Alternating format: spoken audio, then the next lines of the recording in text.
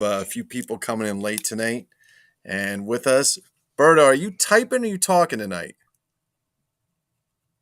I bet he's typing Only tonight. smart people can hear him. Can you guys hear him? Because I can hear him. Can anybody else hear him? I can Sounds hear him. perfect. Yeah, crystal Just clear. No, I'll put the pro up there. Actually, I'm just gonna put it on Facebook, but I don't know if I can watch Facebook and do this at the same time because of I run this off a laptop, so I don't have a ton of shit going on there. So you're the yeah, electronic genius, Lou. no, not really. Roberto's typing, so I'm gonna have to read what he's. This is like I feel like Roberto's like I have to do like he's like I'm signing for him or some shit because he's typing.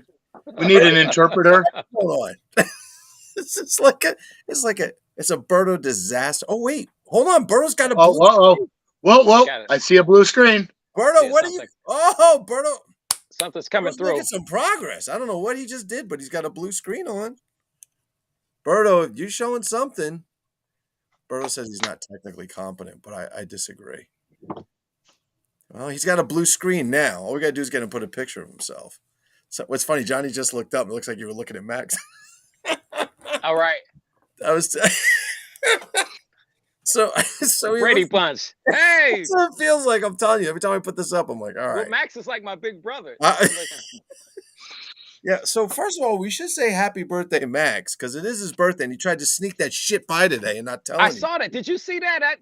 He didn't say. I nothing saw about it late, and then I saw I did too. posted it. I commented late on it because I didn't see it. Yep. He didn't tell anybody. No, because he tried to hide that shit. Is what he did. Come on, dude. Why? I don't know. No, I just wasn't around. That's all. I mean, it's no secret. I don't know why he didn't pop up. I share my birthday with such a ton of famous and infamous people. You know, people like, let's see, Martin Sarr. Yeah, Martin's birthday's every day. Birthday. Right. And let's see, who else we got? Annie Oakley, her birthday's today. Annie Oakley's the same. Wow. Yep. I'd like to say happy birthday to Alfred Hitchcock.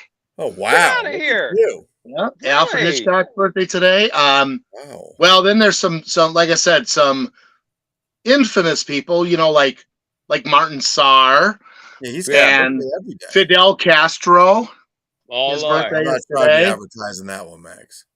And let's see what else we got. Oh, and Danny Bonaducci, my favorite. Little Danny from the Partridge Family. Partridge Family. Yeah. He's like bad, dude. He's like really, really bad. I heard he's softened up a little bit now.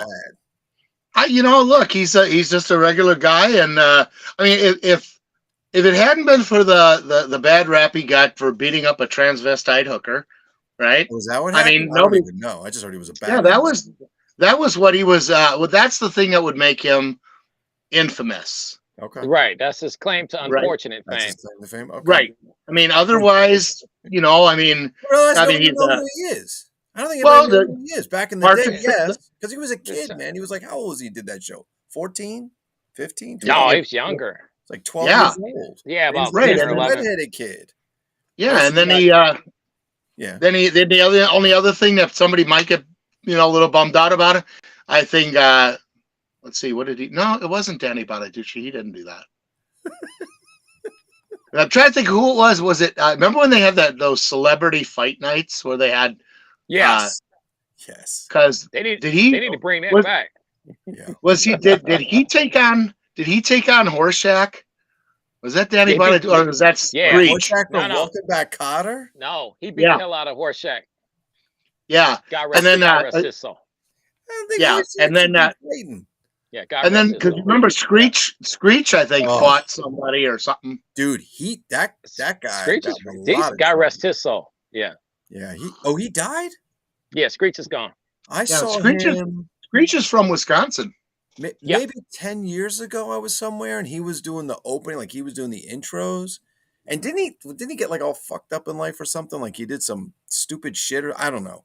But yeah, somebody said something and he was like something about what happened. He got on stage. He was pissed. Well, he was making adult movies at one point. What? Yeah.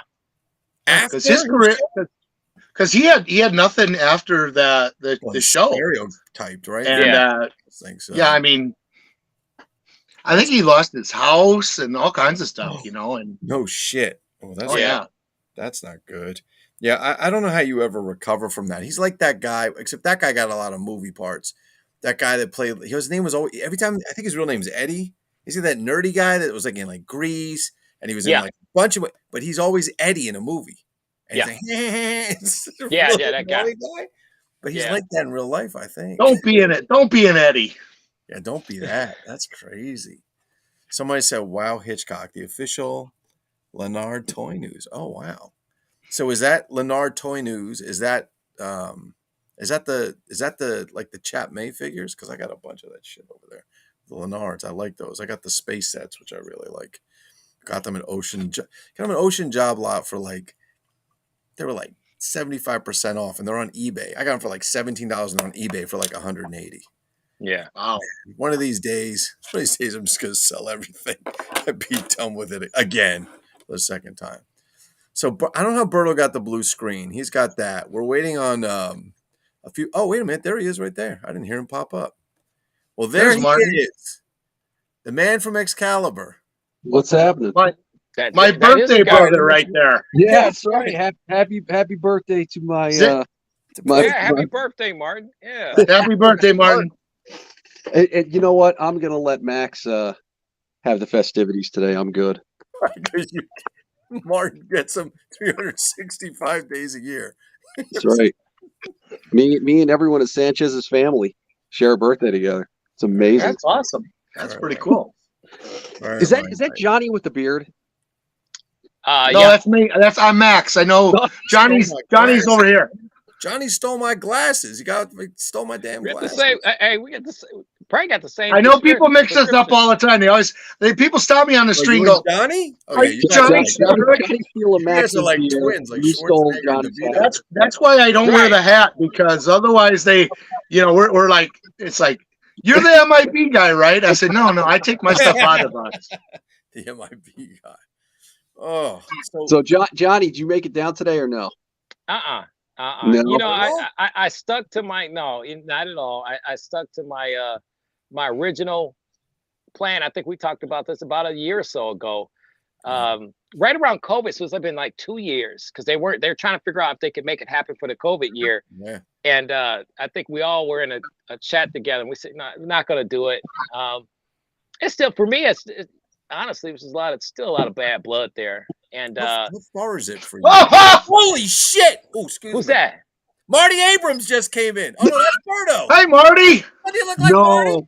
God damn, that motherfucker got his camera on. Is that Berto?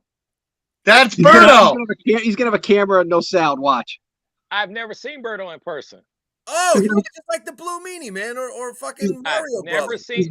Listen, he looks like Mario. I should know the guy that I buy a lot of stuff from. Yeah, I should know this guy. I cannot believe he got the camera working all by himself. Someone get. You got the mic working yet, Berto? Hey, someone take a picture of that. Berto, I'm gonna need another one of these too. I knew it. Berto, find the microphone and unmute it. What's he got? Berto, do you have a Mac or you got a Windows machine? What do you got? No, he's in prison. He hasn't gotten his phone yet. This motherfucker's in prison. Yeah, too much. He's got this bootleg for some camera that somebody snuck in off their butt. Well, I am traded some records for it. Berto, I'm jealous because this guy's hair is jet black. I know. Okay, there's no. I mean, how? Berto looks the same. Black. His We're hair's the same longer. age. Berto's hair's longer, but on that he looks the same. He doesn't. That's because Berto's Italian. Yeah, that's it. Yeah, he's Italian. Yeah. He's Italian. It's Italian. You guys are blessed with everything, man. Who is? I'm me. Yeah. I'm half Jewish, so I lost half my shit already. Your hair went. Yeah, my hair gone, man. Look, I got half my shit's gone, man. Listen, we're all in there. Yeah, we're all in there. I'm all gray now. One of these days, I'd rather be all gray. Yeah, one of these. Berto, I color that shit. I'll get it tattooed on. One of these days, my hair's gonna turn gray too, and I'm gonna freak out. Yeah. Damn. So wait, who's in here? Bernie likes Stallone over there. He does look like Stallone. A young Stallone over here. You know, Stallone's 80 now, so Berto's a baby. Oh, he just said you look Bert- like you're 80. Berto's a baby. He's like Stallone's what, 80 now, 78, 77, something like that. Yeah. Yeah, he's old, man. And there's Yeah. and the other Expendables 4 is coming out. Yeah. Yeah, I can't I'll wait be to there. see that, man. I'm I'll definitely be gonna there. see Well, all these guys are drinking Geritol and they're in bad shape now. But they that. they keep making the movies. I'll keep going to watch it. Berto, look at the bottom of your screen. There should be a button that has a microphone on it. You see it? There's a camera and a microphone. Press it. There should be no. If there's a line in it, it's muted. Or no, if you hold on. If you push it and there's a red line in it, it's muted. Is there a red line in it? So push it, touch it with your mouse, and it goes white. It's not working. That's right. Okay, hey, Berto, this is great. We got you on camera. You can just hold up pieces of paper with words on it. It's awesome paper. I can't believe he made it on camera. Holy shit! This is like the world just froze over. Well, I'll tell you what. Mine will do that. Mine will do that too if I just go through the link. So, because for some reason my pop-up blockers or whatever, I can't get the camera and the microphone lights to come on. To go. So what I do is I copy the link and I go to Google Chrome and I paste it in there, and that's how I go in. And if I do that, then it works, because that's the only way it works for me. Bert, are you going through a phone? No, laptop? No. You got a laptop. Laptop? We can this guy in a fucking silent movie? He's got his Play School computer, and he's using dial-up internet like Sanchez. You got a speak and spell with an AOL connection. That's all he's got. All right.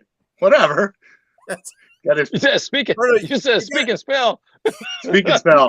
Bertie, you got to sell more shit so you can buy an actual computer. Hey, just stay on camera. You're good. Just stay on camera. I can't. Don't worry, Bert. I'm gonna buy some more stuff from you, man. Yeah, we got to get everybody buy something from Berto for the good of all Berto, so we can. Wait, that's right. A laptop that works. Look, listen, I've been his best customer for a minute. I love buying stuff from him. I got a couple of things from Berto too, and I'll tell you what.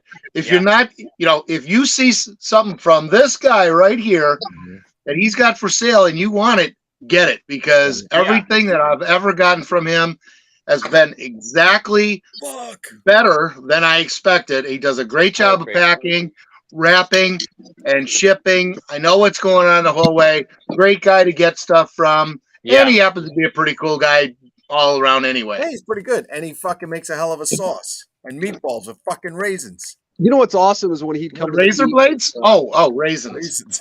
Max, I don't know if you ever met his brother. Tommy. Or his brothers. Yeah. Luigi? No. Groucho and Harpo? No? You guys scared him away. Congratulations, guys. You scared. Oh, there he is. Oh, there he is. He's back. Berto, keep fucking with it. You'll get it. Just keep fucking with it. You'll get it. Berto, put more coins in the meat. Not that vibrating bed that's in that hotel room that you're in right there. He's got like an old telephone hooked to the computer. It's like dialing shit. Hold on, let me dial in. Oh my god, that's too funny. So, all right, so Johnny, you didn't make it. How far is it a trip for you to make? If you about 2 hours. Oh wow. And Martin, what about you? Johnny, you're west side, right? Yeah, southwest. Yeah. Yeah. So Elyria. Yeah, so if you go to like the tip of Columbus, it's like an hour 50, and then to get to downtown, it's like another 10, 15 minutes. Right. So, Martin, how far are you from it? I'm east side.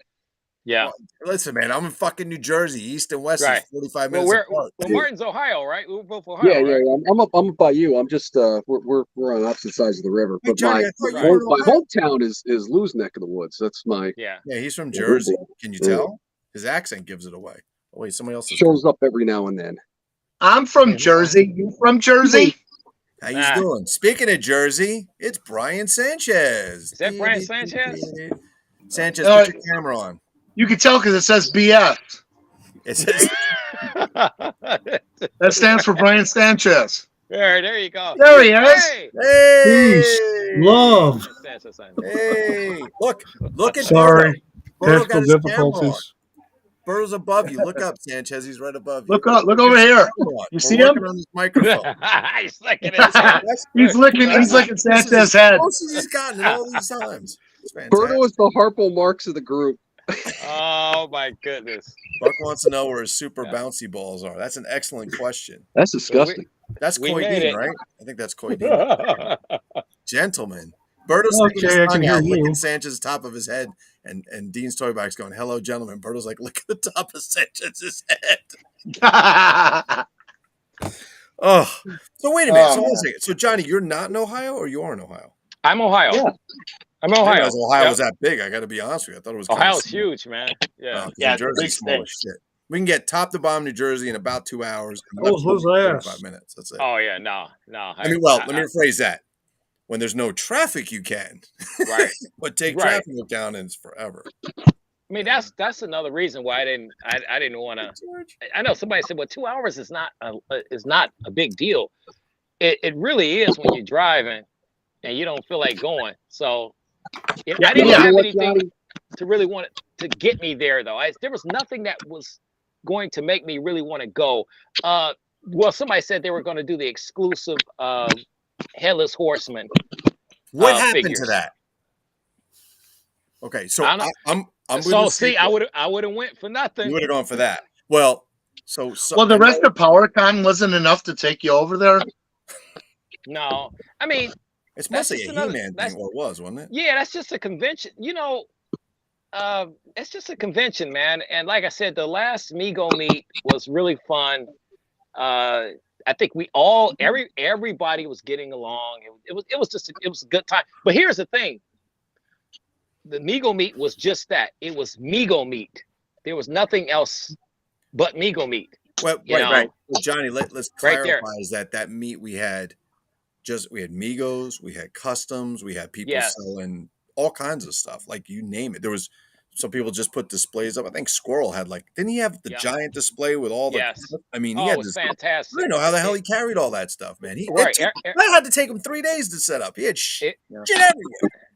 It's Yeah, crazy. Yeah, I was gonna go in 2020 until they cut, Well, that got cut and off. yeah, I mean, COVID I was hit, like yeah. at the time, yeah, COVID hit, and at the time I had my 2005 Dodge van, and I found a lady that would do decals for me, and I was going to paint the roof. My van was a dark blue, and I was going to paint the roof yellow. Wait, did it have a heart window in the back? It did not. It's a Dodge Grand Caravan 2005. No, but I was gonna Put paint the bat signal on there. Yes. You just I was going to put the bat. As a matter of fact, I got the 2 big Batman logos That's to put on the door, and I had I met a lady who would do me the custom decals. So I was going to put the big Batman logo on the front, and the Bam Pow Wham stuff, and I was going to drive that thing down. Hard Rock Cafe. Yeah, and I was going to drive that thing down. Looking like the Bat Lab. Hey, that would be nice. You should have done that. You should put the hook out. You should have had somebody dressed as the Joker hanging out the top.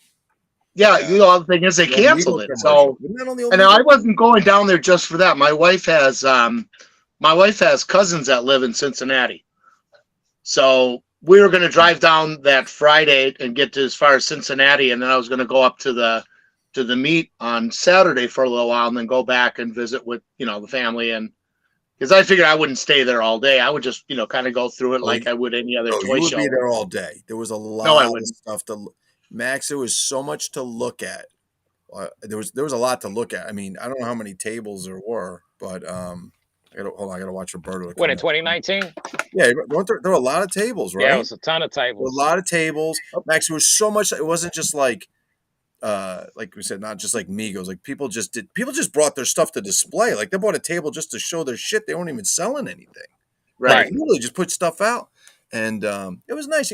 I mean, so the meet I went to before that was 2006 in Wheeling, because whoever was running that asked me to do a talk on knockoff figures, and I actually go back and look at the pictures. Like, damn, I had hair and acid wash jeans, I think. So we did that, and it was nice. Berto had stuff everywhere. That's where I met Berto actually, I met everybody there the first time. I drove 6.5 hours for that. And then when I went to one in 2019, I was urged to go there by a particular person. So, all right, I'll go. when I got there, and I didn't get to meet Johnny there. I saw Johnny, but I didn't get to meet. I didn't even because I was so new in it because You had the nice blazer. What was that blazer? I had my Iron Man suit, which is actually a Yeah. suit, but it was imprinted in red with Iron Man Right. armor on it. Yeah. So I used that for an event and brought that. Right. We actually met each other in passing. Yes. Yeah. Yeah, but it was So that was back when you were still dating girls, right, Lou? Yes, that is correct. That's correct. That is 100%. That is correct. Now, Chihuahuas, Labradoodles, anything like that works. But it was nice. So, like, I saw. So, Yeah, we had Red fun. Chihuahuas and Labradoodles. Harrington was there. Paul Clare was there. Hulk, and all that kind of stuff. Well, Berto's messing with his camera. I gotta keep letting him in. There's a lot of people there. I mean, that's where I met Stankus and those guys. Yeah. Who else? And Martin. Actually, Martin, that's the first time I ever met you in person, right? Where at which one? At 2019. 2019. That's the first time I met you in person. Yeah, in person. I was there when you were in Wheeling. But I didn't. I was like, I didn't know anybody. I was like a deer in the headlights. Well, no, I mean, I walked into Wheeling that year. I used to go down there and I'd bring my family and we would head down and like blast through the place. And I talked to just 2 or 3 of the guys that from there. But I remember I caught what you were doing. And you went that year though when I was talking that year. I think so. Yeah. I was in that room. There's that little room. That little side room, yeah. When I was in 2019, I'm standing there, and this guy walks up to me. This taller than me guy, and most people, I guess, at this point are because I'm Italian and shrinking. But this guy walks up. He's like, Lou Malagrana, and I'm like, who the fuck is this? I'm like, yeah, thinking like I should know this guy, but I don't. So I was like, oh shit, I'm not gonna know his name. He's like Martin Sarr. I'm like, holy fuck, like Martin. I'm gonna tell you, it was like you smacked me in the side of the head with a frying pan. I did not expect that at all. I expected with you. I expected this older. There's people there's people that I could refer to. I won't because I'll get offended. But there was older people, not Matt. Can you guys hear me? There was older Hey, there people. you go. There he is. Yeah. Can you hear me? Yeah. Oh my God! Sweet Jesus! Somebody take a picture and record it. I know. Yeah, it was a problem with this. I used an Elgato device to do all my video stuff. Wait, hold on a What second. happened? Hold on. You used the what? An fucking Elgato. El Gato. El Gato. Come on, paisano. I use one of those devices to do my video stuff. So that was occupying the microphone. That's the reason why the microphone wasn't working. Yeah, you can't have 2 things taking your mic and camera. Berto, I can't even believe it. I haven't heard you fucking speak in fucking since 2019. Haven't changed. Exactly the same. This motherfucker, he's always the same shit. Berto has been more than gracious to many of us. And Can you very see my kind. shirt? Yes, I can. What's What it does it say? say? Mego? Hold on, Mego. Mego Sweet Cafe. Where was that from? These shirts were made by Chuck Gregory every year. And Until when? It was, oh God. This one is 2010. So I'm going to say 2011, 2012. And you were there every year, Berto, correct? Yeah. I even went to MegoCon in 2004. I was going to ask you that. You went to MegoCon? Yeah. How many people were at that? Was it like 15 people or more at MegoCon? MegoCon? Oh, Yeah. God. There were probably, It was a lot. I'm going to say 50 to 100, somewhere in that What? range. Yeah. No. no. I thought everybody just met and like went out to get like coffee or some shit. No. Chris Johnson did a bang up job. So did Robert, and the word got out, and it was an interesting gathering because it was a lot of guys. It was sort of split the way it is now, where you got guys on one side that are with this type of group, and there's guys on this side with the fucking paisans and listen, it's always been elites versus non-elites. So the Sharks versus the Jets. Yeah. Where was that exactly? Was it in New York, right? Hotel Pennsylvania, right across from MSG. And how many years did they do MegoCon? Just the one? One. What, if you don't mind me asking, do you know why they only did it the 1 year? I think it had to do with the expense of it was the first part of it, and also basically Robert had his own Mego Central thing, and it was a competition between the Mego Museum and the Central. You know, Chris yeah. Johnson was the bridge, the gap between the two. And if Chris, I don't think if Chris didn't get involved, I don't think it would have gone off anywhere. So if you don't mind me asking, because I remember that. So I know Mego Central was done. That was Robert Aquilaro, right? Yes. And then what happened that somebody took that over? He just stopped? Because I know he's collecting now because he's in MegoLike. Did he just? I have no idea what happened as far as being taken over. Or he let the domain go, maybe. I do know that maybe 6 months ago I found out. 6 months ago I found out that I don't know if Heiler grabbed it or somebody grabbed it. Yeah, Heiler got it because he had some words. I mean, you saw my response to that. It was, I wonder where the money from the auctions was going. Yeah. Because all of a sudden he grabbed the Mego Central. You know, like I said, it's a mess. When I sold everything, he did email me about having him take over MegoLike. He didn't ask to buy it. He just said, if you're going to get rid of it, he said, I'm getting rid of it. He said, why don't you let me take it over and do it? And I don't know why I didn't. I think it was something. That was such an effort by everyone. Like, I had the guy that was writing the stuff, but everybody was sending stuff in. And I hate to say it. I personally think that he was telling people that. Now, again, this is what I heard. He was telling people that he was manning your site at one point. No, he manned over the. So I'll tell you what he did. Oh, wow. When I quit collecting, right, the domain kept going, and the website ran until the domain expired. I paid for it. I believe, if I remember correctly, I paid for it for 1 or 2 more years, and it was on GoDaddy. I know. And then what happened was I said, you know what? I'm not collecting anymore. What am I paying for? And I let it go. So everything got lost. Everything just it's gone.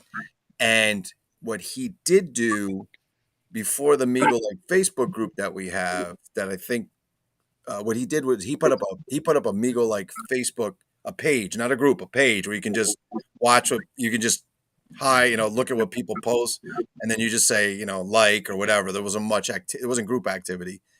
And he used the logo that I had from the old site. And then at some point, when I came back to collecting right after Mego Meet, he's like, oh, you should probably, do this too because I'm too busy.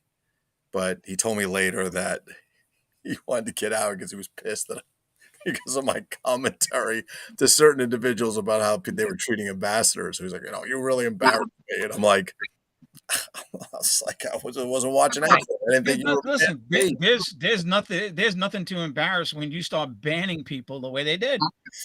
I'm just saying for asking questions that everybody wants to know what the answer is to, and you're not giving them anything. I mean, it was interesting today. It was interesting today. We were watching a video, and I was watching the panel.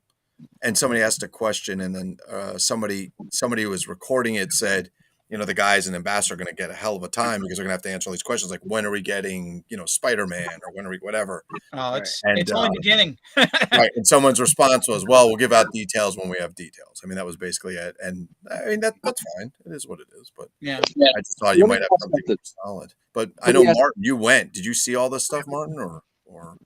It was. I keep saying the same thing. It was surreal because. Was it weird? Yeah, it's Mego Meet by name, right? And it feels almost like. And this is all I was thinking afterwards was there. It's called Mego Meet because if it wasn't, Austin would grab it and put it in Skokie. And that's really what I kept thinking was like, yeah, they're holding this because Austin would take this and then do something big in Skokie with art and whatever else, right? Yeah, because sure. It doesn't feel like anything. It doesn't feel it. And I was watching the one panel from this afternoon, and they're talking about they're so glad it's back and so on and so forth. And I think about all the people that are normally there that are not there. And I'm not even talking about, the people that have been knocked out of the loop, right? But I mean, like, where's Farley? Where's Berto? Well, Get Berto's in every one. I know why Berto's not there, right? But it's like Didn't seem the same. yeah. When you walk in and you don't see John Farley's display, and Austin's not there trying to sell you whatever the hell's underneath his table, right? Is David Lee there? No, David Lee. Chad Gordy, and Austin were together in Indiana. When I saw that photo, I was like, "Wow, this is messed up. This is." Oh, they took the picture with David Lee at his store, right? Yeah. They're at David's store, and I was like, "Man, this is really splintered." But it's what you could tell. I mean, look, it's what Doc wants, right? That's really what the vibe is. It's what Doc wants. It's curated. Everything's much more above. I don't want to say above board, but there's no pieces parts, right? I talked to Brian for a few minutes, talked to Heiler for a few minutes. He really didn't say much of what to me, but I go, man, this is weird. I go, I'm looking for this, just looking at this stuff, and there was a little, but it's not the same. And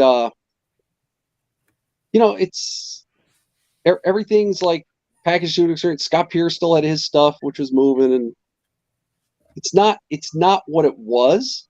How many? Never will be. Like how many people? Because the ones that I went to, and I didn't go to all of them, and I'm sure every year they grew, right, Berto? Like they might have started 50 and they went to 75 and 100. Honestly, the first year out, it was probably 25 to 50 guys, and it was probably like 20, 25 from the museum, and then you'd have the other people that were local or people that heard about it. They said, okay, well, we'll stop in. They had people, and it wasn't probably till 2005 was the first one. I'd say 2008 it really started kicking in. Yeah, and 2008 was when it got to the point where things started to change. It wasn't anymore about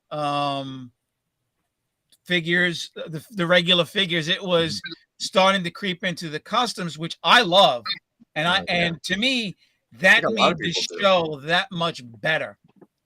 That was the appeal. Yeah. That was the appeal. Was all Mark, when you, Johnny, Berto, and I were at Mego Meet 2019, I don't know how many people there, but I'm pretty sure it was more than 100.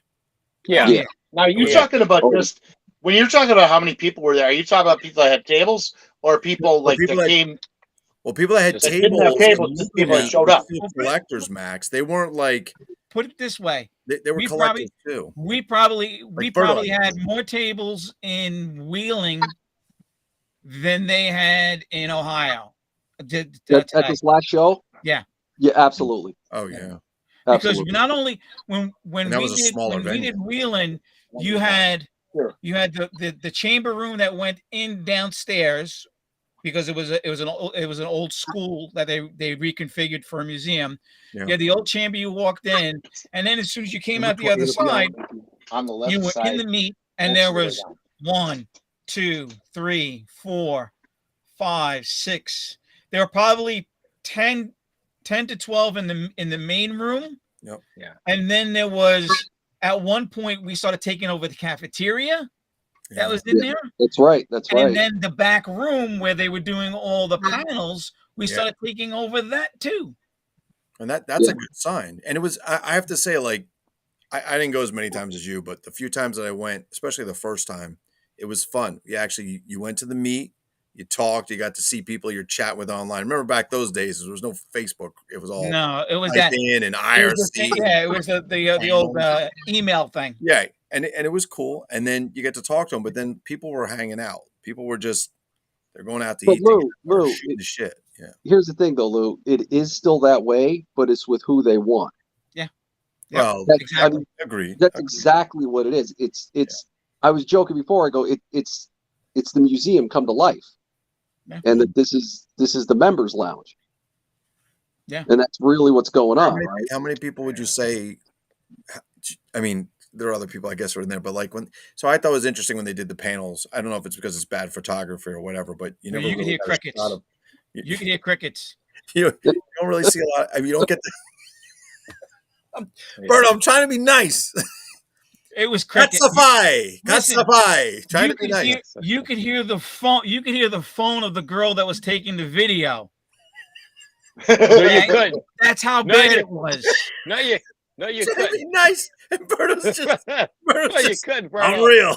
Stop it. Sanchez is not appreciated. I am blunt. You guys know I am blunt. I'll tell you exactly the way it is, and that's what it No was. joke. Oh, I'm trying to be nice because I promised to be nice. I understand that. But they never panned you know, the it was room. such a grand institution. you Right. It was know? a great. That's an excellent word for it. Yeah, it was such a grand Now institution. it's just an institution. Yeah, right. Just, It's like a penitentiary, but there's like, I just, but there's Sorry. you know, That's what it's become. I mean, like, you they know, didn't show the room. You saw a couple people, you know, and I know Martin talked to some people and let him talk about that, but I think that I think that the whole thing is it went from something that was like kind of everybody was involved and you can bring what you want. You could talk. I mean, if you brought big gyms and nobody wanted them, that's on you. It wasn't like, hey, you can't bring big gyms. It was like, if you brought them, nobody wanted them, that's on you. But it was more, it was really like, it was a meet, like going meet and greet and it's gathering and all that stuff. And I don't know, just from the pictures I saw, the little comments, I know Thomas Sawyer mentioned some stuff and Martin saw them, but it kind of felt more like, hey, here's our tables, come see us. We'll be in the back corner in the clearance section of. I would have honestly, I would have been interested if Johnny. No, he was all the way in the back. I don't know. Maybe it was the way it was filmed. listen, what'd you say, Martin? I would have been interested if Johnny went today because we ended up. I had the rest of the pass and I didn't go because I was there from my God start to finish yesterday. Martin, I apologize, man. I back in 1 second. I got something to drink. You guys want something? yeah. Hey, What do you got? Bring me a beer, Berto. give me a grapple. I got iced tea. I got seltzer and ginger ale. What do you Hey, want? I need a ginger ale. Ginger ale for me. Back in a sec. You know, Martin, I had about at least 20 people today alone text me and ask me, you know, where are you? I'll be honest, Are you Johnny. coming down here? You would have had to have gone Friday because Yeah. the small run stuff, like the what's the guys? Tiny Plastic Men did these Crystar Crystal Warrior figures. Yeah. Which Oh, that's the guy that does the Instagram stuff only. You said, right? Oh, Martin? they're unbelievable. Yeah, Hurley those showed guys, me those. Those guys are great, and those are crystal clear figures, right? Which are very hard to make. They did. Yeah. I think he said they did like 5 of them. Oh wow. So they've gone in a heartbeat. Wow, that's it. Yeah, I mean, it's pain in the ass to do. How much did they sell for? Does anybody know? About? Most of the stuff's like $100 a figure. I mean, Wow. In all honesty, I know I paid that for the Random Noir shit that I got over time, even not at meets and stuff. Certain things I would be willing to pay for, but he did good. He did good over the weekend. I would imagine he did. I don't know how much. Yeah. I think he did. I think he did a hell of a lot of business up front. So this is what it comes down to. I talked to a lot of the other dealers, right, and I should say the designers and everyone in the middle of the room, and they said Friday was busier than Saturday. Yeah. Everyone goes for the Four Horsemen and McFarlane stuff. And the line for the Four Horsemen stuff never stopped on Saturday. Wow. It was always trailing around. And I talked to those What's dudes. The Four Horsemen stuff? Mythic Legions. Does anybody look at the Facebook feed? Johnny, do not get started on Mythic Legions. 1, it's hard as hell to get. 2, you will be broke in a heartbeat. It is by far the best stuff being made, but it is so damn. What is it? Format? Is it 8-inch or what is it? So Four Horsemen were the guys who were like the major actual designers for all the Mattel stuff and like they took the McFarlane design and they moved it to the next level. Okay. So that's 7-inch format, you want to call it. And they have their own studio, and they said, you know what, we're just going to do our own thing. And I think they started as a Kickstarter with Mythic Legions, and it just blew up. So it's like this really high-end Lord of the Rings, Dungeons and Dragons type of line. They're hard plastic, Martin, or are they? Yeah, they're solid like McFarlane figures, right? Okay, gotcha. They're unbelievable.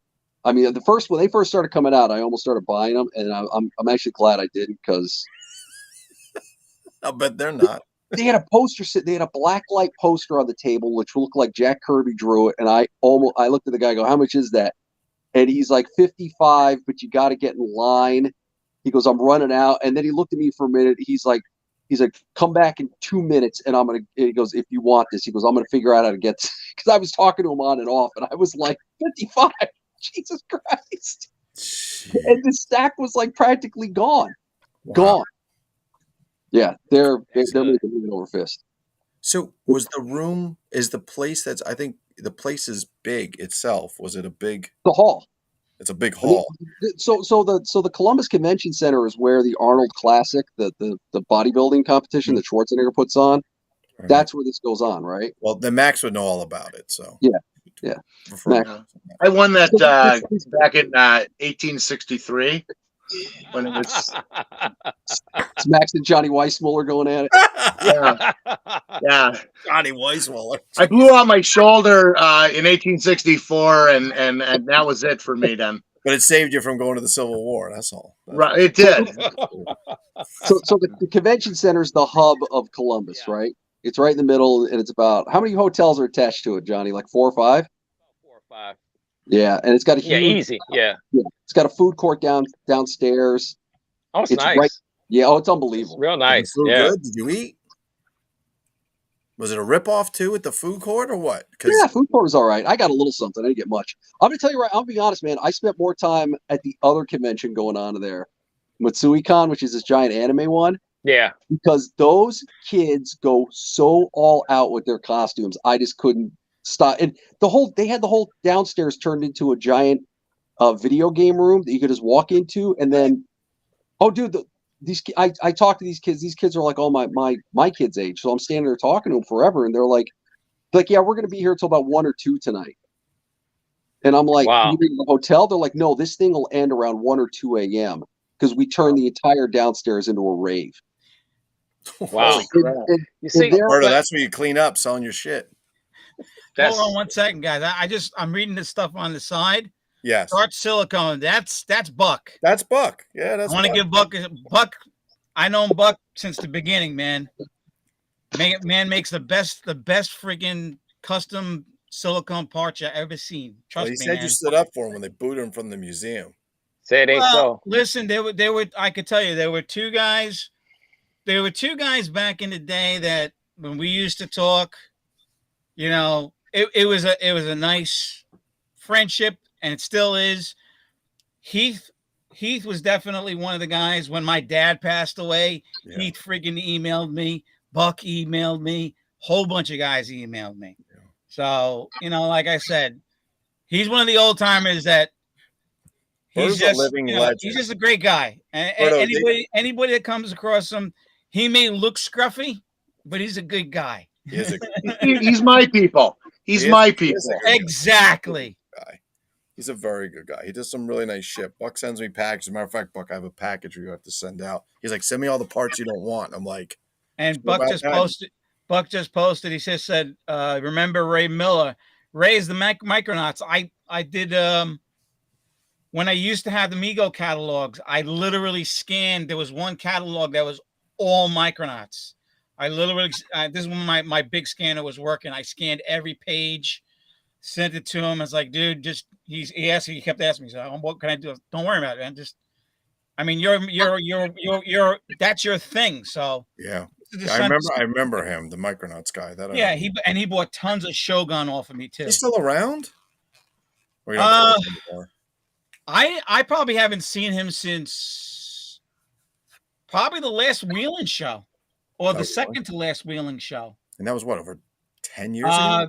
It was, let's see, 2012? 10 years from 2015. So 2014, 2013, 14 or 15. Okay. Yeah, and then we took it to Art for the two shows in Skokie. Yeah. And then 2 shows in Ohio. The first you 2 shows. You drove to all these things, right, Berto? You drove to everything. I didn't drive. Tommy drove. I don't like talking about what Tom did because I'll be back in a few. He wasn't a collector. My brother's never been a collector. He just bless his heart, man. He hung out there with you. He enjoyed it. He helped you. You guys brought more Berto would bring. So Berto, would you have like 18 tables at the last Mego Meet 2019? You had a lot. I had like four or six. And they were packed with plastic bins stacked underneath, full. Yeah. Full. I don't even know you do it because you live out there in New York, right? Oh, if I didn't have a house Tom, or an apartment, I forgot. If I didn't have Tom pushing me, I probably wouldn't. You had a ton of shit. You did. Oh yeah, a lot of shit. But Tom always. My brother always knew that when the show started, and basically, we had to get stuff done. Yeah. He'd leave me and he'd like, do your stuff. So I would set stuff up, and then he would remind me, just remember you have this, just remember you have that. And then he would be helping everybody else. Oh yeah. Berto's mad stacks of cash right there. This is the thing. Like a Colombian drug lord with his toys. This is the thing that sets I'll be me right off back, guys. with this whole situation is I can hear you. the amount of stuff we did from day one. Well, let's talk a little bit about what was never really, I'm not looking for praise, but at the same time, when you needed money for the Mego suite, we pitched in. When you needed beer and pretzels and everything else, oh no, you good. We bought that you shit. Good, man. They didn't buy it. But you have to go. You have to. So it's not messing with my. They don't know the stuff. Did I take this today? That you were doing that. They don't know what you were doing. Then they don't know that you were. Did I take this today? Like I don't. Berto and Tommy. Like I said, Tommy didn't even collect, but he was always there by I took this today to help you get your stuff done and to help what was going on meet. So Berto and Tommy would pitch into things when, like I said, like they were. Hey, ice spin. Like they were icing on and off. Johnny, what are you making a drink? He's doing his drugs. He's an old guy. He's got to take his 9 o'clock pills. I want a martini shaken, not stirred. He's like, honey, give me the pill splitter. I think I took those already. Oh, okay. Yeah. Johnny's got a mouthful of like 18 pills. What the fuck is he doing? So Berto and Tommy pitched into everything to make sure things helped run. Okay, no headache right now, though. Okay. Hold on, wait. This is entertaining. Wait. Yeah. I can't hear this shit. Yeah. This is like a. It's cold. It's sore. It's cold. Yes, it's cold. Listen, it's right there. A candid look into the life of Johnny Shedrick. Buck just messaged something I didn't even know. What's that? That my brother actually helped Huckabone unload. Which is your brother. And I would have told. I would have told Tom was a collector. I would have told Tom. I would have told Tom. Hell no. Yeah. You let that dude do it himself. Sorry. I didn't want to go into that because I said to someone, I said, I don't know his deal. I know he's very into the stuff that it's hard to find or whatever. I was like, I don't get that dude. He always looks like he's pissed off. Go back down. You know. Oh, Johnny took his headset upstairs. That's why we could hear him. Yeah. I thought he was next he still got his headset on. He just walked away. He's just upstairs. He's like, he probably turned off the headphones, but forgot to turn the microphone off. Yeah. So he can't hear us. He can't hear us. So what's his name? Danny G is 9 o'clock in the morning, 10 o'clock in the morning. Yeah, he It'd is. be nice if we can get him on here. He comes on once in a while. It's good. Where is he at? Danny? Australia. No, I know that, but I mean, where is he at right now? Why isn't he on? Oh, I don't know. Yeah, I'm gonna have to. And Hurley. Hurley comes in. We didn't hear shit from that. Right. Yeah, need some more light, or you good? Look, this may be the last time you see this. Okay. I made the greatest fucking promo for this, and Hurley's like, "Oh, I'll try and get in there, but I've been out all day." I'm like, this motherfucker doesn't say 2 words all day, and then he comes in at like 8:58. He's like, "Oh, we're doing a live, all right." No, whatever.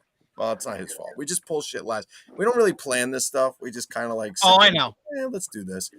But I mean, like, and I don't know where Martin went. I don't know what he's probably trying to get Hurley. But guys, there was so much involved in it. From the few times that I went, and Berto was way more involved. So Berto was like one of those guys that everybody knew as soon as he came in the room. Me, nobody. But the camaraderie was very, very good. It was really nice. And I didn't go to this.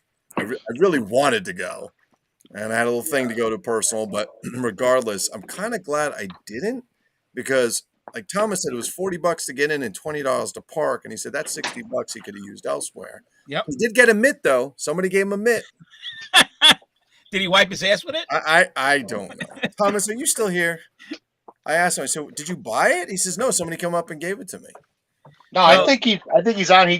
I'm kind of watching the comments in the on the Facebook. I can't see any. Is anybody commenting on there, Max? I can't see anything. Yeah, let's see. I could see. Again, Buck. I see Buck over here. Yeah, Buck just mentioned Ron Paratori, Stabilio on the museum. Oh, he bought the cowboy paintings. Oh, he had. I think he had. Was there 6 total or 5? I thought he got 6. I thought he got all the originals. No, right? he didn't get them all, because I think. Did Ahmed get the other one? No, Charbonne. Vinny got some of them. Did Vinny He got get all one of them in the end? He got one. He got one. Which one did? I wonder which one he got.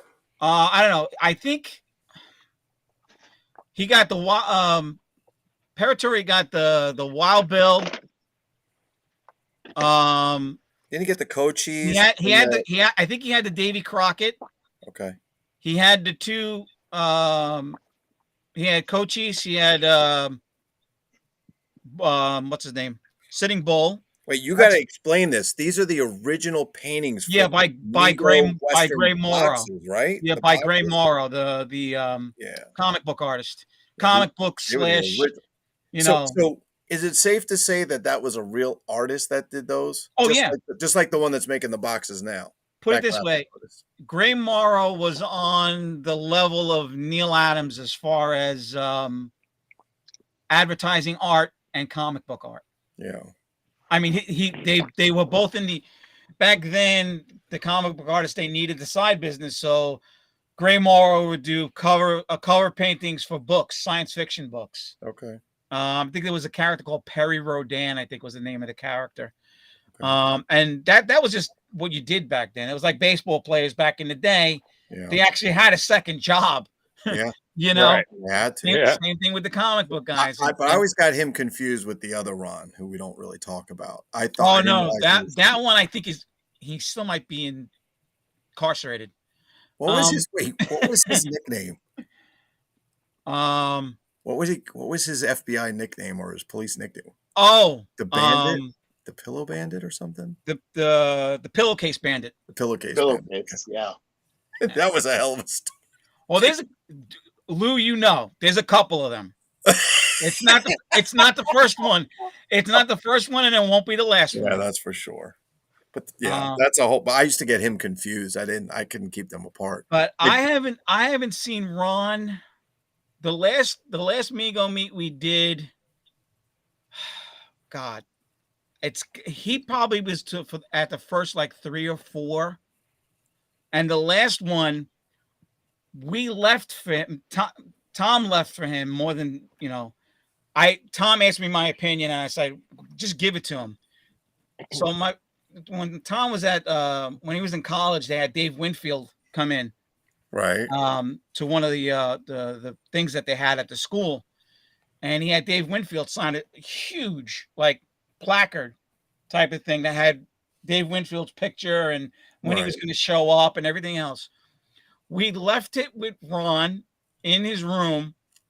He forgot about it in the room. Oh, wow. Oh, man. So somebody got a nice tip. How did that go? Wow. I'd still be sick.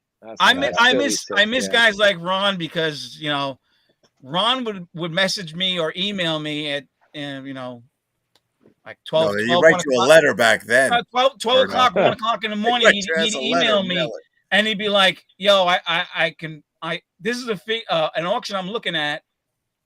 What do you think?" And I'm looking. I'm like, "That's Bill from The Greatest American Hero, the 9-inch figure that nobody's ever seen." So there's Ralph. There's Ralph, and there was Bill. The 9-inch line. So he ended up getting it in an auction for like, oh God, I think he sold everything off in the auction and made the thing free. He's got the only one out there because I've seen. I can tell you, I've seen one. He's never going to get out of the way. 3.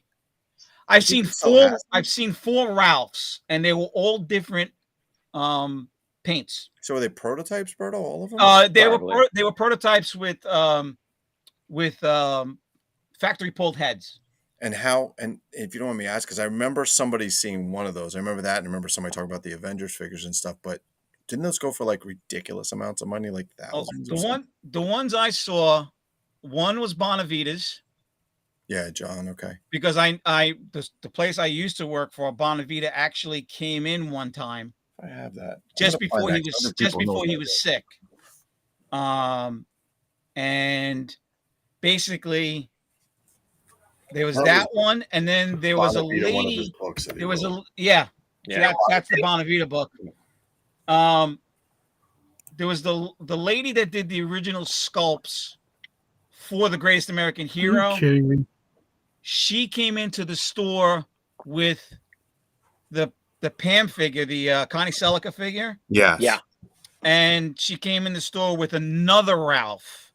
The Pam figure had a card, but no bubble. And the Ralph was just a different head paint than the one I had already seen. And she also brought in the Bruce Jenner sculpt bronze from the figure that they were supposed to do, which was the Chips figure. So was this the pre or the post? This is pre. It had to be pre. It is pre. No, Bonavita ended up buying that bronze piece. Which one? The head on that? Well, yeah. It's funny. I look in that book occasionally just to see the price differences, how things are done. I mean, it's crazy. But John did the same book, well, almost the same book twice, right? He did it again, like an updated version or something. I don't have that one. I have the other one, and I have John Marshall's G.I. Joe and Backyard Heroes book. That's an incredible book too. Yeah, John's in the group. You know that, right? Yeah. Yeah. There was 2. Wasn't there 2? He did a bunch of books. I know. I had the. There's a D. Simone book. Probably there's a bunch. There might be. I'm trying to see if I would have. Brian might know. Sanchez, what's up? Is there a D. Simone G.I. Joe book? Yes. Okay. Yes. Yeah, there is. Thank you, Paul. Yeah, no, thank you. I got it somewhere. Yeah. See, they were talking. Hey, Berto, we're talking G.I. Joe, not gay porn. So Lou wouldn't know anything about it. Oh, Sanchez. Wow. You. It's a family show, you motherfucker. You cocksucking son of a bitch. Okay, no. See, look, I'm looking at the responses in it, and even Buck remembered the pillowcase. Yes. Oh, the pillowcase.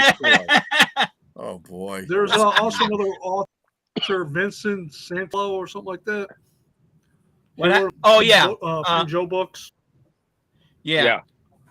The one I know of is the D. Simone book, and the only reason why I know of that is one of the guys that was supposedly the contributor to that book I used to know is a guy from Brooklyn that actually went to school with one of my cousins. Berto, can you do me a favor? Oh, wow.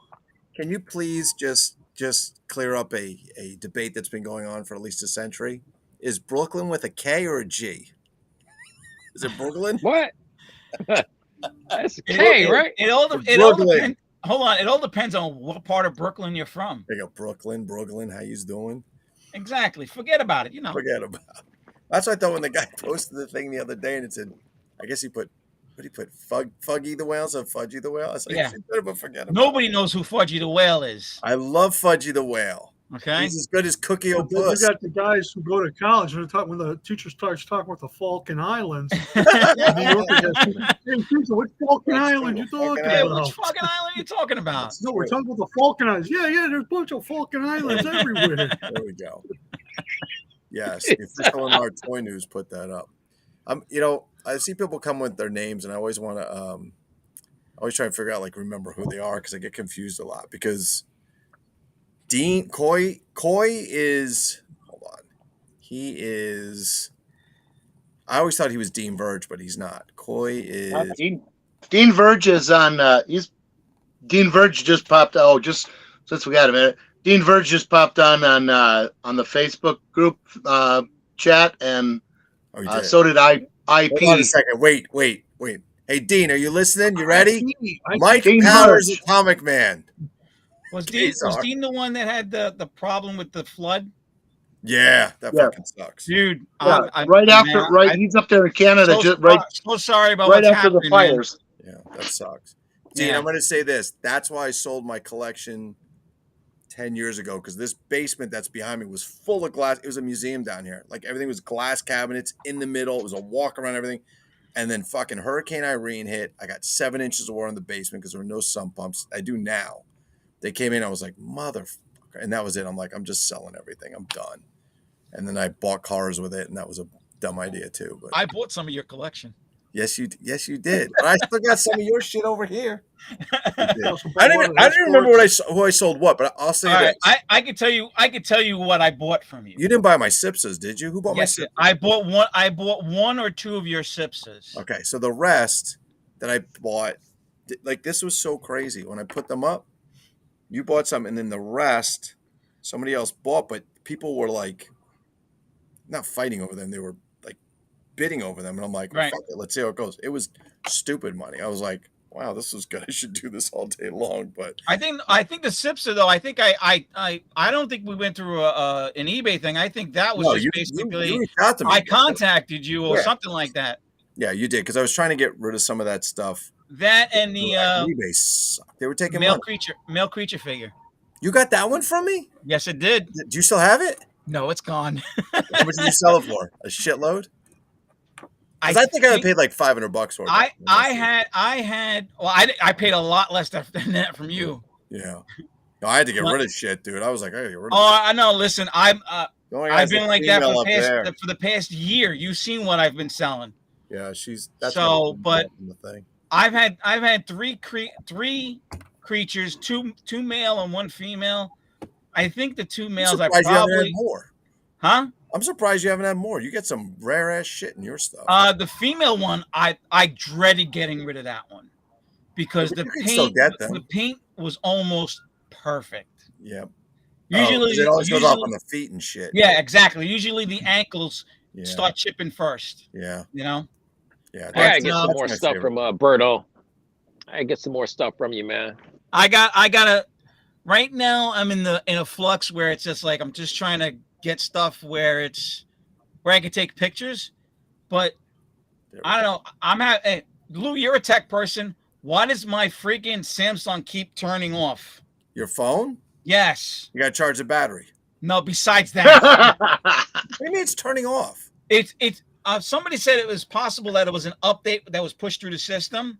Well, that literally it'll reboot. But this reboots like every time I go to like I'll have it fully charged at 100%, and it's like I take a picture and it shuts right off. Oh yeah, you need to get a new phone. Speaking of which, how long you have? My power, I got about 20% phone John, life your left. camera's coming in real good. Would you get a new phone? No, I've been had one. This shit is your stuff's crystal clear today. Crystal clear. It's running. The battery's running low though. Johnny, you're not cold, are you? Yeah, I'm down here, man. It's like, actually, if this looks crazy, guys, it's because I'm wearing it backwards. I'm wearing it backwards. I just got my arms in it. He's all. Hey, listen, whatever works. Whatever works. Shit. Well, that's those cold spots from those spooks right behind you there, Johnny. Yeah, Johnny, you got some shit behind you. Man. Hey, listen, let me tell you, I got extra lighting now. So you guys, I was thinking about you guys. Said, watch, I got something for them today. They try to have that ghost stuff. I got the light. I got extra lighting systems now. This bad boy. One day, and I don't like that. It's lit up. I got those motion lights now. Yeah, I got motion detectors. You name it. Infrared. No. So Buck said this back when Lou was Lou FU and Berto was Blue Me. So my original name on there was Black Joker, was BLACKJOKR. Yep. And then when I left and came back, and had to get my account back in. There was a It Lou was- on the Mega Museum. It was FU Lou, and then you switched around to Lou FU or Yeah, something like that. Yeah, and everybody's like, "What's that for?" I'm like, "What the fuck you think it's for? Fuck you." I mean, that's basically it. Yeah. That was a long time ago. Everybody thought I was a much bigger person the first time I walked into Mego. We thought, like, "You're Lou." We thought you didn't look like what you Listen, described. I'm like, yeah, like to throw. I'm going to tell you, 70% of Italians, we're all short. Damn right, and we're shrinking. We're all short, but we'll all take you on one way or the other. It's just the way it is. That's the way. That's true. That's the way it is. It's part of being over here. Give it a few years. This is going to be Lou. I got mine over there. So well, Martin. I don't know where Martin went. Hey, MegoLike freaks and geeks. I got my fucking Sancho over there, who's named after Brian. I Sancho. want to know where Hurley is, because this is, like I said, this may be the last time you see this. I don't know what he's doing, but I did this really great promo. I did this great promo, and I was trying to show it, but I don't think I can show it to you guys. I'm gonna have to put it up. Actually, Throw it up there. Throw up the promo. This will throw up on the screen. I have to put on MegoLike because it won't go there. I don't know why. So let me put it on MegoLike, and then people can go look at it if they want. But this is what I was gonna do. Let's see if this. Yeah, Get some good sleep. Like I said, a healing process to start. It's I need to. medicine advice. Medicinal. Dr. Johnny Shedrick, toy collector.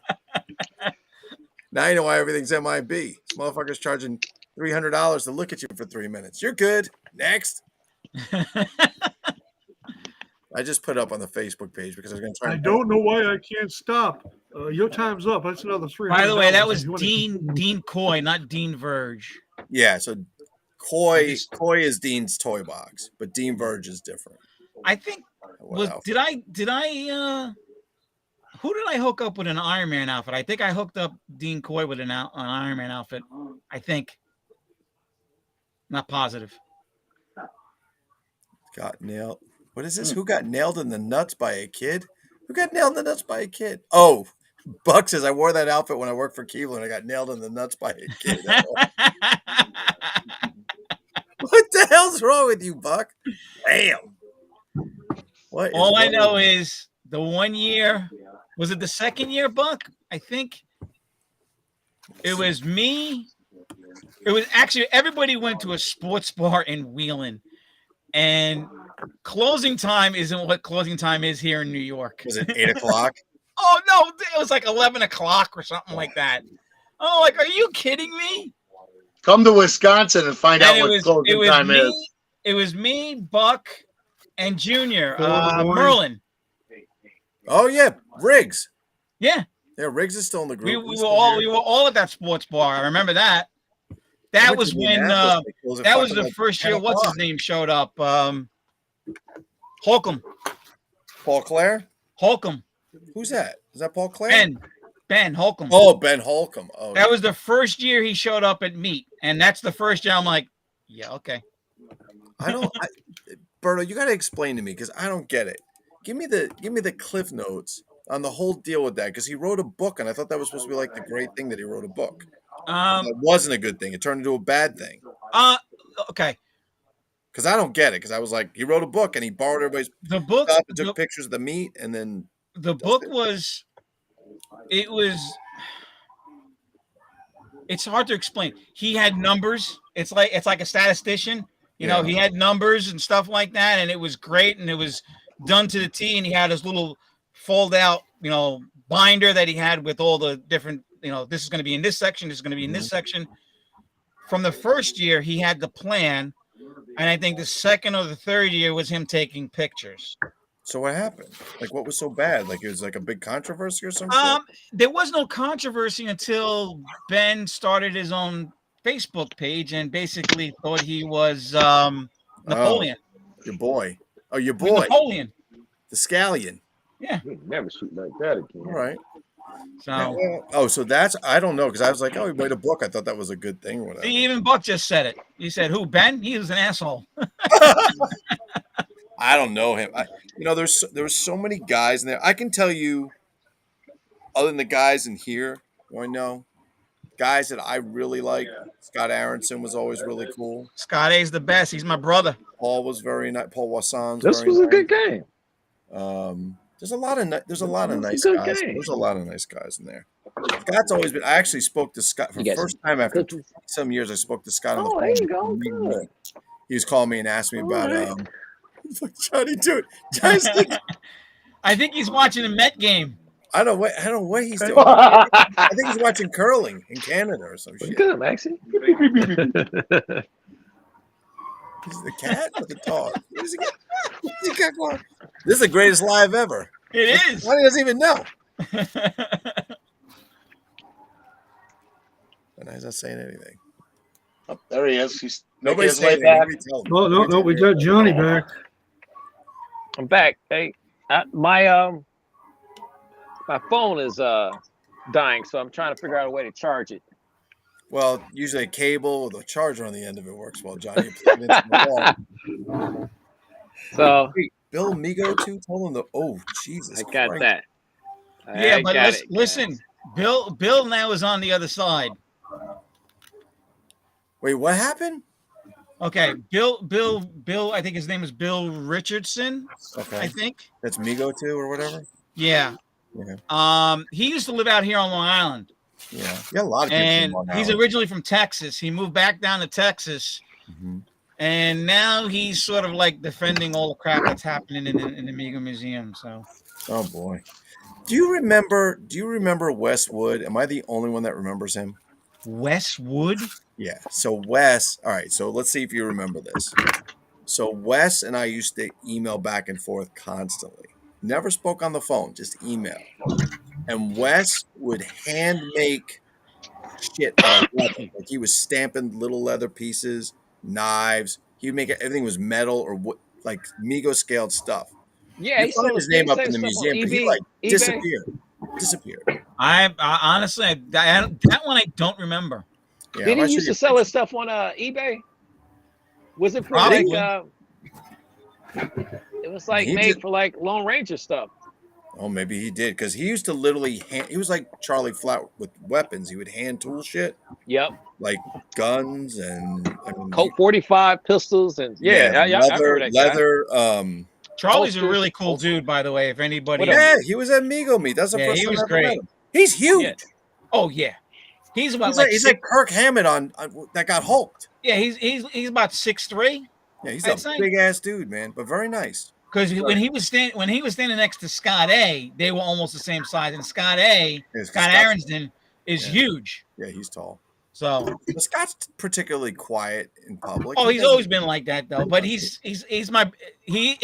he's like my brother. When I had COVID, there were two people that I talked to besides regular family. Yeah. I had COVID for about almost a month and a half. The two people I talked to every week or every other week was 3 people. Was John Farley, because John actually had it the same time I did. John's in the group. Yep. I know. And John's a good guy. Scott Aronston Yep. and Derek Richardson. Yeah, Derek was at Mego Meet, right? Yeah. No, Derek does again, he's house like, shows, right? if I tell him, I said, you come to New York, just let me know. He was my good luck charm one time. We went into Manhattan. He was he brought his wife Jen with him, and I think it was their anniversary, and they were going to see David Letterman that year. Mhm. So they came into New York. They were there for a couple of days. Me and Tom went in to see him. We went to a couple places downtown, a couple of comic book shops, and I found the first Silver Soldier ape I ever saw at one of those comic shops. Yeah. And it's like, Mine came off eBay though. Mine was on eBay. yeah. So And I had to look at it like 10 times. I'm like, is this silver? Is it the gloves fool you. Yeah. Yeah. I remember that. I sold that. I got a good buck. You remember Ahmed, right? Yes. He's the one in Texas. The family had the rest. Somebody told me he passed away. Yeah, he did. Yeah. He passed away. It's gotta be almost 20 years. Didn't he have that? Wasn't he the one that had the Planet of the Apes gold pendant? It was like the face of Cornelius. Do you remember that? I think so. I think you're right. Yeah, I don't know where he got it, but he said he got it from somebody over there. Like he got it from an ex-employee or some shit. But he had like the blue-haired Frankenstein, and he was mega spending money. but I think his family had a bunch of restaurants or something, right? Yeah, I'm almost positive that was the case with that. LePage. That's how you do it. Just live, enjoy your life. Yeah, that's true.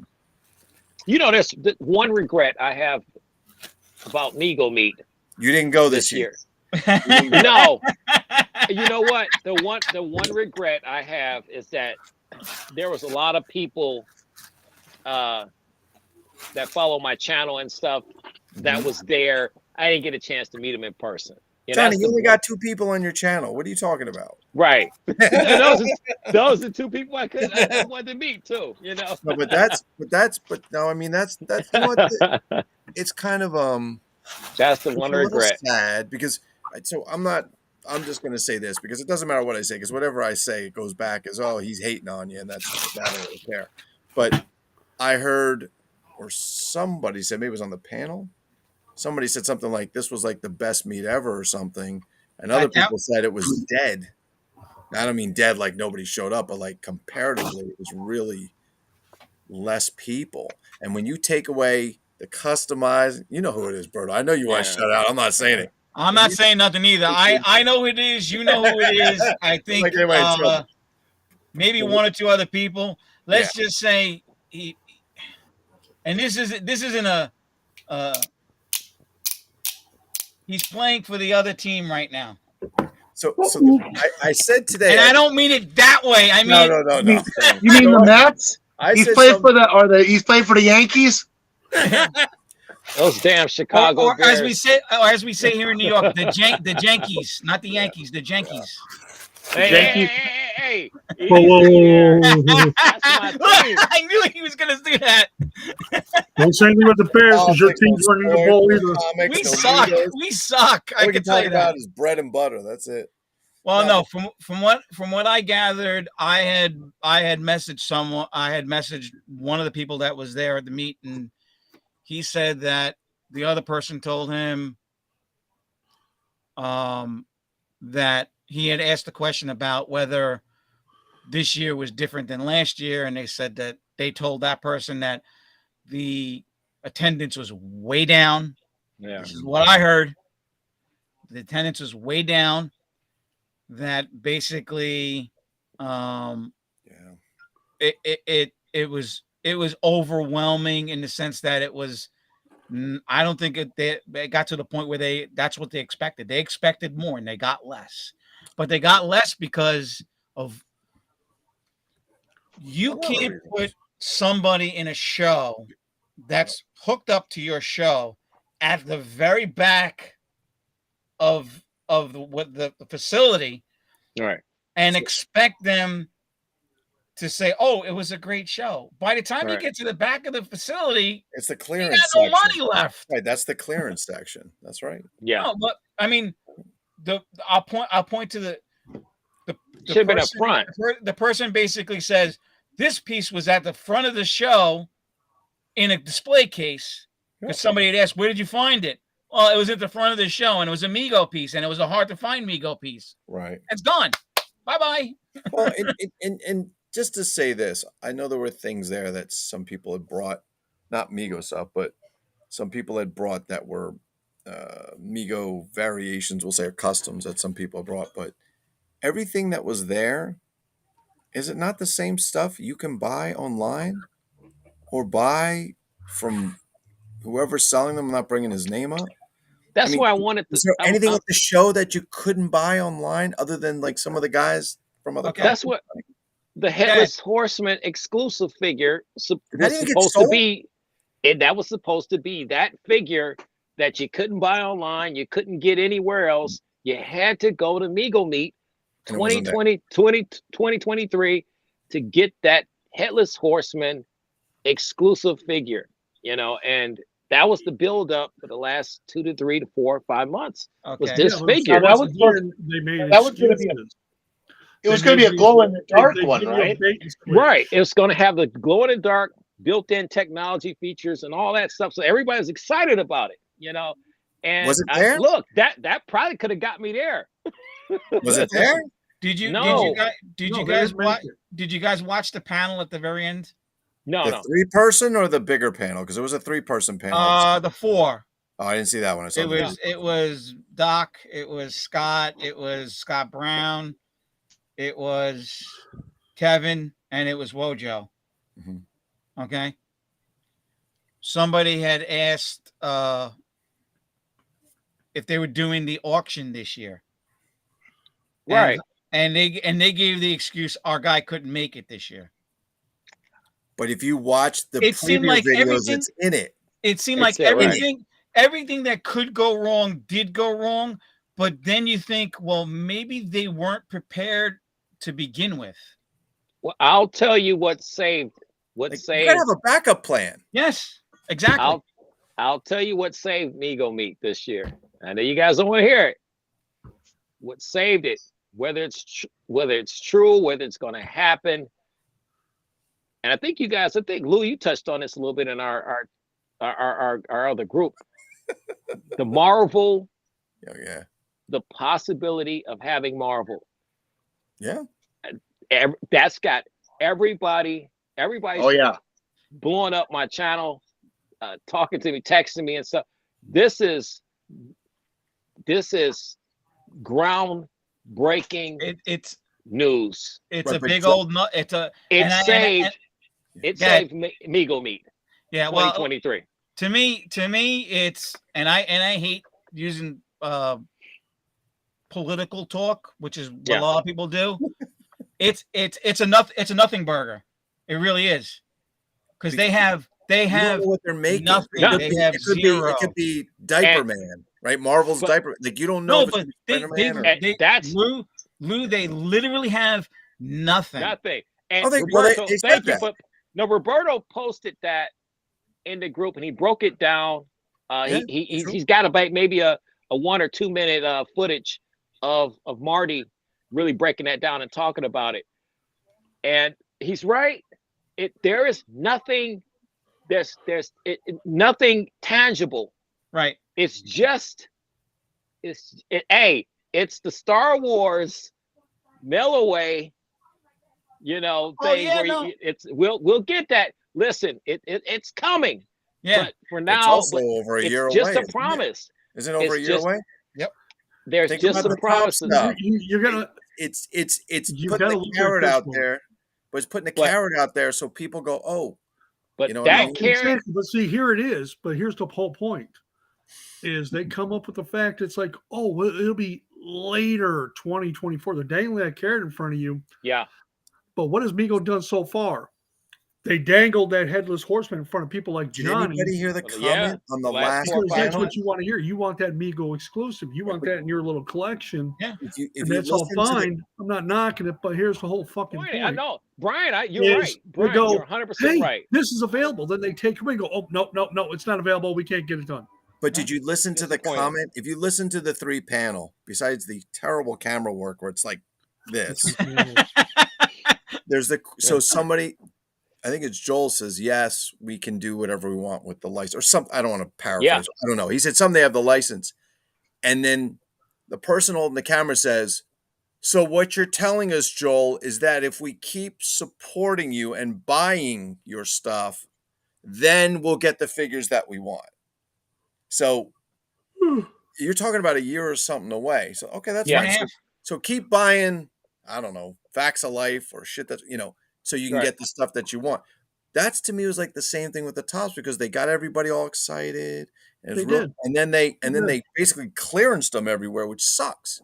And somebody said that was probably a way to kickstart it, right? To get the money that they need. I don't know. I don't know anything about the way they run the company. It's the old adage, bad promotion is as good as good promotion. Yeah, well, I mean, you got to have something. What else was that Mego Meat? I mean, honestly, That's the the best. What else was there, That's the gentlemen? best See, yeah, thing. that's exactly was the it. Usually Marvel. they have something to show you.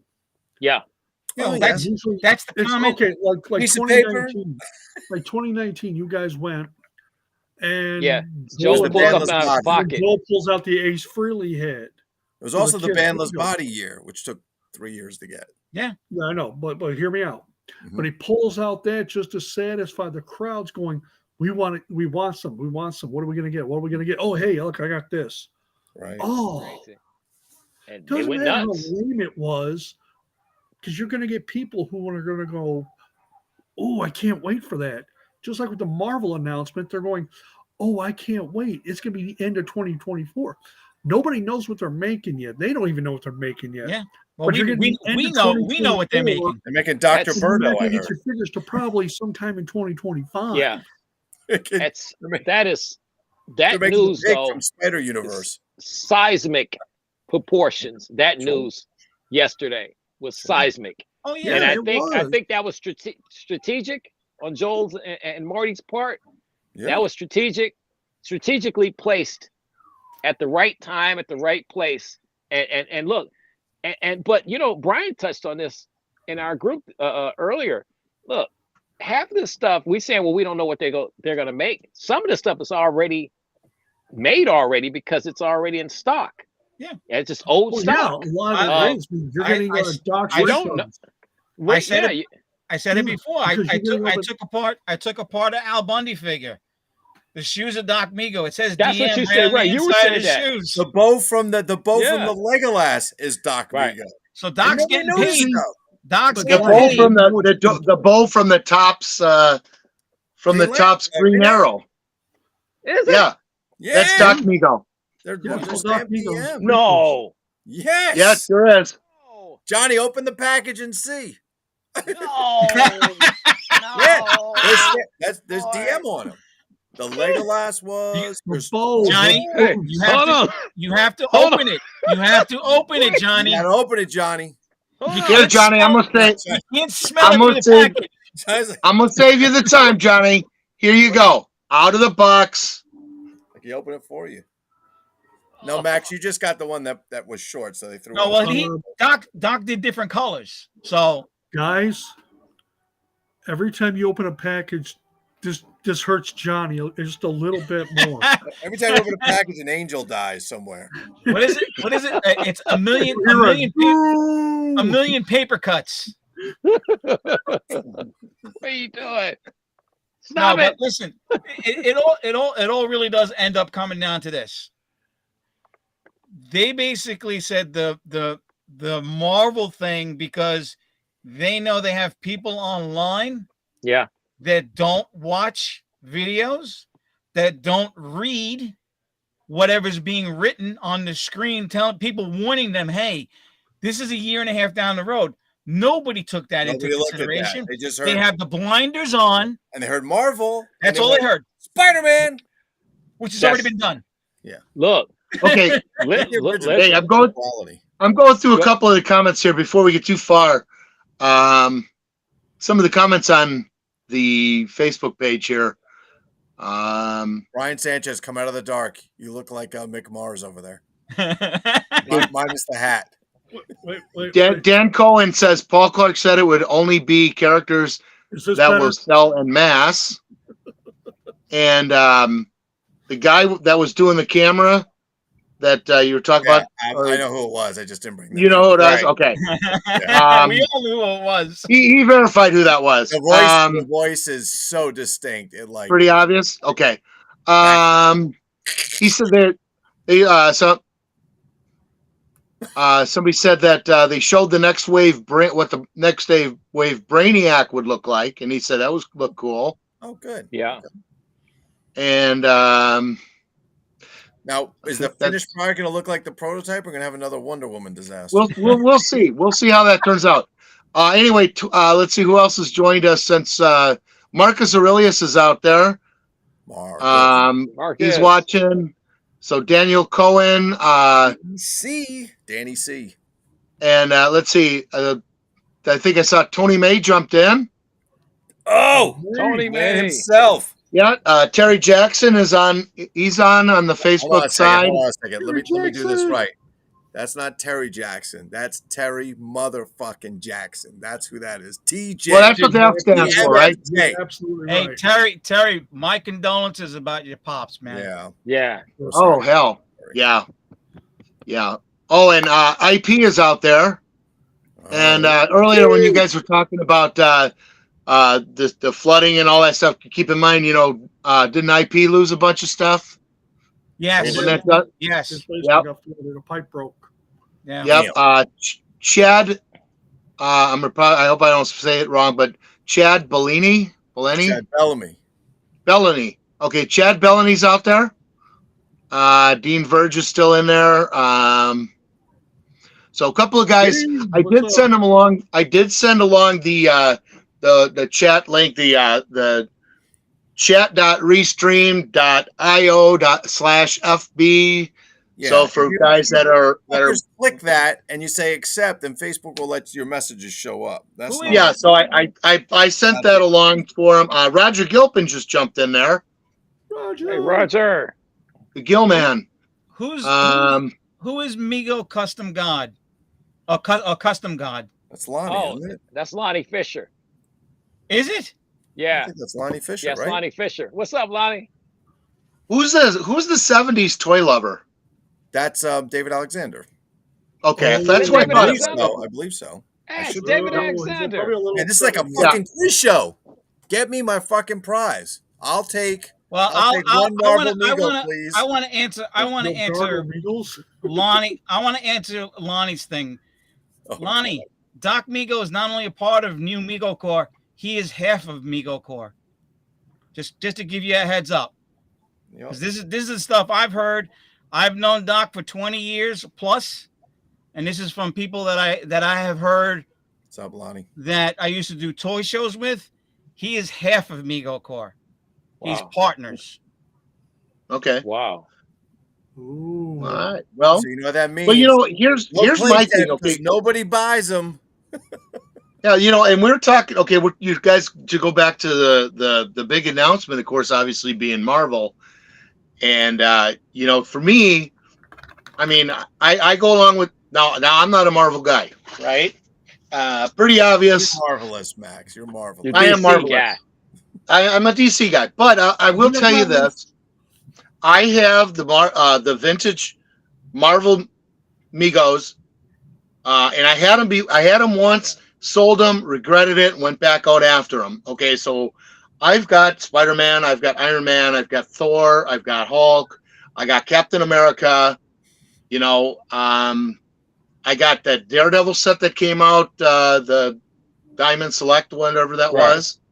Okay, I got that. So my question on it will be, first off, I wouldn't be interested in buying. For me personally, I wouldn't be interested in buying any of those characters new again. I mean, because I already have them, for one. So but I know that there are enough Marvel people and Mego collectors that would love to have those remakes or those new ones come out and have them in the packages, just like the same thing for the guys that are jumping all over the 50th anniversary DC stuff. Even if you have the vintage ones, and maybe you bought the stuff that came out when they were showing out up at Myers and other places, and I think my thing would be to wondering if you have the Marvel license, how are they going to do? If they're going to talking about doing just figures they think will sell en masse, I think all of them probably would sell en masse. Well, personally, I agree with you. I think that, and I know you probably, if any of you guys have seen any of my videos when I'm showing stuff, when I flip the pack and it says to collect them all.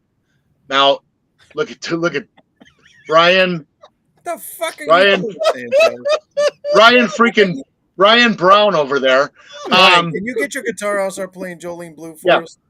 So I'm thinking that the way to do that would be to put them out there. Top hat. Go ahead, Max. My thought was, do you think what do you think the chances are that they're going to put, whatever figures they have, throw them all out in a wave like they did didn't they do that with the apes?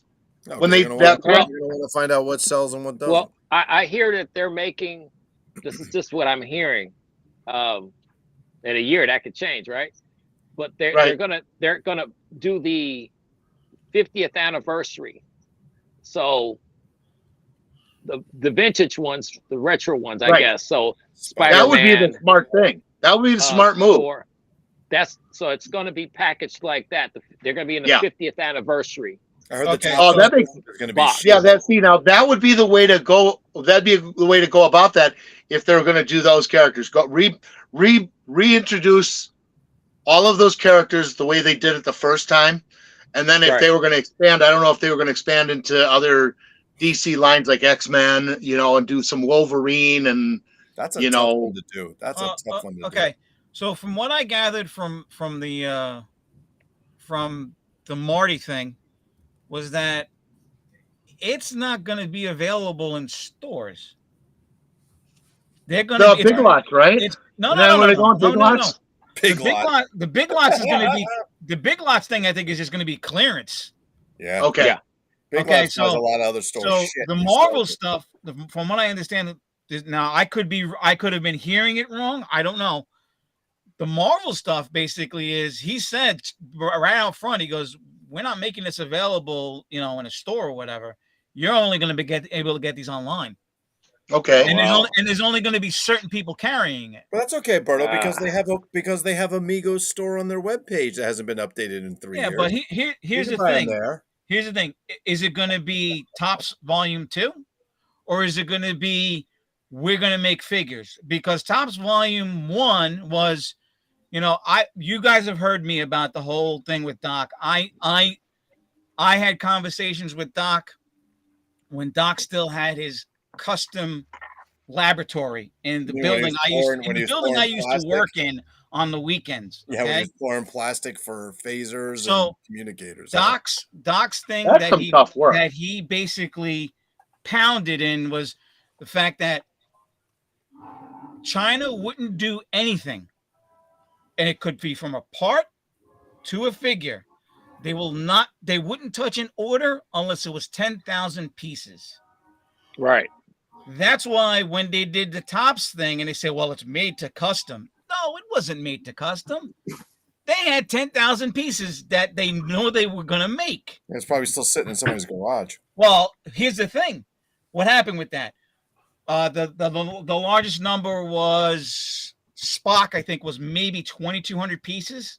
Because here's the stupid thing that they did. They posted the numbers online of how many orders there were, which was the dumbest thing you could ever do as a company. Okay? So they posted 2,200 pieces of the Spock. So that means there is 7,800 pieces still left. So the end of that is garage going for the next clearance at Mego Meet 2024. I think what those 7,800 pieces go. The bigger mistake that they made in that was that they started off with a limit of 2. Right. They should, and I think they thought to try and generate. Right. Oh, panic. So I think if they would have just said, okay, they're on order, buy as many as you want, there would have been guys that have bought 100 of them. Dude, there was a guy when everybody went crazy in the beginning, we were all ambassadors. I don't know if you guys remember, but when the shit would hit the Target website, matter of fact, if Terry Jackson's in here, he can fucking account for. Terry'd say, there's 85 Wolfmen up on Target, and run to Target and buy them. There was 105 green shirt Kirks on there that somebody put up. I think Terry posted. Maybe I know because I have 102 of them. Right. And the fucking 10 seconds later, boom, they're gone. All of them. Right? Somebody somebody bought them all. I bought like 15 Wolfmen. The fuck am I going to do with 15 Wolfmen? But it was fun. Now. It was fun doing that. Fun. Yeah, John, what are you going to do with 15 Wolfmen? Well, I sent you 37 Tooties, Sanchez. I'm trying to figure out what you did with those. You all are getting them for Christmas. Well, it's like we should pack them all up and send them to Danny in Australia. We should send Danny a really big box with just like Tooties and shit in it. Doc Mego. What is that? Full House, Tooties, Wizard of Oz, and just send that shit to Gates. I love Danny too much for that. Oh no, the charmed figures and what's that? Bewitched. Yeah, right. Send them a bunch of Alice from the Brady Bunch. Right. Yo, I forgot about that one. Here's what you do with that box. This is really Lou, here's what you do with that box. Put my name on the box. Yeah, they'll think it's good. Hold on, because Danny Gates has been literally, and I apologize to Danny because we've been working on this forever. It's just a matter of the shipping and everything else that's been Expensive as happening. fuck to send to Australia. So Holy shit. I've been promising them shit literally for like a year, and you guys know I get the stuff out right away. Yeah. Not to Australia, you're not. I've been trying to concentrate, and I have all the stuff in one area. He's got Berto, when you go to the post office, you gotta write each and every item that's on there. Really? Yeah, they don't do that toys, $200 worth of toys anymore. Now you say, 3 8-inch action figures. You don't have to put Green Lantern thing. 4, you have to list shit because all these countries started doing that because people are packing, gift, toy, whatever, and it's not. It's some other shit. So now they'll look at it and say, "Is this legit?" Well, put my name on the package. You'll think he'll be getting a whole bunch of GI Joe stuff. I'm gonna send a box full of Final Faction figures. Enjoy these. No, I got a whole bunch of stuff that I still got to get to him, and like I said, I'm embarrassed for myself because I usually pride myself on getting the shit bad. out. That motherfucker's owe me shit for 2 years. He's telling me he's sending it. I don't feel bad. Well, they don't have slow boat to China anymore. That service is that gone. shit's gone. No, Yeah. I mean, and after we were just talking about how good it is to get stuff from Berto, here he is. Again, got it, but Gates. Hold on, again. Well, if you live in the States, though, if you live in the United States of America, that's the guy to get your shit from, right there. Shit. Hey, let me tell you. Forget it. That guy right there. He packs it beautifully. It took me 3 days to get through the tape. Okay. I mean, a jackhammer. Listen, a buzzsaw.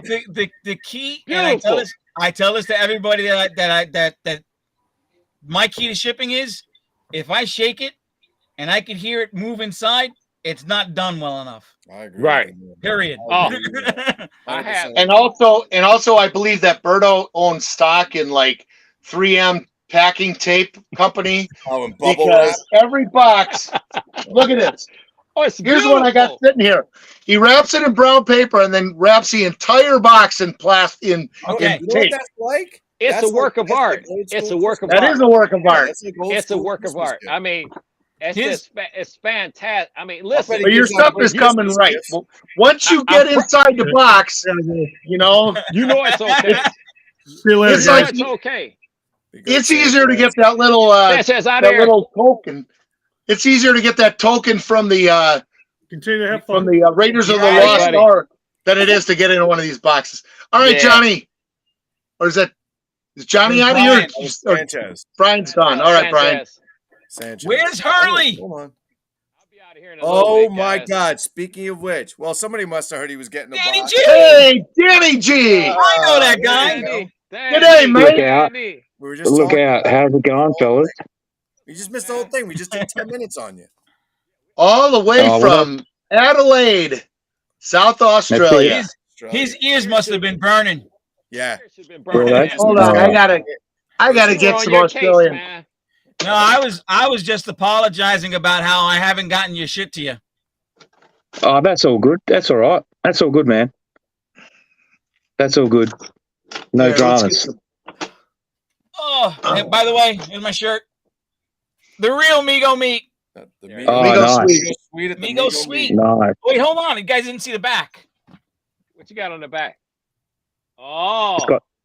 He's got sexy beats on the back. It says Got Mego. Got Mego. These were great. Like I said, Chuck Gregory, if you guys know him.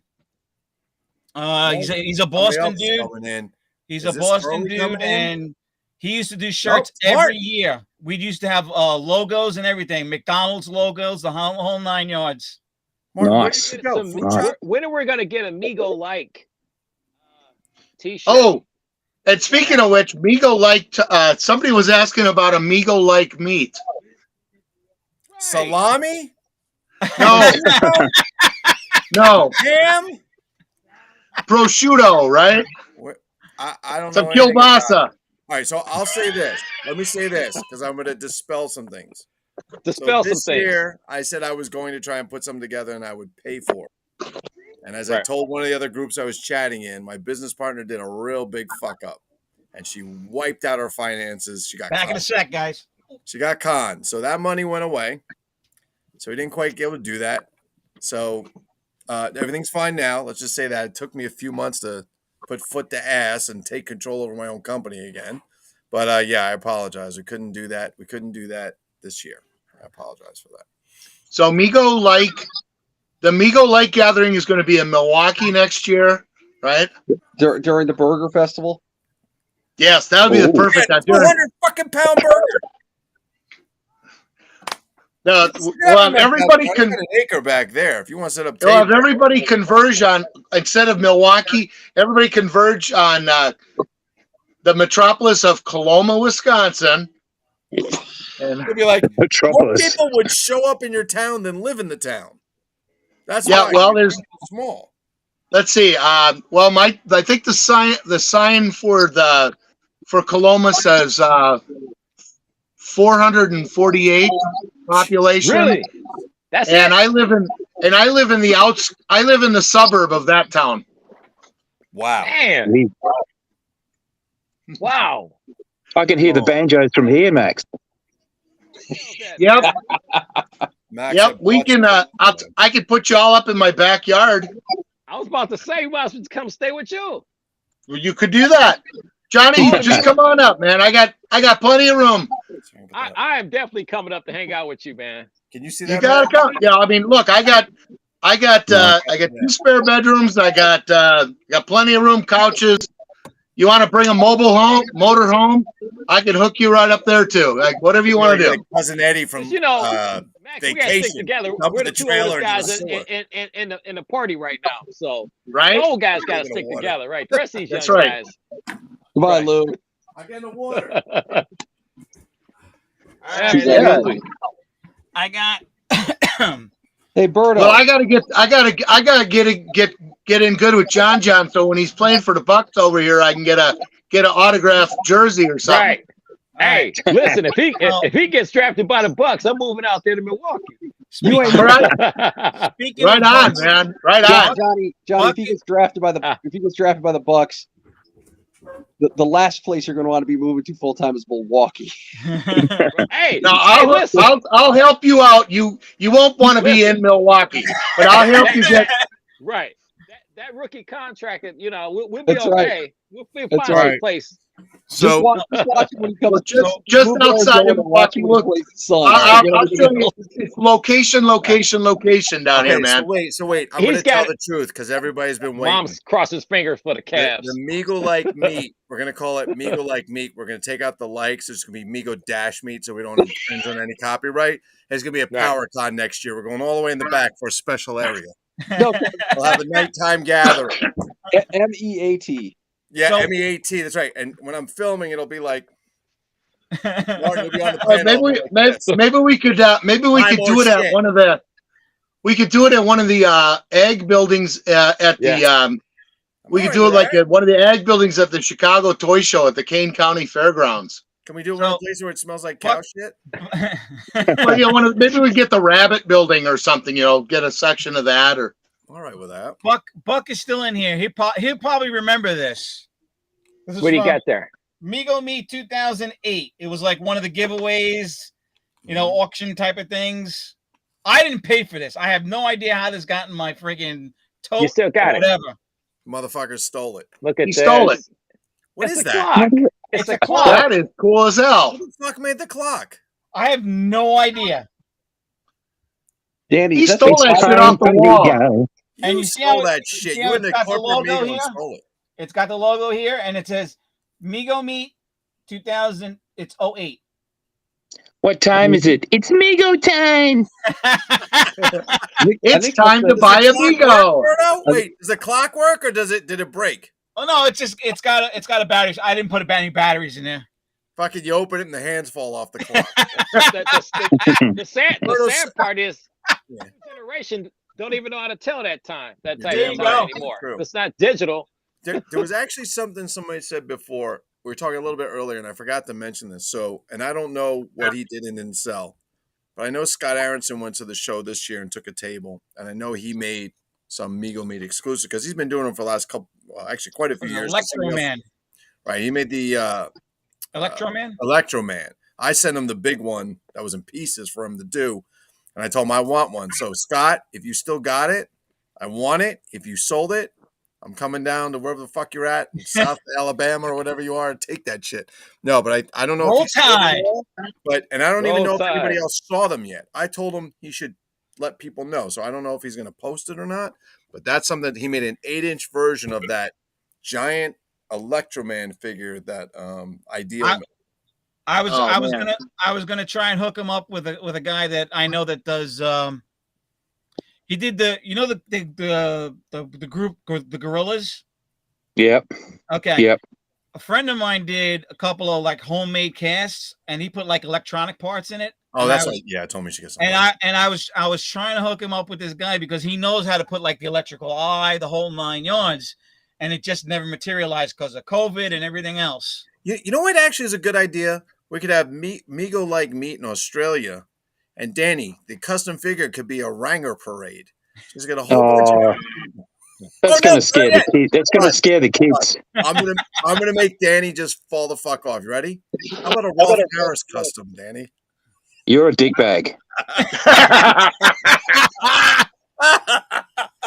What a horrible thought.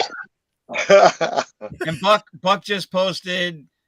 Chris DVM used to make the customs, and so did Dave Mack. Dave Mack, yeah. same thing. Dave Mack. Jesus. Oh my God, I miss him. I miss him because Dusty Rose says Dave was one of those guys that he's like everybody else that Lou's been talking about, and a couple other people. These guys, they give you their friggin' arm. That's they literally chop their arm off for you. That's how good those people are. Look at that comment. Dusty Rose says he thinks Marty actually said they got the marbles license, not the You something. That's a funny shit. I tell you this. I want to know the boggles. I want a show of hands. I want a show of hands if and when they get the Marvel figures, when the figures are out on these websites, they'll be gone. Who's gonna get them? What, a show of hands. Johnny, Who's this is what it gonna comes do down it? to. Some people like replicas. I don't buy replicas, but I'd rather get a custom. I want a custom of Birdo. I'd rather get a vintage.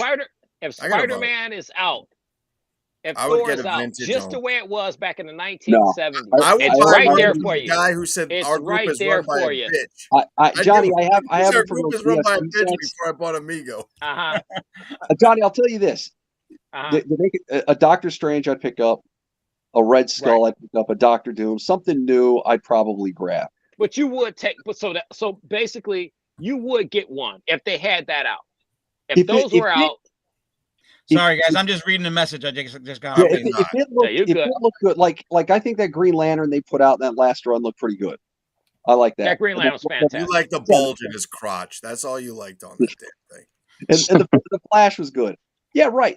They're a little undersized, but like I've said to you guys before, I think that's more intentional than accidental, right? Yep. Right. So you do Marvel in that regard. And it's newer characters. I'd be pressed to pick something. So you want Doctor Strange with a for me, right? For me, if they did Marvel, for me, I think the ones that would tempt me to go out is if they did Moon Knight and Werewolf by Night. Oh Lord. Those two, if they did those two, I'm there. Yeah, but can they do? So wait a minute. So can they do Spider-Man? Because somebody said, because I don't know. Somebody said because Sony has Spider-Man. No, they can do whatever they want because the license is it's not based off Marvel. Yeah, they can do whatever characters that they're going to want to do in that. And guys, I'm telling you, it's going to be difficult. It's a lot of guys I know that's saying, well, you know what, I won't do it. I can't get it. I won't get it. But I keep my integrity, Johnny, intact. I'm an asshole, but I will keep my integrity intact. I tell people if you see it out there, if it's out there. Listen, Johnny, I'm going to say this again. I would buy one of those $100-something customs from the guy that said the group is run by a bitch, then go out and buy one from Mego for $15. I'm serious. His stuff looks good. Well, you know what he thinks of me, but at least his shit looks good. But no, I would not. I got a funky feeling. I got a funky feeling that a lot of the Marvel stuff is I watched a good piece of that live before, and Doc said that he's made prototypes of what these things look like, and I think these prototypes are all Mark Ferrer's materials. And something's telling me that a lot of Mark's stuff is going to be the basis for what they're doing. I don't think Doc That would has be a any good move. That would be a good move. I don't think Doc has any prototypes beyond. Actually, he doesn't have any prototypes that he made beyond whatever was done for that last line of Mattel retro stuff, which was the Spectre, which was, I think was there a Power Girl in there or something like that? I don't even remember. The Spectre I like because that's my character. Yeah. And when I saw that, you're a shady fuck, man. Huh? That's because you're a shady fuck. Hey, Lou, the only thing you got to remember about the Spectre is he's the right hand of God. Yeah. There you go. And he doles out punishment. Can anybody tell that Spectre would be another. I didn't even think about him. Yeah, because I think I'd be with Martin on the Doctor Strange, and with my buddy Berto down here with the Spectre. I think those would be some other ones I'd be interested in. But I've already got the vintage of the other one, so I don't think I'd spend the money on getting copies of Marvel. But if they did some new ones, I think that the fan base would be really excited to see them redo all of the vintage stuff. And people should buy what you like.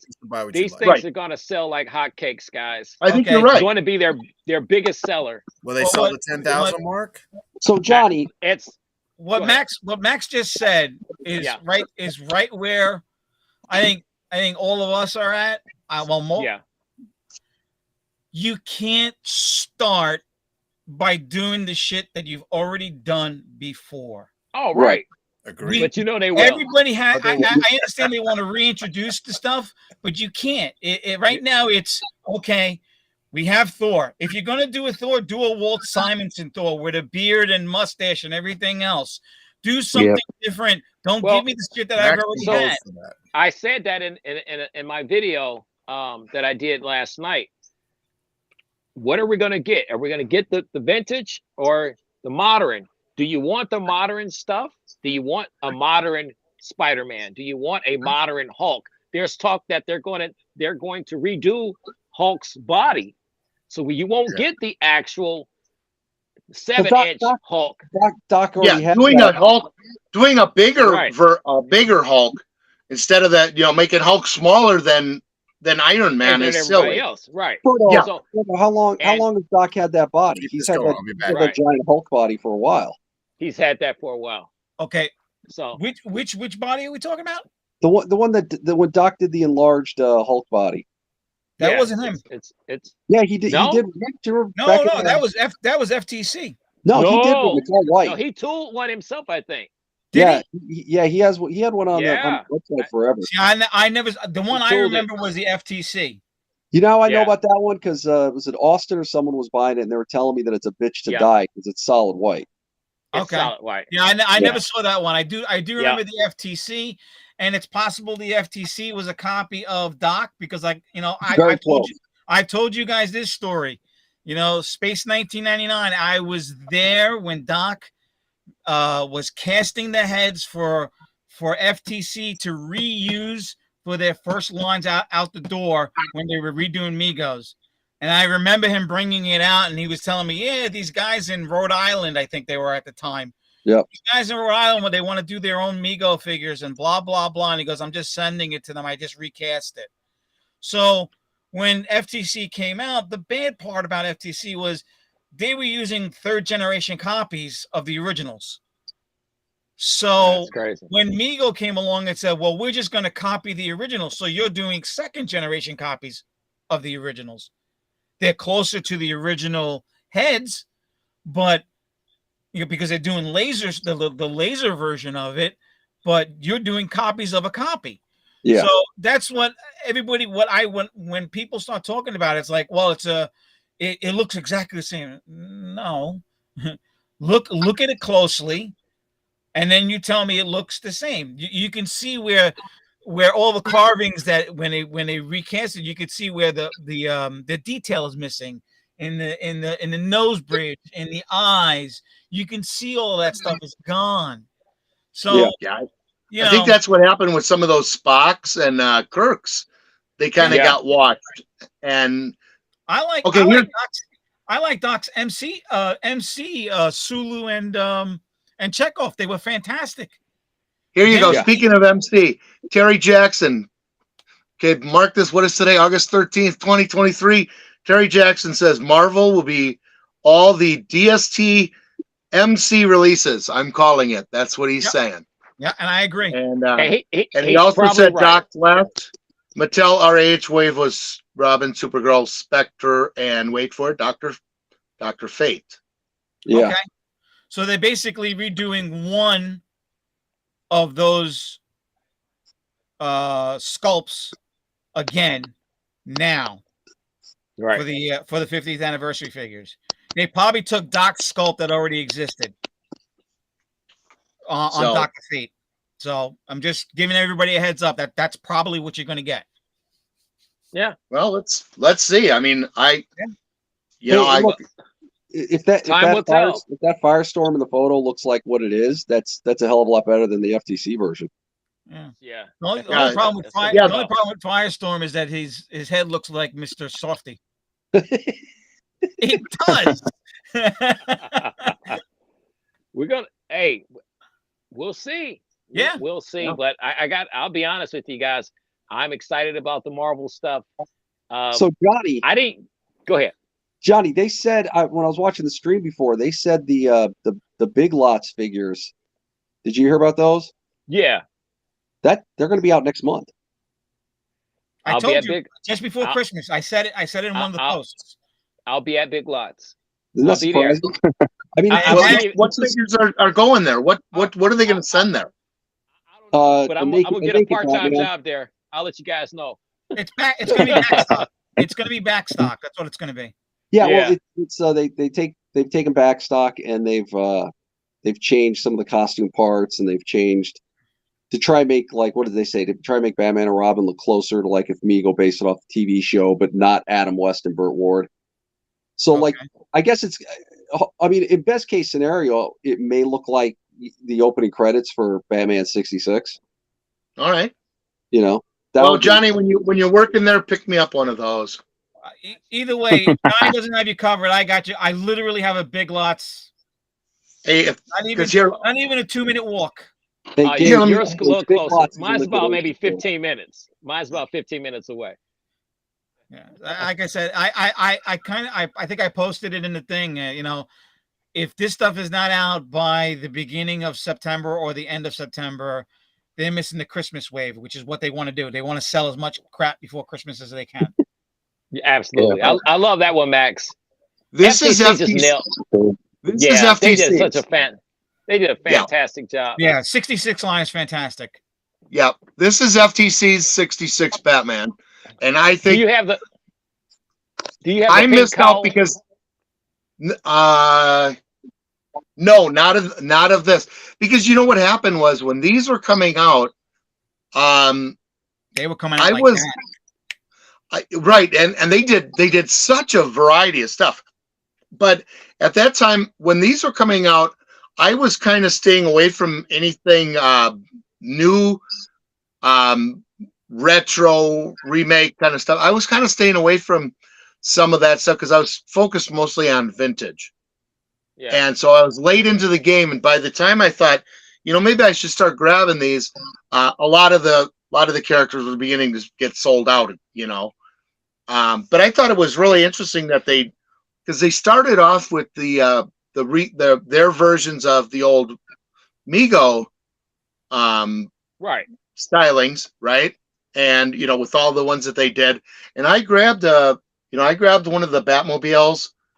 I grabbed one of the Bat Labs that had the whole thing and had the Penguin and the prison outfit came with the bonus figure in there, and so some of that stuff. What's that? I missed out on that. Yeah, I missed out on that one. I mean, right now, if you go they're still out there. They're out there. If you go to Classic TV Toys, you can still get that set. Really? And I think it's I think it's like $59. I'll check that out. Yeah, Yeah, 'cause and I like that stuff. I like stayed that. away I mean, from the bikes because I had both the black and the blue in vintage. Now cast in different colors. Yeah, they did black, blue, and red. Right. Yeah. And same with the and Batmobile, then- right? Yeah, they did black, blue, and red, and actually the FTC Batmobile that I bought, I got the blue one, and because I have the black one in vintage. I've got several of those, but I got the blue one. Can't I beat bought the that. blue one just because I wanted. Actually, I wanted to kind of do something. At a point in time, there was a thought that I had that maybe I would do some customizing. And kind of do more like the cartoon stuff, and the blue Batmobile seemed to make sense because I really like this Batmobile. You know, Pretty tough. the old Kenner. Yep. Yeah. That looked like the Filmation one. Correct. Yeah, It is. this is Well, it's superpowered. superpowers. Right. Superpowers. Yep, and so that's kind of what led me to think, that would be kind of cool to get the blue version since I already had the black version. But then by the time they came around to doing the 66 stuff, like I said, I was still focusing on the older stuff, and not just figures, because I collect, like these games and racetracks and puzzles and all the other crazy shit that I collect, So that by the time I got on there, I mean, some of the figures were already starting to drop off. And I'm really Lou must be on a toilet bowl right now. probably. Yeah, either that or guys. I gotta get out of here too. All right, Johnny. Good to see you, brother. Johnny. It's a pleasure, guys. Yes. Yeah, John. Pleasure. Come on up. Come on up. We'll have some coffee, some beers. Oh, that's my language right there. You're speaking my language. There you go. All right, man. Y'all be good now. Take it easy, Johnny. Okay, now.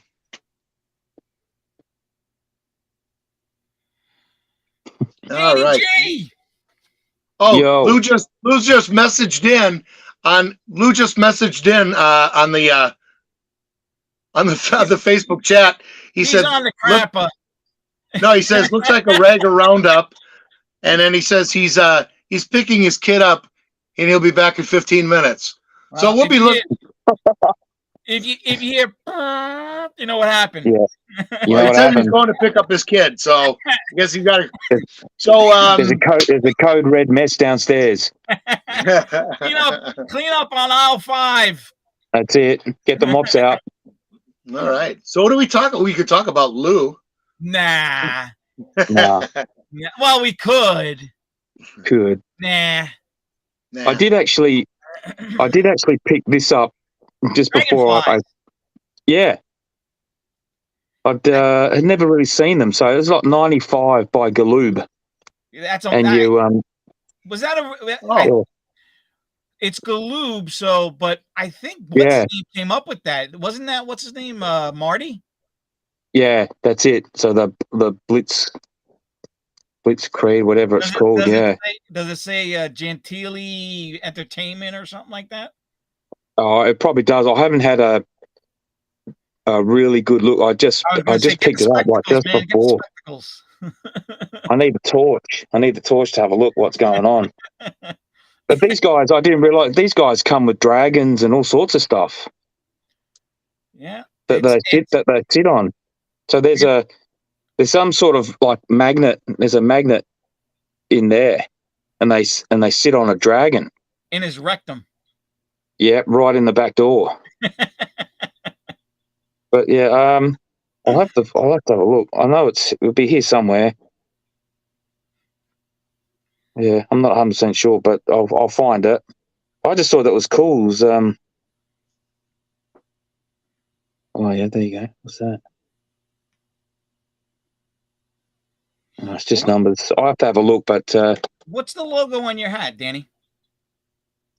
that's my logo. That's DYG. That's nice.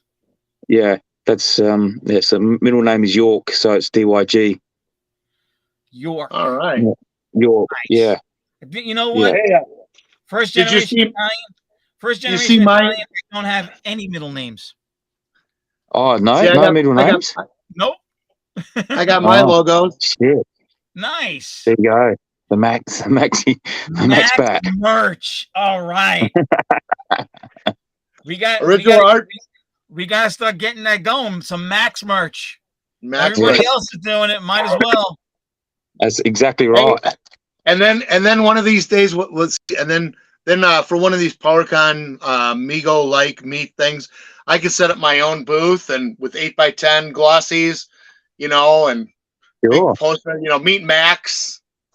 I could, exactly. We'll offer these up for sale, and I'll autograph them in a gold Sharpie or something. We'll put you in that Lord of the Rings get up. Right on. Yeah, that's it.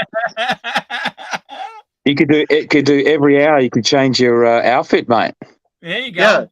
Yeah. I thought it would be funny to go to one of these smaller conventions, and get a big billboard, big, with a bunch of screenshots from different movies, and have, feature, Max overnighter, and then small print, it says, I'm not in any of these, but I've seen all these movies, kind of thing. That's right.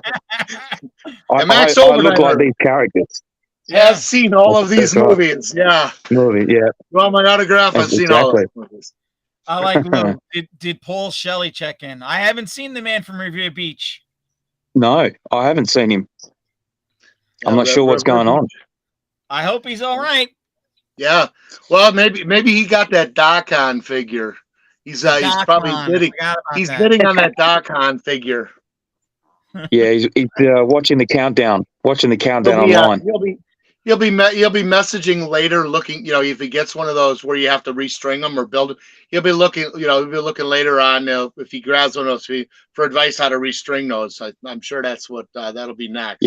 Yeah. Luke goes. He must be cleaning his Docon. Cleaning his Docon.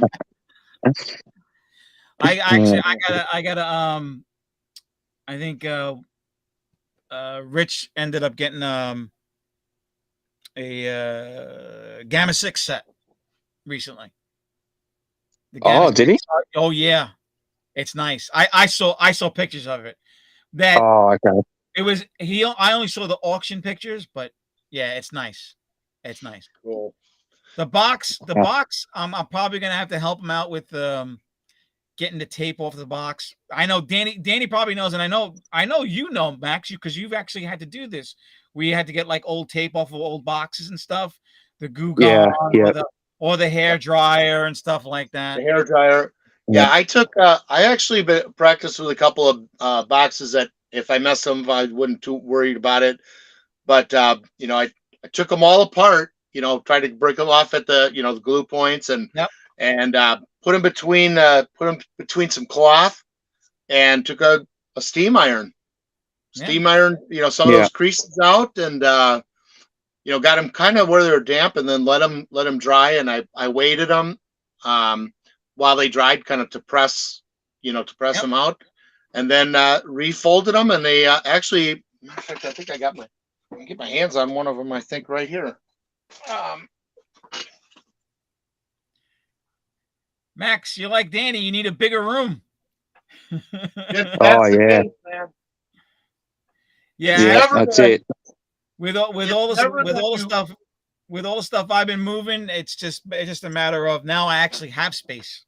Yeah, it's never a matter of having too much stuff. It's always having not enough space. That's right. But correct. But here's the box that I pressed.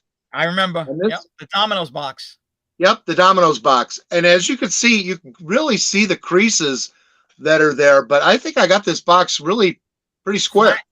Yeah. Flat, square. Well, that's the best you're going to get it. Yeah, and like I said, this box, if I had tore it up, I don't care because I got another one that's in better shape. Yeah, but this was a good one to practice with. And then what I did is I cut some cardstock and then scored it and set it in there to make it a little more rigid so that it kind of holds it as well. Yeah, I didn't glue it in. I just placed it in. Right. The So- next time if you do something like that, I'll tell you what I do with Mego boxes that are sort of like where the edges, where the middle is like crushed in. I'll prop them up. I'll stuff them with bubble wrap.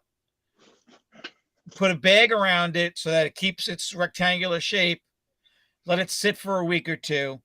Then see how the damage is, and then if I need to, I'll go in with backer boards and score and an insert to put in with the insert on top of it. Yeah, see, that's what I used. I used the backer boards for comic books. Yep, and the best thing about them is they're acid free. Yeah, that's right. So it works out really nice, and I got this cool scoring device, and so you put a flat edge on there and score it, and then it just bends. That cardstock bends perfect. Well, Danny knows about printing. Now I don't know if you guys did it like when I was in pre-press, when we used to make 4-color proofs, when we had to score stuff to make boxes. All you basically did was took your razor blade, flipped it around the other way, the other edge, and just score it. But score it on the opposite side. That's right. So what I have is actually it's like basically reverse. Yep. Yeah. I got this cool device. The bone. Yep, it's a bone. That's what it is. It's actually, this one is actually from a company called Creative Memories, and they're a company that my wife does a lot of business with, for like scrapbooking and kind of stuff like that. Yep. And they use this for actually scoring cardstock to make boxes or things like that. So that's why I got this. And I got this because I got a kit from Randall Wall, for those paper, those cardstock things. Pop it out and score it. And yes, I got to cut them out. I still haven't been brave enough to put that one together, but I will. And for me, and not right now, it's time. I just don't have time. If I did, my room wouldn't look like this pigsty that I'm sitting in the middle of right now. Does anybody know how Randall's doing? I think he's out of the hospital, and I guess I saw something the other day that supposedly he's back in or something like that. Oh, really? There was a message. There was a message on either MegoLike. It may have been on MegoLike that somebody posted. I don't remember. I saw it somewhere. I can't remember where it was. Well, but I hope he's doing all right. Sure.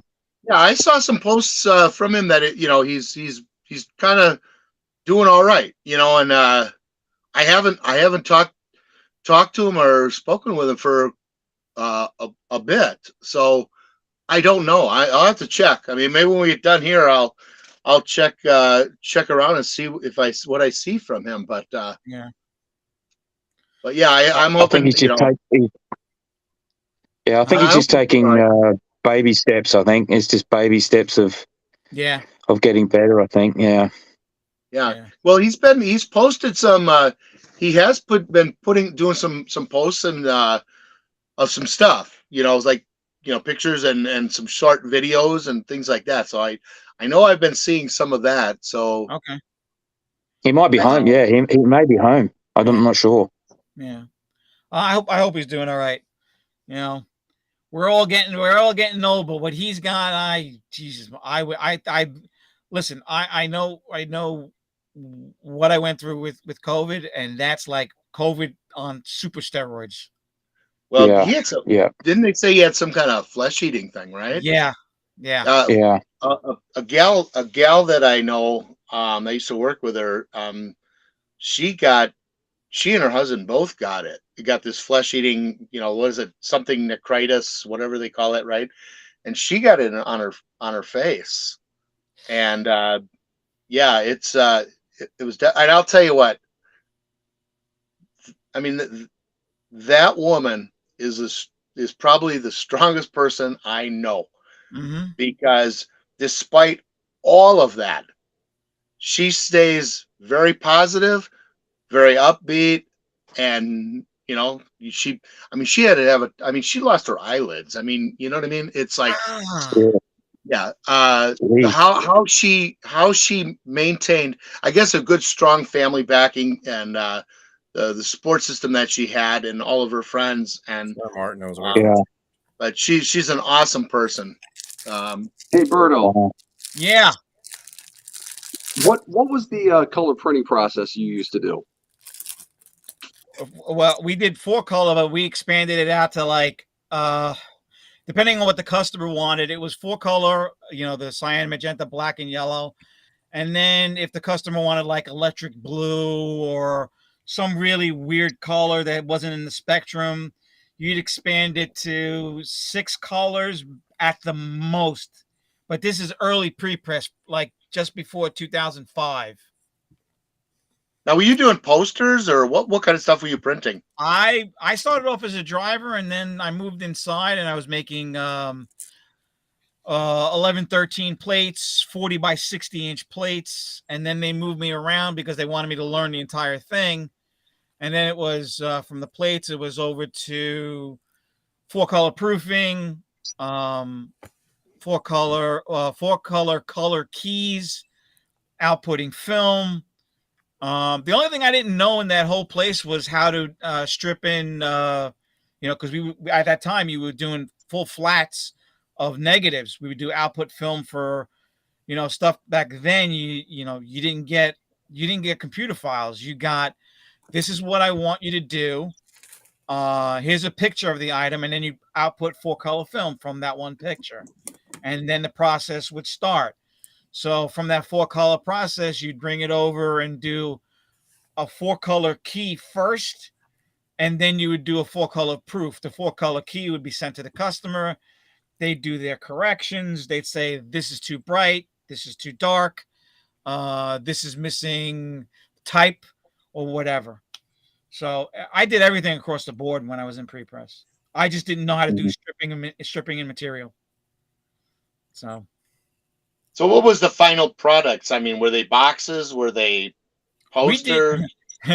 We did Paul's 7th Street toys. Oh yeah, I remember that. We did his boxes. Okay, because didn't you have something to do with the 7-Eleven displays and and things like that? Well, we did. I have at the time we were working with Sony Music. We were working with Capitol, because back then the way it worked was there would be a broker for all the companies. So you'd have one broker come to us, say, the new J-Lo album is coming out. We need a door-size poster. And J-Lo was with Sony or Tommy Boy or whatever record company it was. But you'd have one broker basically representing everybody. Wow. Shit. The best, I had a blast doing it, and the best was when I was doing deliveries. We had one customer out in Smith's Point, I think Smith's Point out here on Long Island, and he was a broker, and he had like 3 guys or 4 guys in the office, and that was it. And these guys were graphics designers. So I went into his office, and the dude's got like 3 giant Peter Max original paintings sitting behind him. Shit. And I was like, it's like, the guy goes, you know who Peter Max is? I'm like, yeah, I'm a Beatles person, but I used to have Peter Max sheets when I was a kid. Because they made Peter Max sheets available through Stearns or Gimbals or one of those companies. Gimbals, damn. Yeah, remember that? I have pictures with the the Love logo and the guy running with across the moon and everything. I have all of that stuff in pictures. I don't have that stuff anymore, which is upsetting because I remember sleeping on that stuff. Wow. Yeah, but the guy had 3 original, and they weren't small paintings. They were 40 by 60. Jeez.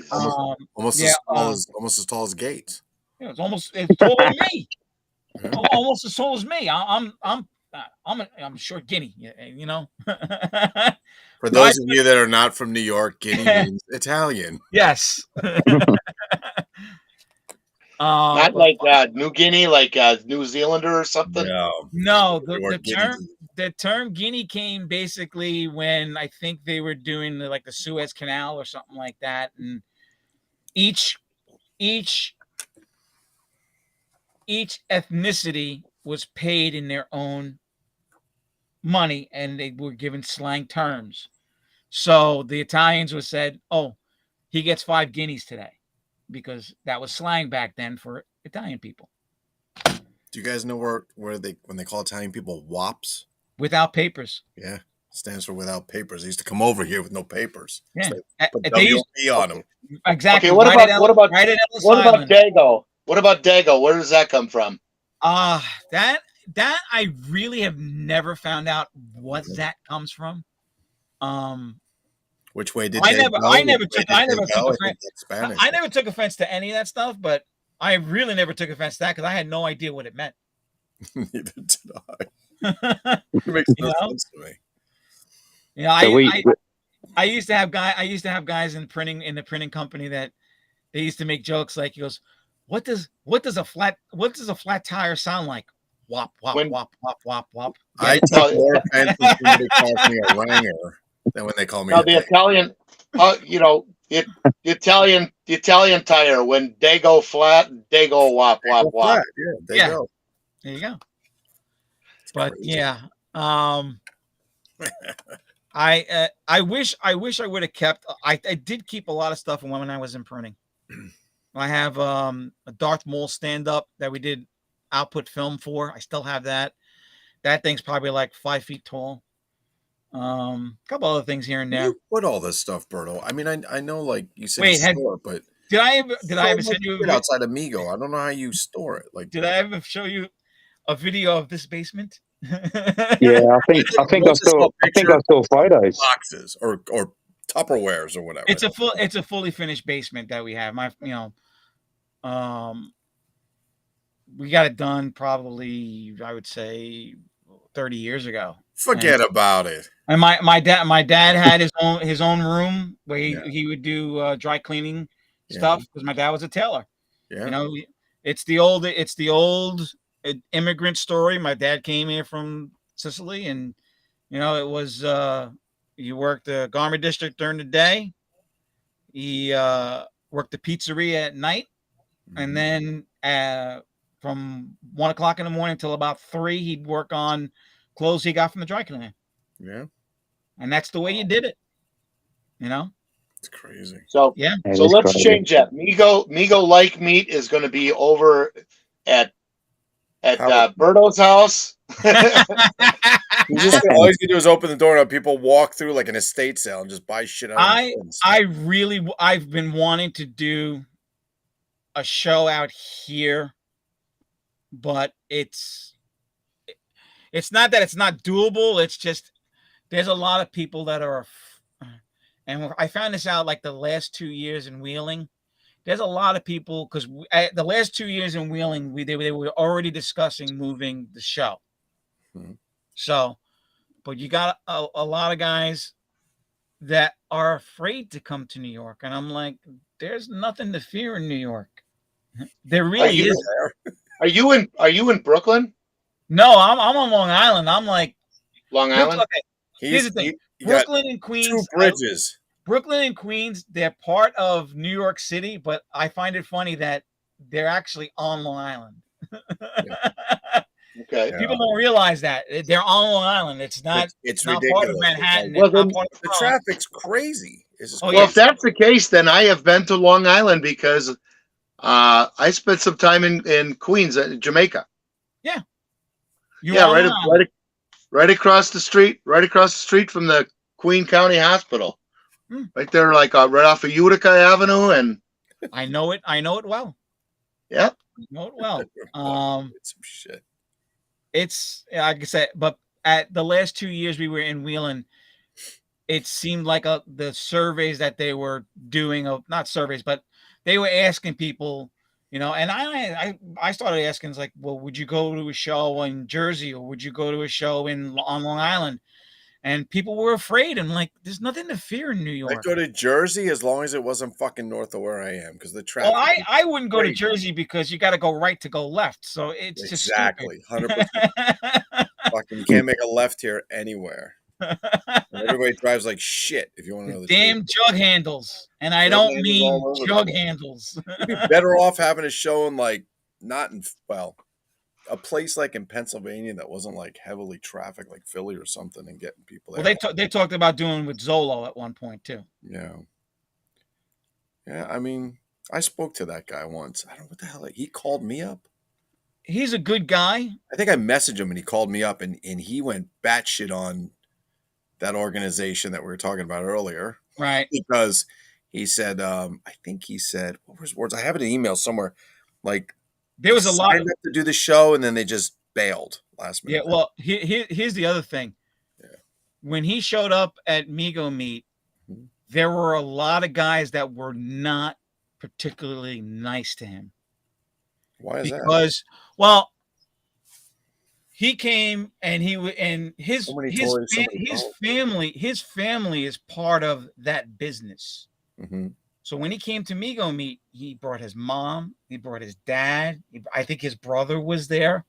Yeah. It was not like it was a vacation, but it was like the whole the family was there, and people were making fun of them. And I'm like, the guy is independent, doing his own thing. Yeah. And you guys are busting his balls? Really? When half of them are living in their parents' basement. Exactly. The parents' basement doing that shit. But they really did badger him, and I felt bad for him. I did. That sucks. But again, it's a matter of, the old saying, you can't say anything about somebody if you don't know them, and B, you don't know what their situation is. 100%. So you walk in their fucking shoes, you have no idea. Yeah. Oh, hey Lou. Yeah. Do me a favor. Put me on the main line here since Danny's here. Oh, hang on. I got something the other day that I bought. I'm wondering if this might be up Danny G's aisle. Can you see this? Okay. Yeah. Yep. Spam.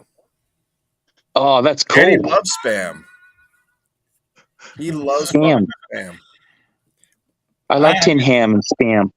I haven't had spam since I was like 5. I love spam. Awesome, I found this, and Danny G, this is going in a box to Australia if you're interested. Oh yeah, that's awesome. Yeah, absolutely.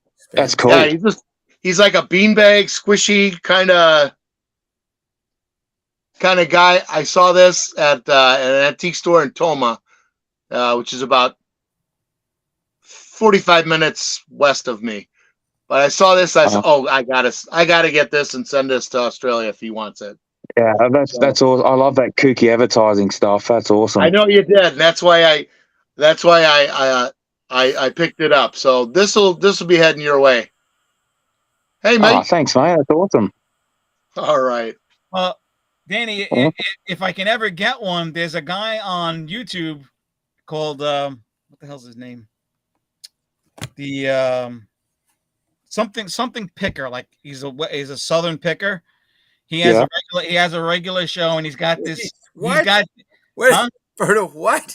He's got a regular show. No. What does he do? He's a picker. A nose picker? No. No, he's a junk picker. Exactly. Just kidding. So, come on, you've seen American Pickers before. Oh yeah, I love that show. He's got this show on YouTube, and he guy basically he does his own thing on eBay as a business. He's got this thing called the Enema Man. What? Enema Man? My God. The Enema Man. It's got like a tube and everything. What? Jesus. It's a stuffed toy like you just saw with Max. Oh, no. And it says Enema Man. Oh, that's hilarious. That's awesome. What the hell? That's fantastic. We ought to buy him out and make him the logo for MegoLike. If I can get one from Yeah, this might be- guy, that might I'm be- shipping him. I'm shipping him out to you. Oh, that would be fantastic. I can't wait to see the description on that package. One plush enema man. Yeah. It's not my bag, baby. Yeah. Yeah. Oh, it's a bit nutty. Oh man, All I right. like what Buck just said. He goes, so when I told him about New York, the guys were afraid of going to New York. He says, yeah, Buck says, oh, but Chicago was safer. Right? Have one in Chicago? Or was that Skokie? Skokie. Is that near Chicago? Yeah, I don't Skokie know. was like 20 It's minutes out. outside. Yeah, it's outside of Chicago. Yeah, the traffic over there Chicago is once. ridiculous. So fucking cold. I couldn't believe it. Well, that's kind of like the Chicago Toy Show is actually not in Chicago, and it's not even in the same county as Chicago. Right. It's in Kane County, St. that's what Charles, is. Yeah. and it's actually in a pretty decent area of Illinois. Right. I tried I to know get out from of that, but it was $600 something each for me and Amanda to fly. Plus, I would tell by the time I got there, it was gonna be like $1,200 or $1,300 for like a day. What scared Yeah, the crap out of me? What scared the crap out of me when we went to Skokie was, you're getting on. We were on the outs. You're literally on the outskirts of Chicago, so you're traveling around Chicago to get to Skokie. right. And the train is in the middle of the freaking highway. What? The train is in the middle of the highway. You're talking like Brooklyn, but lowered. Yeah, it's street level. Oh, fuck that. That scared the living crap out of me when I was down there. I don't trust people Because driving. Because could you imagine during the winter time, and they get winter over there? Could you imagine if one of those freaking trains derails? You're gonna have a big old mess. Bye. Yeah, that's crazy. I don't think I could do that. But yeah, it was interesting. Skokie was very interesting. That's crazy. What made Skokie for me was, one was art. Art's the best. And Baltazar. yeah. And he hooked me up with Alex Ross, the painter from Marvel. Very nice. Yeah. Uh-huh. So I sold a whole bunch of stuff to him, and I never got an autograph. I'm the type of I'll just hang out. Did you have him sign a fucking receipt? Huh? Did you have him sign a receipt? No. I took a picture. I can't even find the picture. The dude's like 6'2", 6'3". I mean, wow. But one of the most humble people you'll ever meet. That's crazy. Yeah.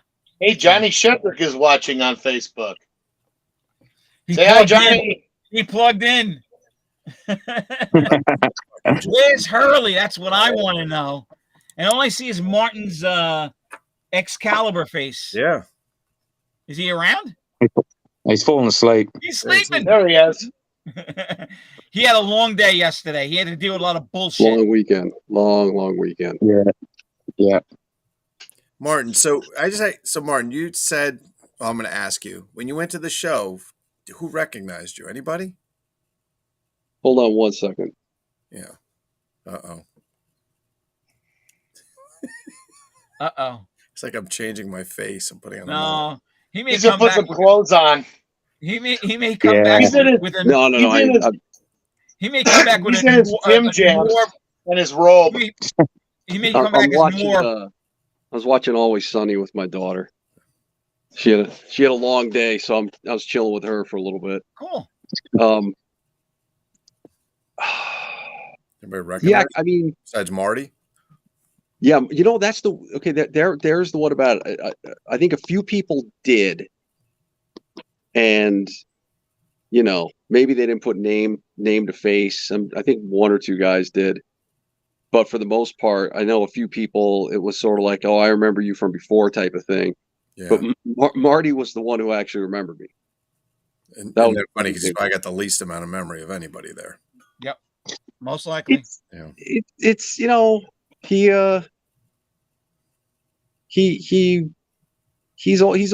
New York, and that was the connection. We were talking about old New York the whole time. That's where my mom was Washington Heights. So And I came around a corner, and he was coming at me with Joel, and he just saw me, and he came around and he's like, "Hey," he goes, "How have you been? It's good to see you." And we started talking, and just said I didn't think I'd run into you today. It was good to see you, and talk to Joel for a minute, and then they tell by Joel's reactions, I was up, and then they walked away, and Joel whispered something to him, and that was that. So yeah, slipped him a note, and that's that. That's exactly what that was. Like, he went like this. He goes, "He's one of the ones on the list." Yeah. Did Doc recognize you? I know something, man. I saw Doc, and I was like, you know what? He I don't know what that outfit was, but I got to tell you, Stevie Wonder dressed better with no help. No, it honestly, it's like a Keebler elf. That actually described Hyler than it did more of Doc. I'm not. I don't. What the hell was that? I don't want. I don't want to go into. I don't want to go into. These were for women. I've seen homeless people in New York City that look better than. Oh, you had to go there. Didn't I'm sorry. No, dude, I've passed them. You guys know. You guys know what New York is. These dudes are talking to themselves. They look better than he did. I will say this in Hyler's defense. I will say this. It looks like he'd been going all weekend. It looked like he had a very busy weekend. Bum wine.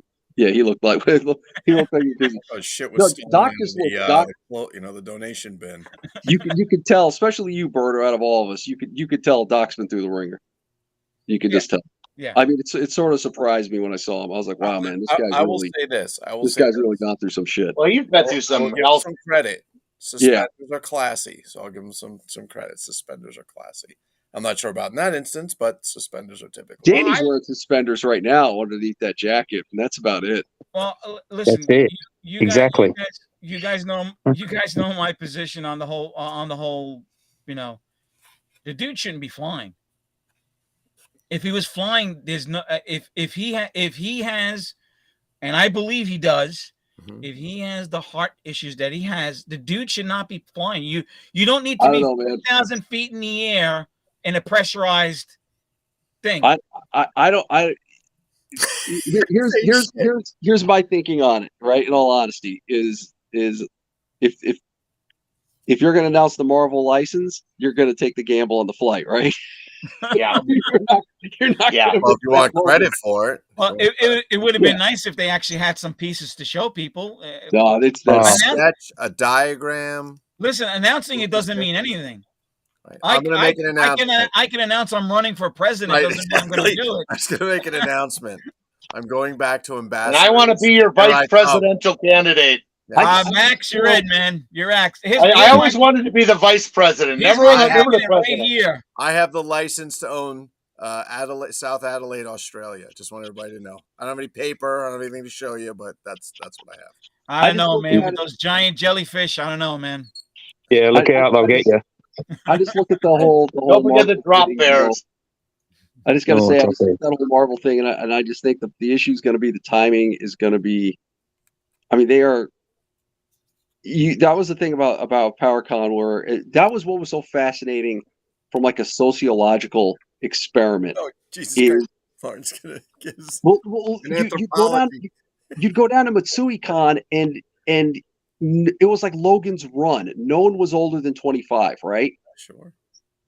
All young. Everybody's young. And there's probably, what do you want to say, 3-1 in terms of volume of people at MatsuiCon versus PowerCon? Yeah. It's crazy how many more. But they have topics that they enjoy. No, there was no topics. It was just like it was cosplay, anime, right, or some shit, or no? So what? Is it anime or what is it? Yeah, but it's not like how we would know a convention. What they do is they pick a theme. Go, let's rave. Yeah, they pick a theme. Like there's two of them. There's this one, then there's another one that's in like the turn of the year, right? Yeah. And that one, the theme for that one is cyberpunk.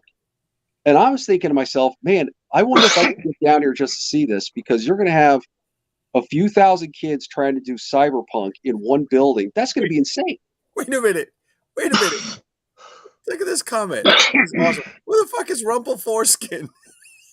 Oh, And they stole the way I wrote Mego. I love it. Mego Marvel, they got the license after everyone was burnt out of it. Yep.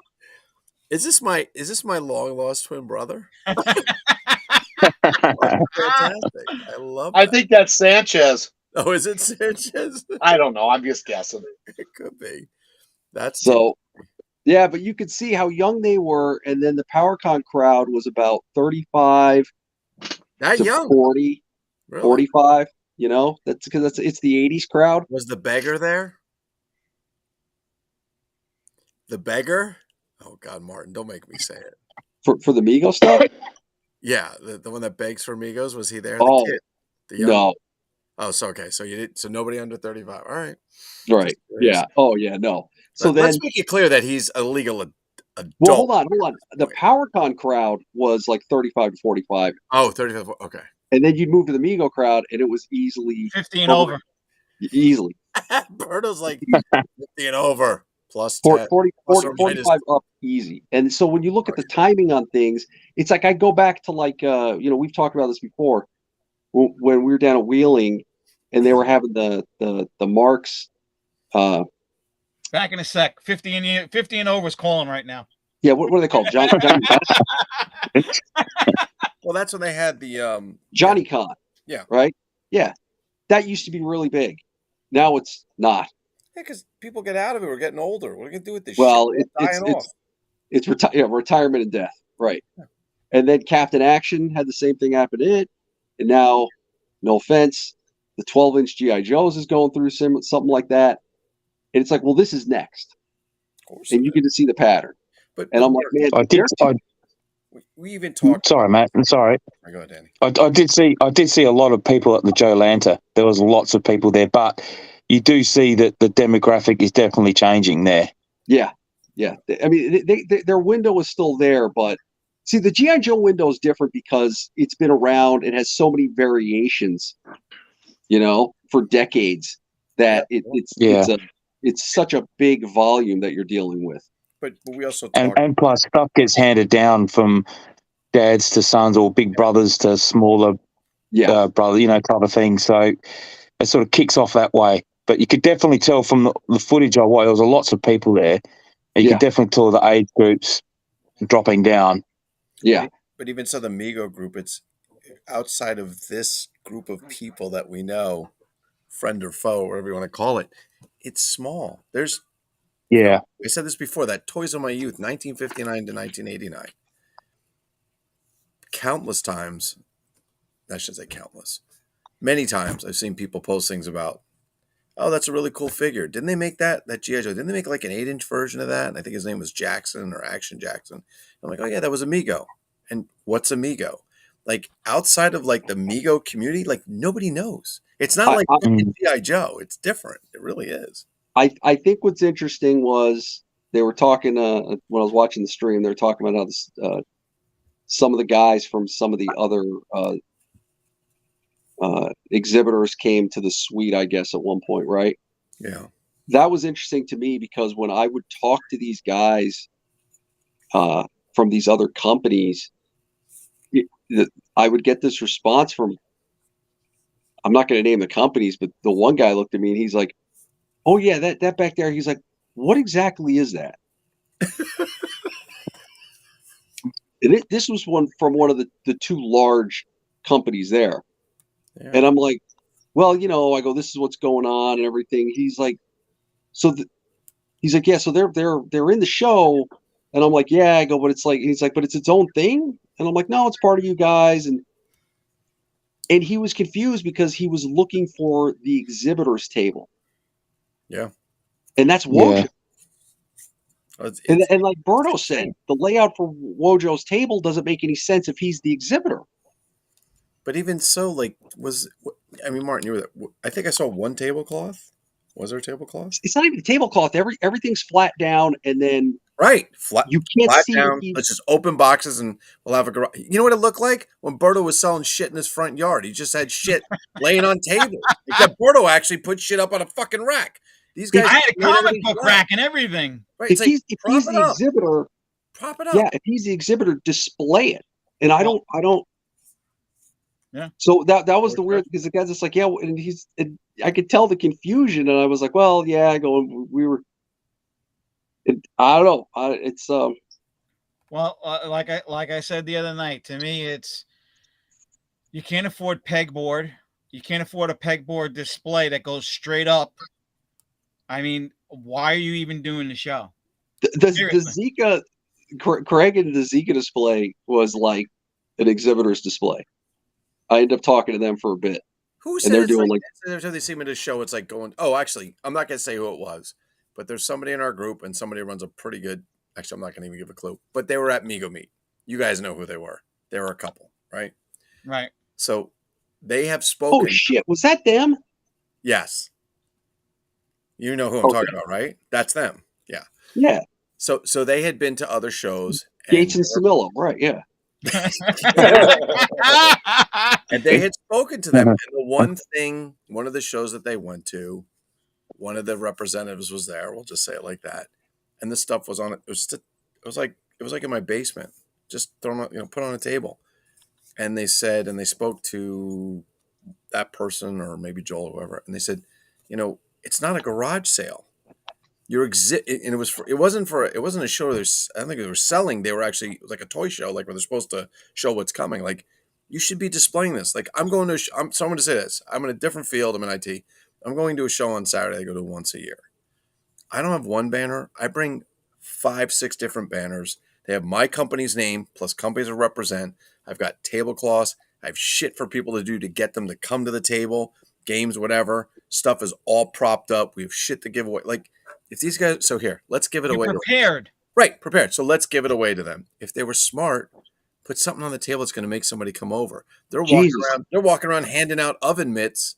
Lou, it's such a strange thing. It really is, from the context of, like, so we're the persona non grata, and we look at what's going on, so we bite our tongue about like shit that we've all done. Like, I can't even, between me and Gunn and all the live events we've done, we watch certain things. And I texted Gunn one night. There was some video thing they put up, and I instantly hit him up and I said, I can't take this shit anymore. I said, this is absolute bottom of the barrel quality. I said, it's absolute just it never changes. And I'm just like, you know what? Fuck it. I used to offer back in the day to like try and it's not up worth a standard on that. Hear it because it's not their idea, especially who. So I don't even mean like the figure stuff. I mean like actually like, hey, look, you have to present this. You should have a banner or a backdrop or a step and repeat that goes behind you. You should have stuff on the table. The front of your table shouldn't be that stupid little black and white sign that they give you so you know where to find your table. It should be a giant ass banner in front of MegoCore. Or a Hulk Tales to Astonish right behind.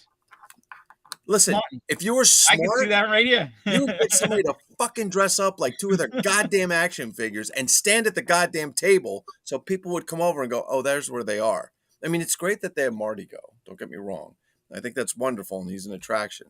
But you have to do something that's, if you just go, okay, here's my stuff. They always talk about that. Like the one year they had the phasers. Like the last year, I think last year. Yeah, somebody 3D. No, that was at 2019, and they had the phasers around like a lunatic. Right? Yeah. Did they set up that big display where you could go and get your picture taken like you were an action figure? It was behind Wojo's.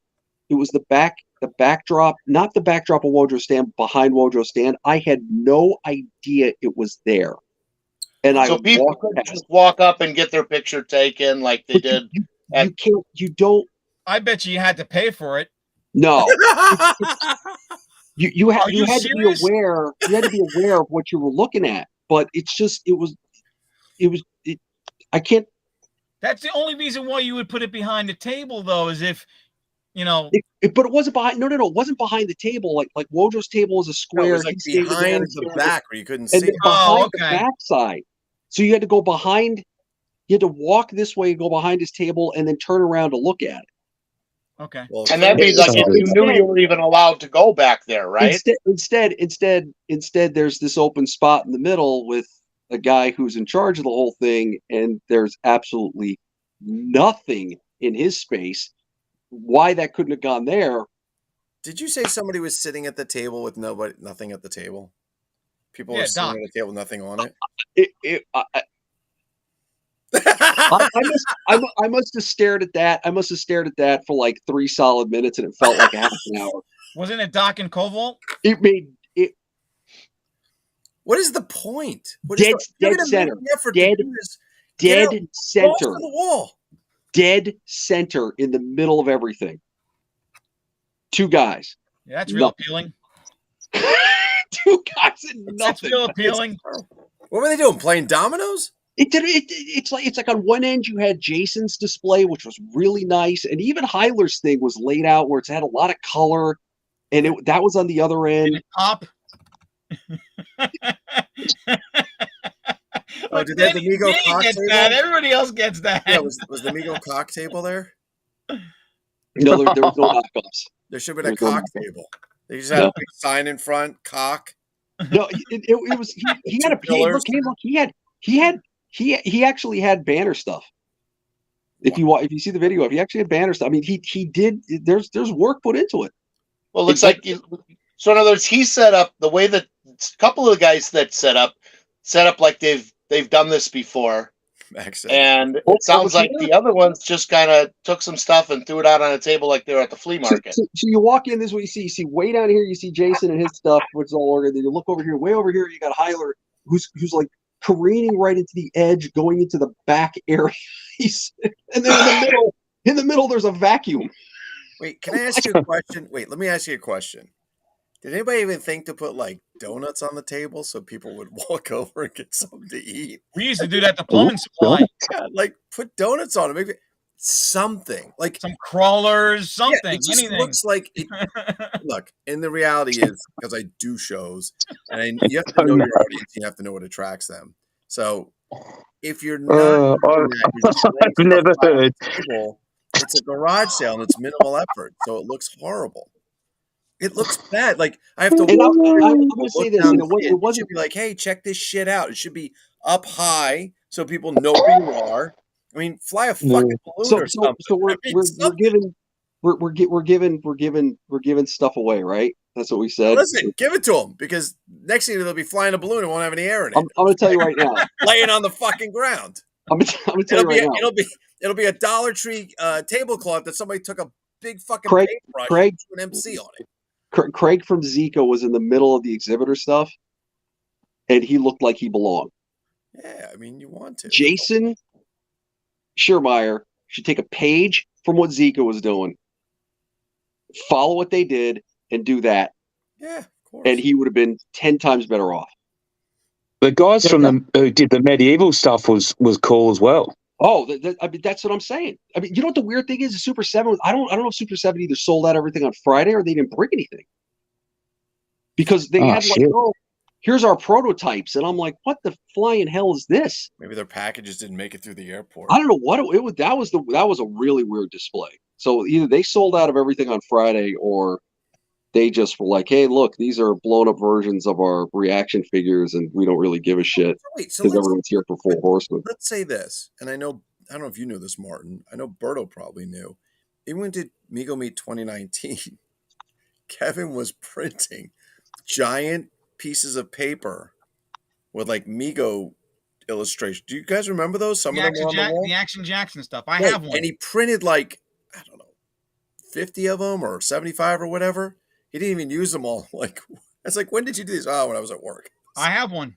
Right. So, but they at least somebody made an effort to do that because that room wouldn't have been anything decorated unless people who did their own tables did stuff. Like some of the guys had, I remember somebody had a tablecloth. I can't remember. I think he was painting stuff. He was painting like, listen. Yeah. David Lee.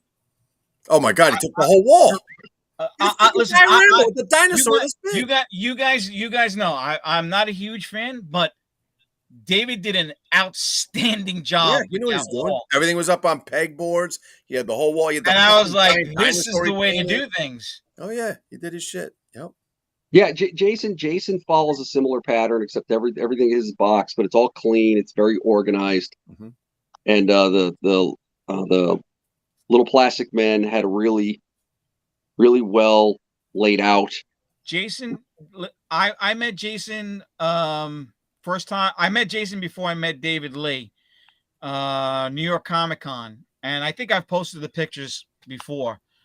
The amount of effort he puts into this stuff is amazing.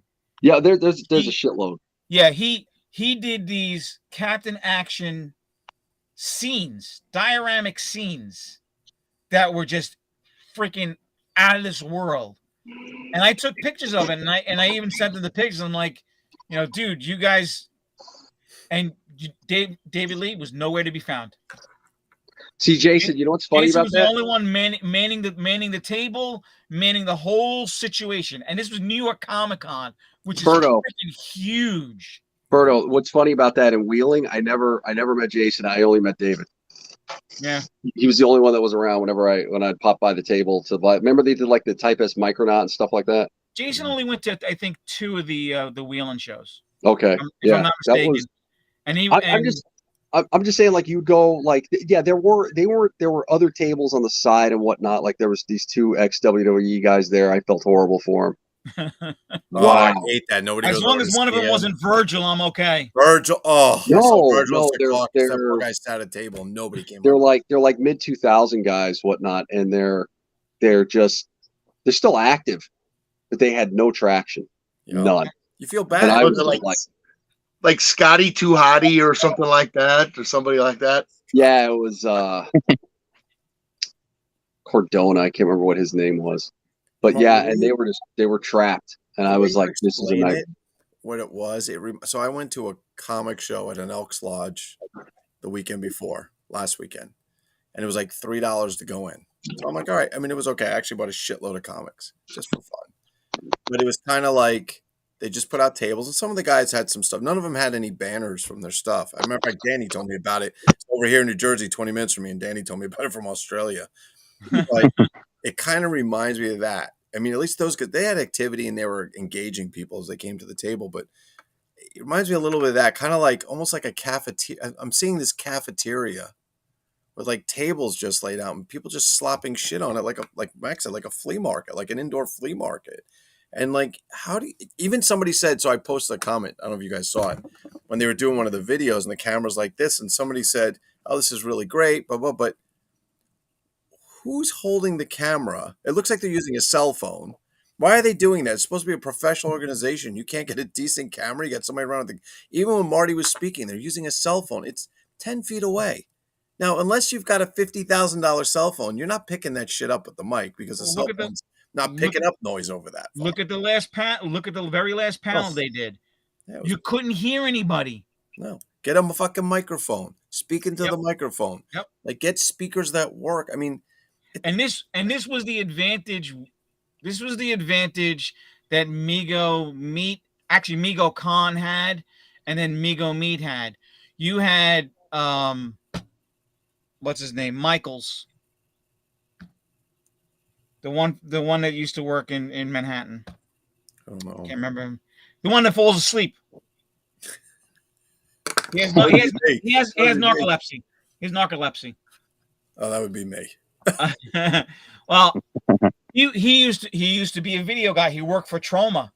Oh, okay? Yeah, so he could do all that shit. So that was the advantage that Chris and Rob had when they did MegoCon, because this guy was pro. Yeah. You know, as he was handling everything. So they had a pro shooting the thing. If you have a copy of the MegoCon DVD, you could hear everybody in a room that had more people in it than that last panel did. Yeah. It's a shame, man. It really is. It's such a shame. It was something so good. You know, and so I got beat on today because I made comments about this, how it wasn't Mego Meet, and there's clearly some people in our room that are still diehard, don't talk bad about them. Listen, they're welcome in the room. I don't care. But some guys like, oh, you're venting. You would be sitting. I'm like, no, we're just explaining like it wasn't the same thing. And you have every right to have those feelings, and I don't give a shit. If people haven't realized something about me, I really don't give a fuck. That's But the truth of the matter is, in the last 5 years, I'm not saying it's the company. It's not the company. It's the people that are doing it with them have successfully destroyed, beyond any reason of a doubt, whatever had any chance of surviving. Now, shit went on previously in the museum. Buck's a classic example. right. I left, and they probably booted me or whatever, but Buck made his way out, and people were getting Buck warned me. worse. Yeah, it just got worse. I mean, it's like when you start taking the staple of a meet for people that go, it's like if Berto wasn't to show up at a meet after all those years of doing it, I believe people would be extremely surprised to be like, why is he not here? What's going on? And I think that's what Martin was asking. Like, why aren't they here?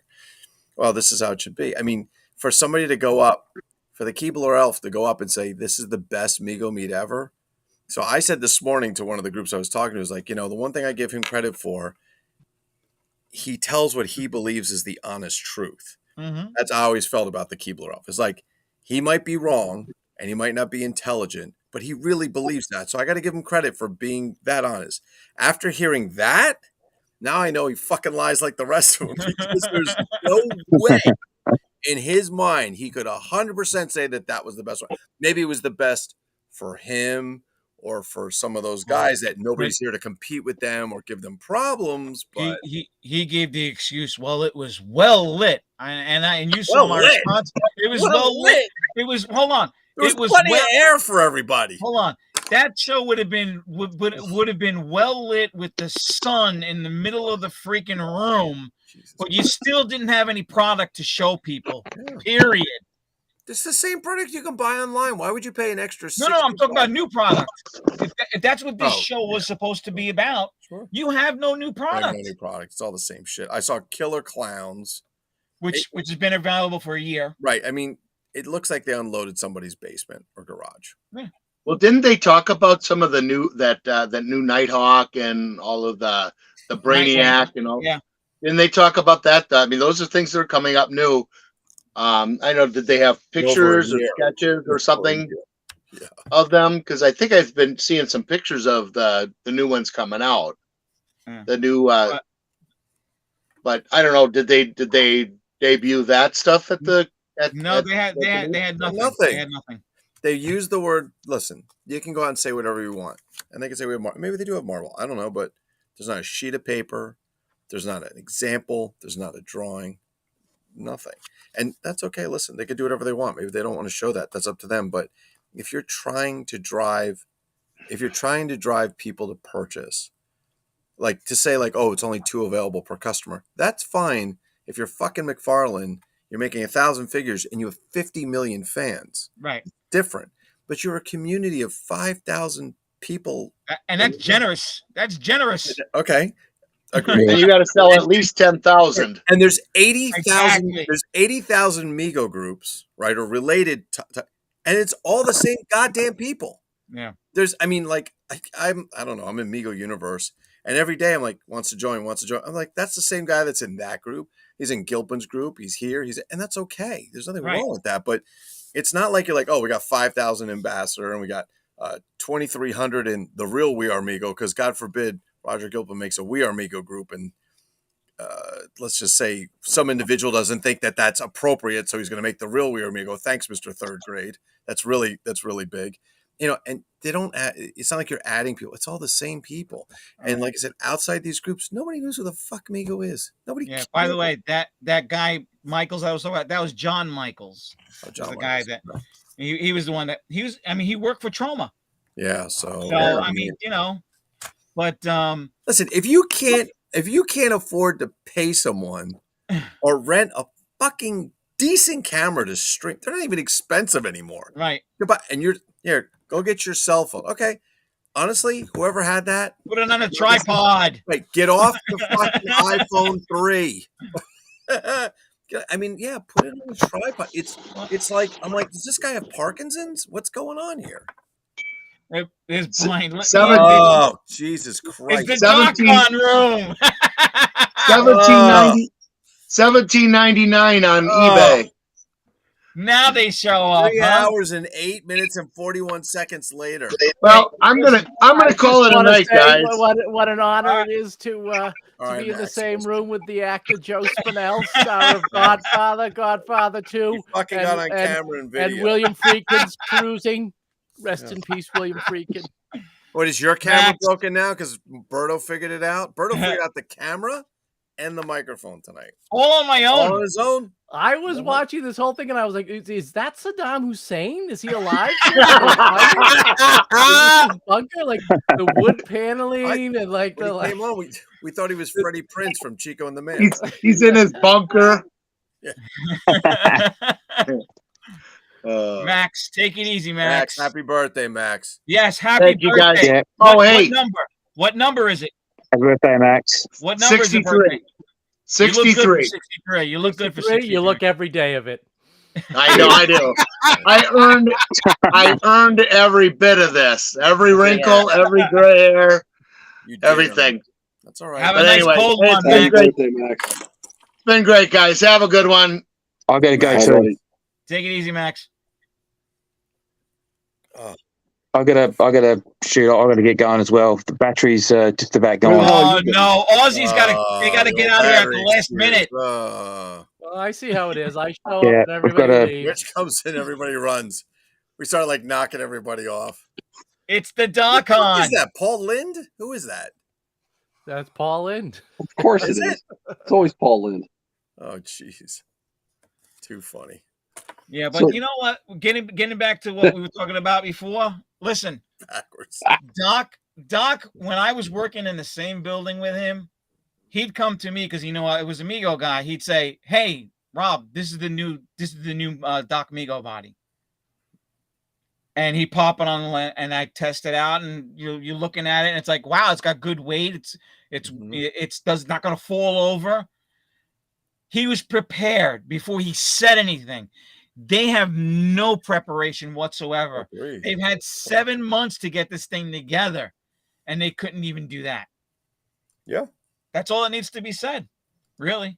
How many shows have you done? You still don't have a fucking banner. You don't have a tablecloth. You don't have a pot. You don't have a board to hold something up, or at least get something that I forgot my Hypno Toad. I was going to put it behind me. you could do it. Fucking Hurley goes to Target and says, "Hey, they got these little stands, and they do one of these things. You could put 3 figures, and they could buy those for $5."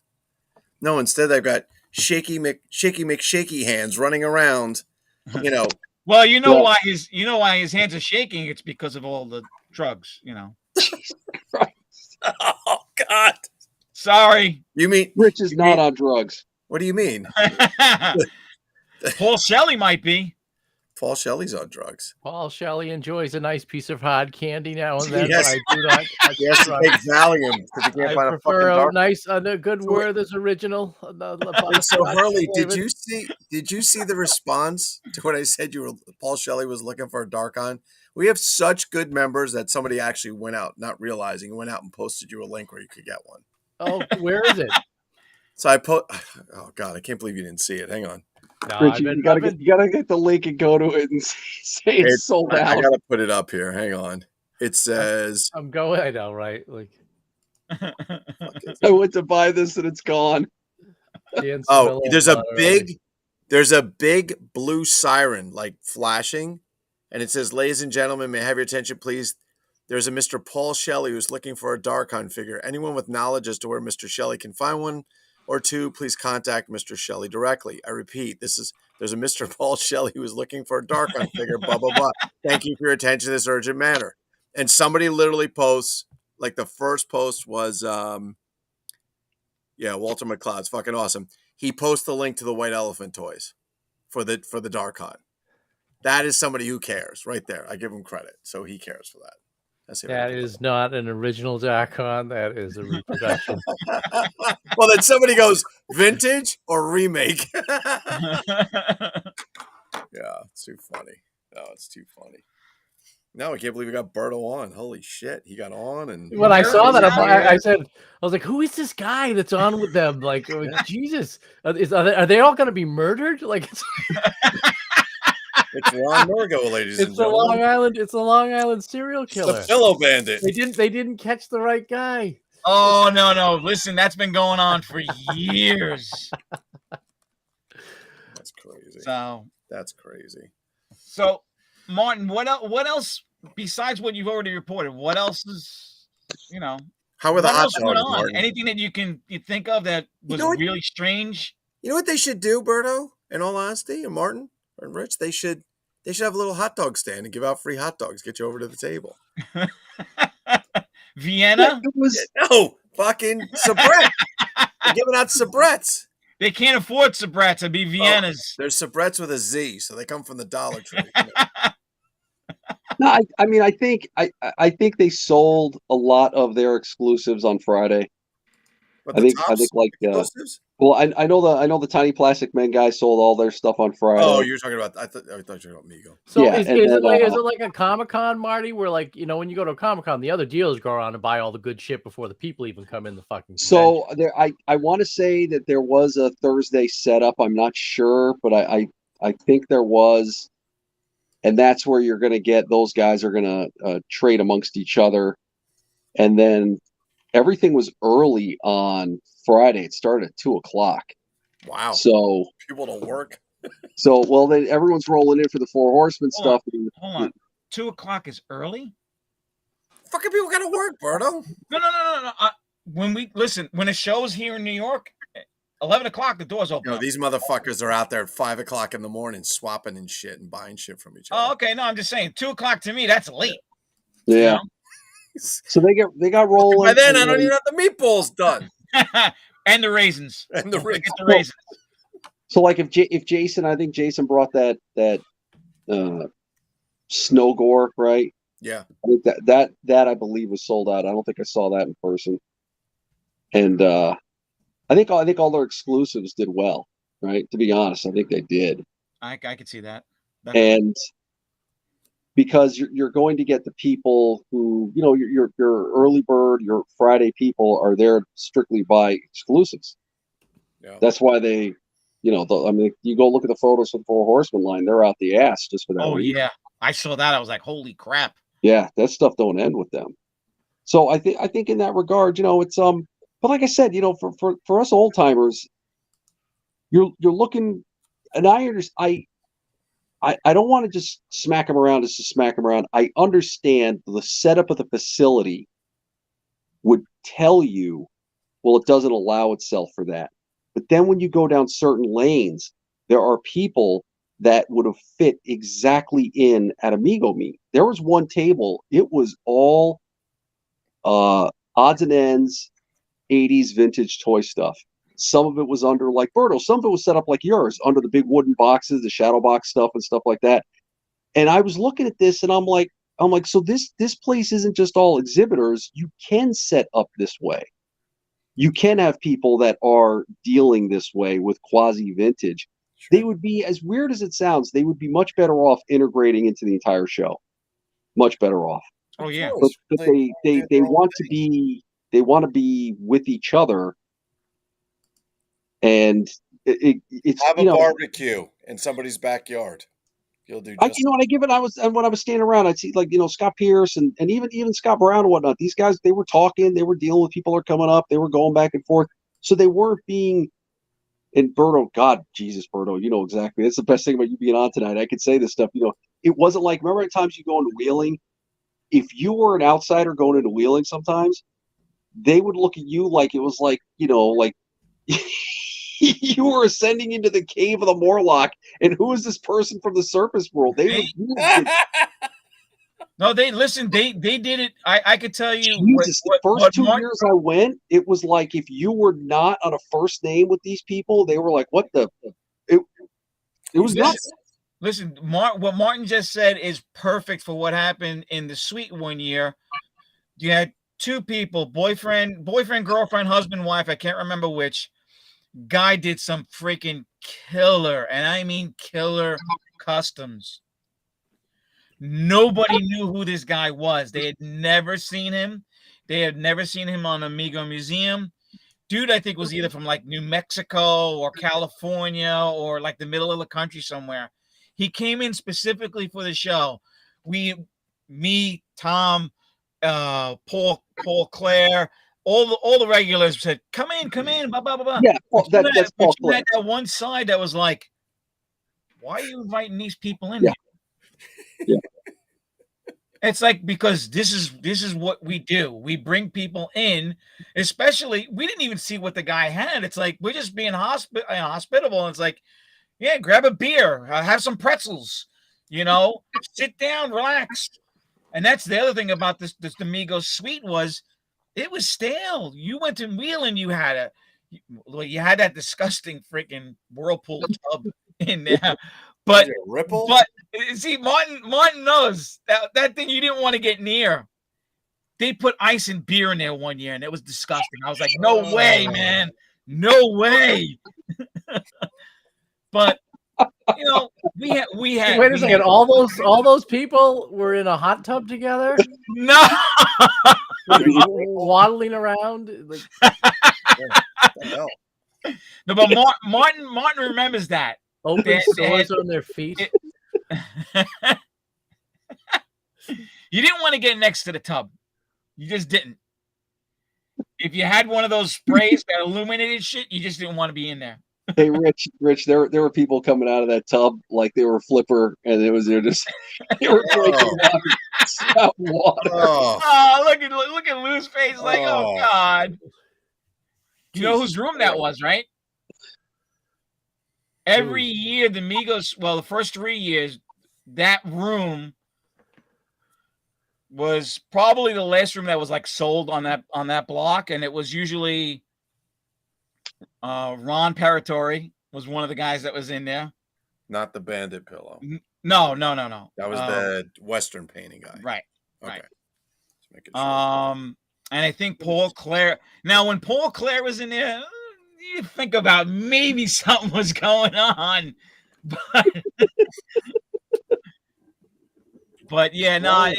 Listen, I didn't realize Paul. I didn't realize Paul was there yesterday. I don't think a lot of people knew he was there. Usually, when he went to a meet, you really didn't know literally until the last. He's a big. He's tall, but you didn't know until the last minute if he was there. Yeah, I didn't realize. I saw a guy. I saw a guy that I was like, is that Claire? My God, I don't know how long it's been since I've seen that dude. And then when I was looking at someone sent me the photo of the suite. Huh? He was a 2019. He was across from me. Yeah. I know. And I think there was someone put the photo of the suite, and I'm looking and it says Paul Clare in it, and I'm like, because they're like, someone was there. There was someone in the background, and they're like, "Who is this?" And I don't know who the hell it was. So it was someone new that entered the mix. And then in the photo, I saw the photo thing. It said Paul Clare, and I was like, "Jesus, that was him." Yeah, I didn't even. Yeah, Paul looks better now than he did back then. He's lost a lot of weight, and he's actually that's probably what he's actually gotten healthy. Yeah, that's probably what it was. That's good. Claire was always a good guy. Tom was always a good guy. There's a handful of those dudes that are, can't say anything bad about him. Can't say anything bad about him. Like I said, it's sad that it's devolved the way it has, but what are you gonna do? Did you say evolved? I thought it devolved. Oh yeah, devolved. Yeah, that's true. Yeah. Like I said, Rich. I was talking to one person, and they said like maybe one person asked about me, and I was like, okay, that's it. Berto, Martin said when he walked in, they handed him a list of names and words you weren't allowed to say. Yours was number one on the list. Oh no, yours was second. I was before you, and then it had yours. Yeah. Berto, once after I asked Brian about Austin, which I figured Austin's innocuous because of all the stuff he does with Scott Pierce and whatnot, and I got the reaction of like, I'm talking about a guy who died 15 years ago. I just realized I was like, okay, I'm not going to ask about anyone because everyone's going to act like they don't know who these fucking people are. Can you say the thing about the comic book and how you pointed at the magazine? Well, I got a whole lecture about how it's not a comic book show and everything. I just pointed down at his magazine. I don't even know if he really. I always told him Austin isn't there. Why would he be there? Because he does comic books based on it's based on toy. And fucking Martin points at his magazine. What the hell is that? Those are based on toys. So is fucking Austin's comic book. I'm just Of like the guy who's oh, standing right. man. Yeah, the guy who's standing in the fucking pile with fucking Hyler. Oh, jeez. Yeah, I don't know. I don't know. They whatever happened between. I don't know. I haven't talked to Austin, so I don't know what happened between those cats. But it was He's taking pictures with. He's taking pictures in David Lee's store with Chad. You said. But isn't that the message? Yeah, but why? I thought Chad does stuff for Brent, doesn't he? Chad does stuff for a lot of people. Yeah. Oh, so he doesn't just do. Yeah. So I mean, if you're willing to pay Chad's rates, then yeah, Chad'll. Okay. He's not turning away. What the hell's going on over here? Orlando. Is that Berto and Berto? That's me. Berto and Berto Orlando. Hey, Rich. Rich. The haircut's coming this week, by the way, guys. Okay. Yeah, you Pearl, definitely got longer. there's a rumor. Is there a rumor you got a mission to Gamma 6? There is. Does your wife know? No, she does not. Sorry, Rich. How did you pull that off? eBay. There was a guy. Really? Yeah, it was. I think that's a great buy. It had been up for it had been up 8 for years. a while, and I made him an offer, and he like denied it immediately. Wait. So then, like a couple of months later, he reached out to me, and I had reached out to Berto. I said, "Berto, is this a good deal?" Like I showed him the pictures and stuff. Berto's like, "Yeah." He's like, "Grab it." He's like, "That's as good a deal you're gonna get on." Hold something." on. That's why his plural Lou about needs to know. Lou needs to know. You made him an offer. What does that mean? I'm gonna give you concrete news. And a He dead offered him a fish in his bed. Darkon. He sent him a fucking dead horse head in his bed. Sell it to Right. me. He offered him a Darkon. Darkon. Is it complete? It is. It just has one piece. I haven't like put it all together yet, but it has one piece of like the plant trap, like one of the top leaves, kind of like snapped I know off. Broke off. I know a guy who can repair that for you. He's in New York. He dresses like a Keebler elf. He can repair that plastic for you.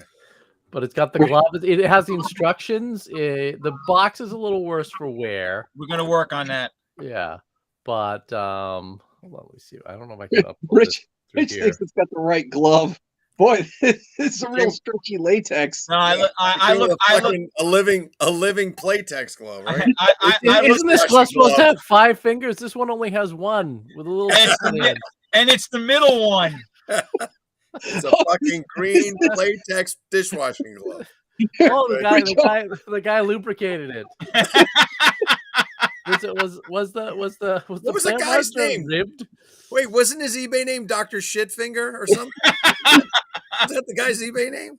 He's looking at Rich is looking at the directions. He's like, "Oh, I got the sea serpent."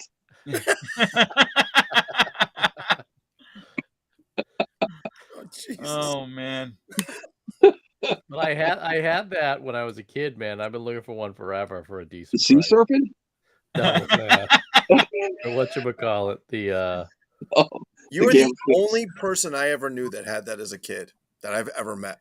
And it was one of those toys that was always in the closet, you know, like you'd pull it out, but it would lose pieces as the years went on. And then one day my mom just threw it out. I think I was telling Martin the other day too. It was the same thing with Terron. I had Terron. Terron stuck around forever. And Godzilla was around forever. My Shogun Godzilla. I don't know when it got, because I would have kept Godzilla for sure, because I've always been a Godzilla. So my mom must have thrown that out at some point. Well, that story on my end was the Kenner Alien. My cousin came in from Philly. He bought it for me. I loved that thing. I went to school. I came back one day and it was gone. It was behind I left it behind a couch, and my mom's like, "I don't know what happened to it." And it wasn't until like, I don't know, maybe 10 years ago, she finally admitted. Oh my She's like, God. "It was ugly. I took it back."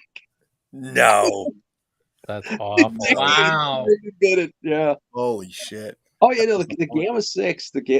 My story for the Gamma 6. We were driving into Vegas, and there's this middle, like a last oasis type of town on the border, and there was this small, I don't know, it's a 5 and dime type of thing. And then this isn't the 70s. This is the 80s, right? And I look up on the shelf, and there's this dusty ass Gamma 6 boxed. It literally covered in dust. And I said to my dad, I said, "Oh my God, I got to get that." And I was probably, let me see, 12, right? 11, 12. And I'm like, because I never saw it, right? And he's like, we'll get it on the way back. Oh yeah, So right. Drove on by. he drove around the town. Sure did. Yep. My dad was just a solid. He bypassed the thing that cost nothing. He bypassed the town on the way home, and I was like, "Wait, Isn't it over here?" Martin's dad drives 257 miles out of the way, so Martin doesn't get the Gamma 6. Oh my god! With my toys when I was a kid, everything went to the church. Isn't that crazy? Yeah. That's where I bought a lot of stuff. Was we had our church had a white elephant sale every around Christmas. Probably we had a white. Our church had a white elephant sale every Christmas. That's where I got most of my Big Jim stuff. Like I never got anything new Big Jim. All my Big Jim stuff was from like garage sales. Even a lot of my Mego stuff was all garage sale shit. Rich's dad would tell him, "Wait for the Italians to throw everything out." Exactly. Wait till it's Sunday. Where's Sunday? We're going to the Italian neighborhood and pick up some new toys. That's it. The Italian flea market and wipe them out. Fucking. Meanwhile, Berto's mom's cleaning out the fucking closet. That's it. Oh my god, he went to the church. Well, the They're best going thing, to the poor children. the best thing with my mom was when we moved down from Brooklyn. She had just started going back to work. I was like 4 years old by that time, and she had just gone back to work, and she worked for Playworld. No shit. Yeah, I mean, I remember getting freaking Evel Knievel before everybody else. Wow. Yeah, but then on Sunday it was gone. My Sunday was done. You're out. Berto, did you ever go to Two Guys Liquidator? I never went to the ones. I never went to the ones out here. I know of them because they were all over Jersey. Yeah, they were all over Jersey. That I remember. Two Guys and Two Guys, yeah. Lionel Kitty City. Yeah, Lionel, yeah. We had that. We never had that. Two Guys, World, Kitty City. I just find that interesting that's where those window boxed Meagle Mad Monsters got liquidated to. That's the only place that they've shown up. Well, I remember when we finally got Toys R Us out here, it probably was like 83, 84. Okay. Toys R Us was basically, if you were on the Belt, you saw Toys R Us on the Belt Parkway off to the right just before you got to Belmont Raceway. That is the only way in and out of Long Island on one side. Well, yeah. But I remember seeing a big Toys R Us sign. It's like, why don't we have one of those? You know? And then when we got one in 83, 84, you saw Hulks on the peg hooks. Yeah. And the Mad Monsters, the last line of Mad Monsters. The Lion Rock ones. The Lion Rock ones. Did they ever ones. sell shit at that store? We used to go in and order the catalog. I think it was called Service Merchandise. Yes. Did they ever sell shit out of there? Migos out of there? We used to you walk in and there's just these pedestals with a magazine and you consumers catalog used to do that. Yeah, Service merchandise, I don't remember doing that. Oh, I don't know if I ever went to one of those. Yeah. I went once, and all I remember is it's Service Merchandise, and the logo was like a diamond or some shit. And I don't know. I remember we went. I'm like, oh, this must be some jewelry store. Right. And then we walk in because it's a big diamond, and I was a kid, and we walk in. I'm like, where's all the stuff? And then my mom or somebody, my dad, they're flipping through the catalog. I'm like, what is that? A phone book? I'm like, what is this?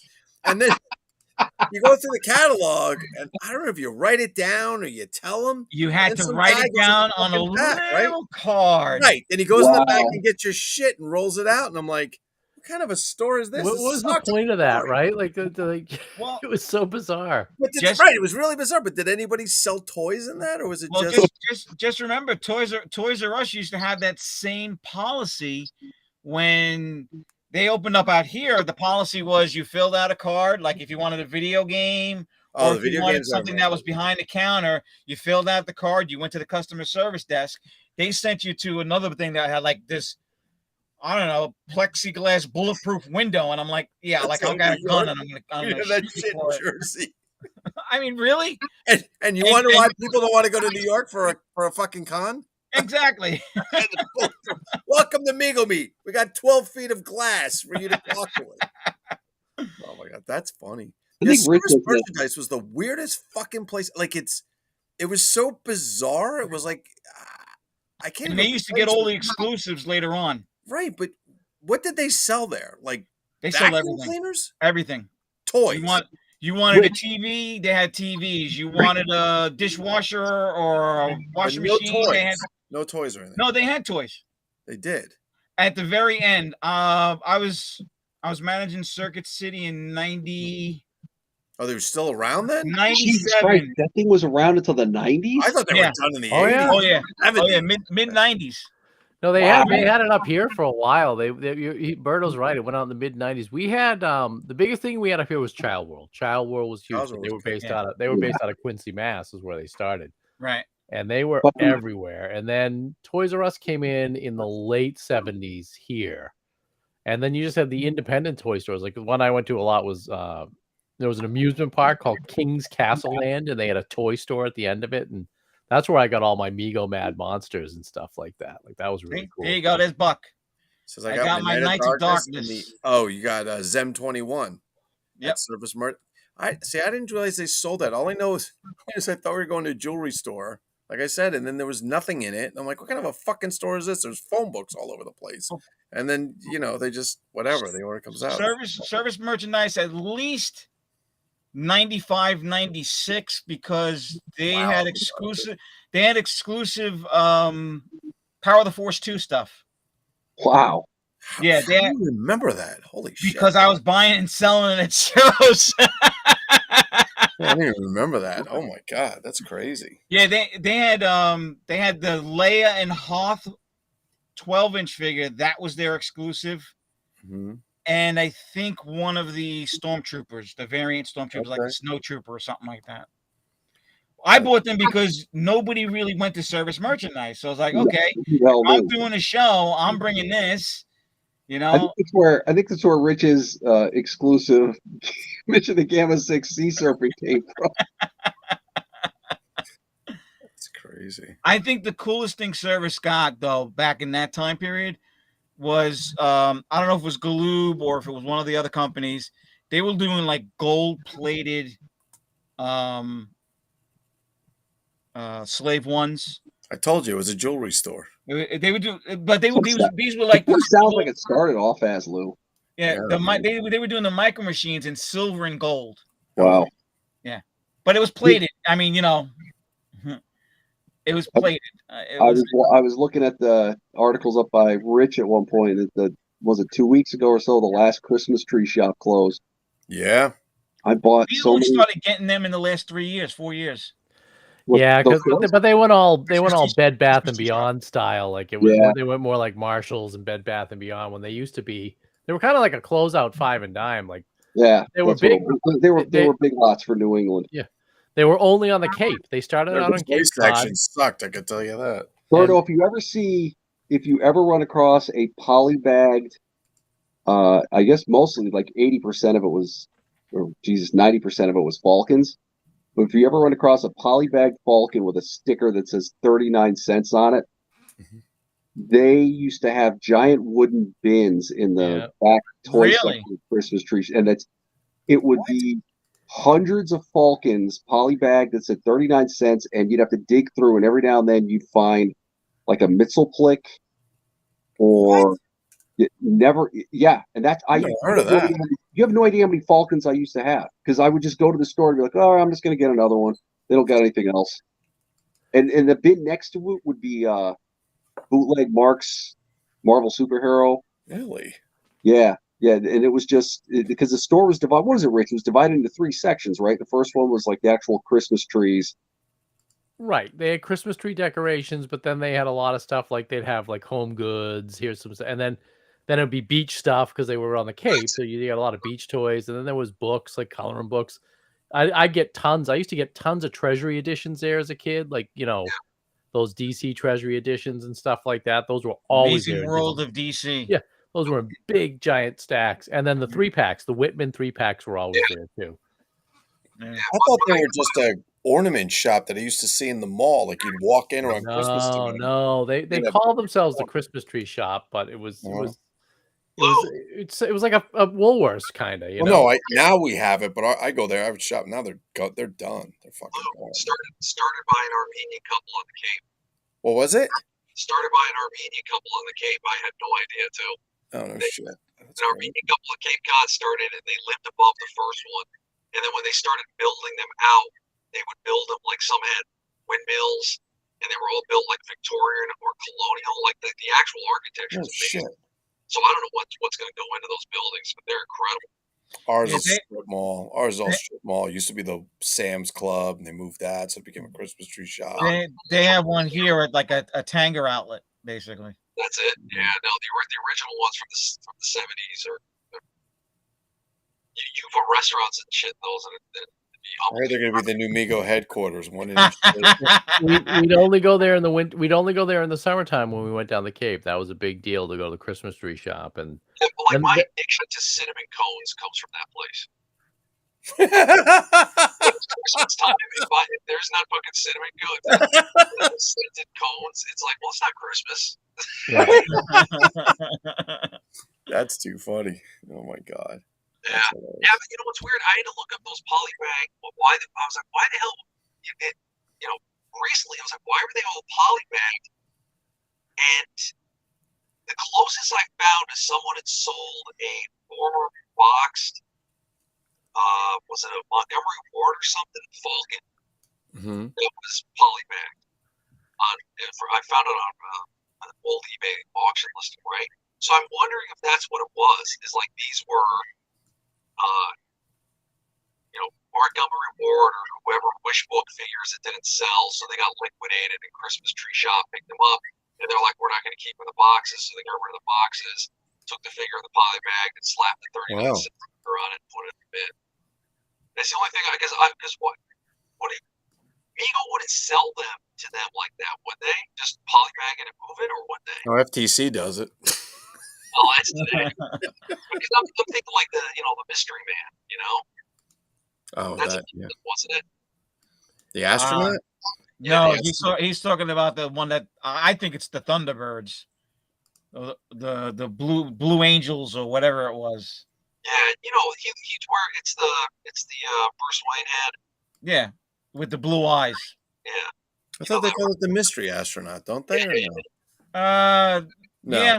Sometimes really. They call it the mystery astronaut or the mystery pilot. Right, it's got the Wayne head, different color eyes, and the blue. Yeah, he was polybag, right? Wasn't that? Isn't that how? Yeah, definitely. So there's something about that last late 70s, early 80s, whatever they were blowing that shit out. That's we should ask Hyler because he finds all this stuff in England. All those stupid, goofy pieces of crap that he finds with the peg cards and everything. I don't know. I think that Mystery Man figure. You think that's Thunderbird? I think it's the Blue Angels. You ever see Steve Canyon? So he was a jet pilot character. So it wasn't like the Lone Ranger, but it's a jet pilot type of thing. Mm-hmm. And there's I can't remember if it's him or it's a version of him from France. And it's like identical. Oh shit! The yellow helmet, blue suit. So I've always wondered if he's supposed to be like a Jet Jungle type of figure, but from France. He kind of looks like. I always think. I always thought it was funny when people like, well, ask Marty why they made the Mugatu in those crazy colors. I'm like, he doesn't fucking know. He wasn't even around. He was just running the company. He wasn't in that. And I said at the meet, I love that. That's what I love about Marty. He'd look at these people like, why the hell would I know? Yeah, I mean, like, he's running the company. He's not making decisions on clothing for action figures. Yeah. He finally said at one of those round table things. He finally said, he goes, that was old Neil. He goes, that was old Neil Copeland, and he's not here to answer it. That's basically what he was saying the first MegoCon. That's all he was saying. Yeah. He said, "Oh, Neil would know. Neil would know." It's like, well, do you know anything? Was Neil I'm sorry. It got to that point at the MegoCon. It was like, do you actually know what was going on in your company? The company was spelled MEGO. Do you know why they called it Mego? I have no fucking idea. Okay. Do you know what you made? I don't know. I have no idea what we made. Was live back then? 405? What happened? Was Neil Copeland alive? 04. 04 was Mego Yeah, Con. he was alive. Yeah. Wasn't he? Yep. Well, supposedly, what's his face spoke to him. Neil was the only one that actually had an answer about the web hand Aquaman. You know, he looked at it and he said, because somebody brought it up during the panel. I was like, and I brought it up, and Neil looked at it and he says it most likely was a running change that we were gonna do, but just never finished. He says it may have been one figure, it may have been 50 figures. We don't know. And he was honest about it. You know. Did anybody ask me whether Magado looks like he's on acid? So what did he think it was? He thought it was just a running change, where basically, well, what was happening was also this. That figure, when I got it from a guy in New Jersey that was close to Heroes World. Mm-hmm. Okay. So I'm thinking it's Heroes World catalog that was a piece that was put in a poly bag or whatever, and it just ended up in this guy's collection. Either he went to Heroes World to buy it from the warehouse or wherever it was. I could tell you one thing: the outfit that I had on that figure when I sold it wasn't the original outfit I got it on. I got it with. Mm-hmm. I told us the guy that I ended up selling. I said, look, I'm going to be 100%. You know, this is the way I got it. I said, that's not the original outfit. I said the only reason why that outfit is on there is because that's the outfit that's in the catalog picture with the webbed hands. Oh. That was it. Because the outfit it came with, it was freaking hammered. The guy literally had like stitches that went up the whole front of the chest and the back. Like it was literally torn in half. Was he sold in the catalog as that was the thing? He was what? I have the picture. I have two pictures with the catalog. One from the catalog, and then I think one as one of those little display pieces that they used to give to salesmen to bring out. I think one's either black and white or both of them are color. One's small and the other one's bigger. You can see the hands though. It's right in the catalog picture. So I'm surprised it hasn't been deleted from the museum. And you think that year's that was like what, 80, 79? Whenever Heroes World was selling the stuff through the comic book. So figure 35-cent comic books, you're talking about, Rich, what is that, 77? Yeah, your late 70s when you're at 35 cents, yeah. So it could have been early prototype stuff for Man for Atlantis because they were working on something. It's quite possible. I honestly, like I said, when I got it, I got nothing but flack from friggin' Hyla. Hyla was like, "Oh, it's just fleshing." I'm like, "Dude, I know about molds." I said, "This is not fleshing. You know, fleshing is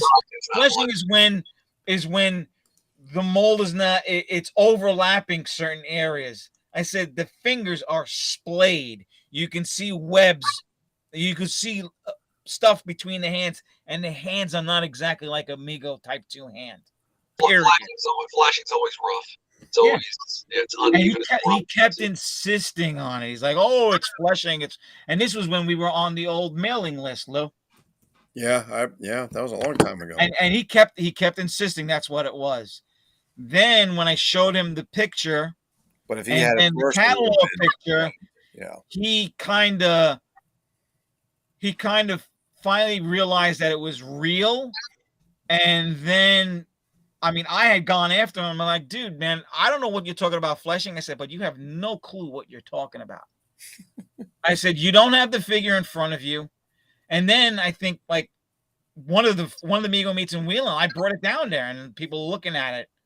Oh no, I'm sorry. I brought it to MegoCon and I had to keep my eye on Murgo and a couple other people. Yeah, he would have bit it to death. They wanted to see that shit up close. And I'm like, "No." I said, "You want to see it? I'll show you. Other than that, you ain't touching this thing. Period." Huckabone was another one. I was like, "Oh, you know, that doesn't exist." And it's like, okay, here it is right here. Tell me it doesn't exist. Well, that may have been a one-off type of thing that just made it out by accident. I said, I don't know. I don't care. I'm the only one that's got one. And how many others appearances? It's just one or is it two? Well, I've heard that before Holcomb went off the deep end, that supposedly he had a former cop that used to live in that part of Jersey that moved out to Arizona. Supposedly he had one. The guy took really shitty pictures, so you couldn't see if it was the real deal or not. And the guy refused to take better pictures. I kid you not. This is, and then I had heard that supposedly Ben bought the figure from that guy, which I find hard to believe because Ben didn't have a pot to piss in. So I don't believe anything to do with Holcomb. I don't fucking believe that inch. yeah. So, and Ben was also, listen, Ben was also known to have also faked that Storage Wars thing. Is that where they found a bunch of Migos, Berto? Yes. I think, is that the husband and wife team that found them? I don't know. It was a California deal. Because I saw one episode where they're in a thing and they open it up and it's all Migos and they're like, "What are these?" Like, and they take it to a toy shop and like, "These are Migos." I stopped watching that show, not because of that, but it was just like, these guys, they really don't know what's in there. Come on, really? Right. But supposedly, hey, let me ask you this one. It's like, gosh, this is perfect. So there's this YouTube channel that me and Rich will watch more for aggravation than anything. Like you need that. Yeah, you're right. and the guy's name is was it Froggy, right? And he goes to. Oh, I know who you're talking about. Froggy Flips. Yeah, he's a moron. Well, you would probably punch your screen if you watch this guy more than once. I almost did. I've seen one of them. He acts like he acts like he's like not really good wheeling and dealing. He pays these insane prices. He puts his wallet right at the bottom of the screen, pulls out a giant wad of cash, pays absolutely stupid prices, and everyone kisses his ass like he's a fucking philanthropist and like, he's saving everyone. Yeah. So he goes to this store. There's this really cool vintage store in the Carolinas that he goes to, right? I mean, it's huge. This guy's got everything. And there's a boxed Flyaway Robin. Isn't that what it is? The 9-inch one, right? It's Flyaway? No, the 9-inch one is just a 9-inch one. Okay, so it's just 9-inch Robin. It's hard to find. Okay, so it's boxed. It's boxed really nice. And he takes it up to the counter and he taps what's supposed to be the cellophane, and it makes this clink clink sound. So it's almost like plexiglass, right? Huh. Now you'll have to watch the video, and the guy who sells it, the guy who runs the store, sells to him. He goes, "Oh, the original owner put this in because that flimsy cellophane will just give." So he took that out and he put this in instead. And this dude paid like $350 for it. Okay. To his defense, $350 is actually a good price. Is it really? Yes. Even with messing with the box like that, that's a good price, huh? Put it this way: I've sold the 9-inch Robin loose, 95% complete for close to $300. No kidding. Yeah. The box sets it over like. Wow. Yeah. That's a good price. That's actually a good price. I got to make sure. I think that was the price. I think it was $350. Yeah, but I just remember looking. I was like, how do you rip the cellophane out and then just sell someone right at the moment? Like, yeah, well, this is better now. Well, the problem is now he currently has on Facebook, not on Facebook, on eBay. He has a Fang Face costume that he's like, oh, this is super rare, and he's selling it for like $475 or something like that. Is it rare? Like, no, not that rare. Not there are very few costumes that actually warrant a $400 price tag.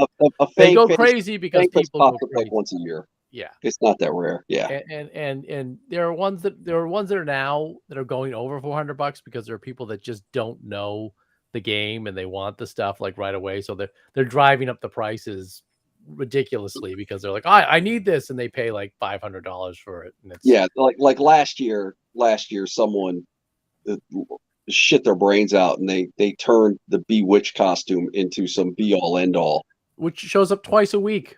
Oh, I just bought one last week for $20. Yeah, they're crazy. And this guy, what did that guy spend, Rich? What was he, like, over 270? Yeah, he went crazy. Insane. Right. And he caused this sudden mad rush on Bewitched costumes, and people are paying nutsoid prices. And then I think we went on Facebook and we started talking about it, and then shit calmed down because we know it's people that are floating around, and they're hovering around trying to find information, and it's almost like you got to like embarrass them to like, look, you're distorting the shit out of things, and now everyone's overpaying for crap that's just not worth it. So what the hell are we do with it? Well, listen, I ran into it on Friday. I over the last when did I start thrifting? I started thrifting around like 93, 94. And I was buying, I was going through the dollar bins, the 50-cent bins of comic books, this, that, and the other thing. And, up until recently I was buying stuff. And I literally have 2 industrial shelvings filled with, small boxes filled with stuff. And I pulled some stuff on Friday, and I tried to do a nice mix. Brought it to my friend that's got the comic shop, and it was like, I said, I'm not looking to kill anybody. This is stuff that I didn't want, and it was a mixture of Silver Age and a couple of Bronze Age stuff, like some Star Wars books and stuff like that. And we were just talking, and I brought him a whole bunch of graded stuff because I don't keep graded stuff. It's not me. I grade to sell. I don't grade to keep. And he says, right now, the way you're looking at the markets is everything is imploding. Really? You have all of the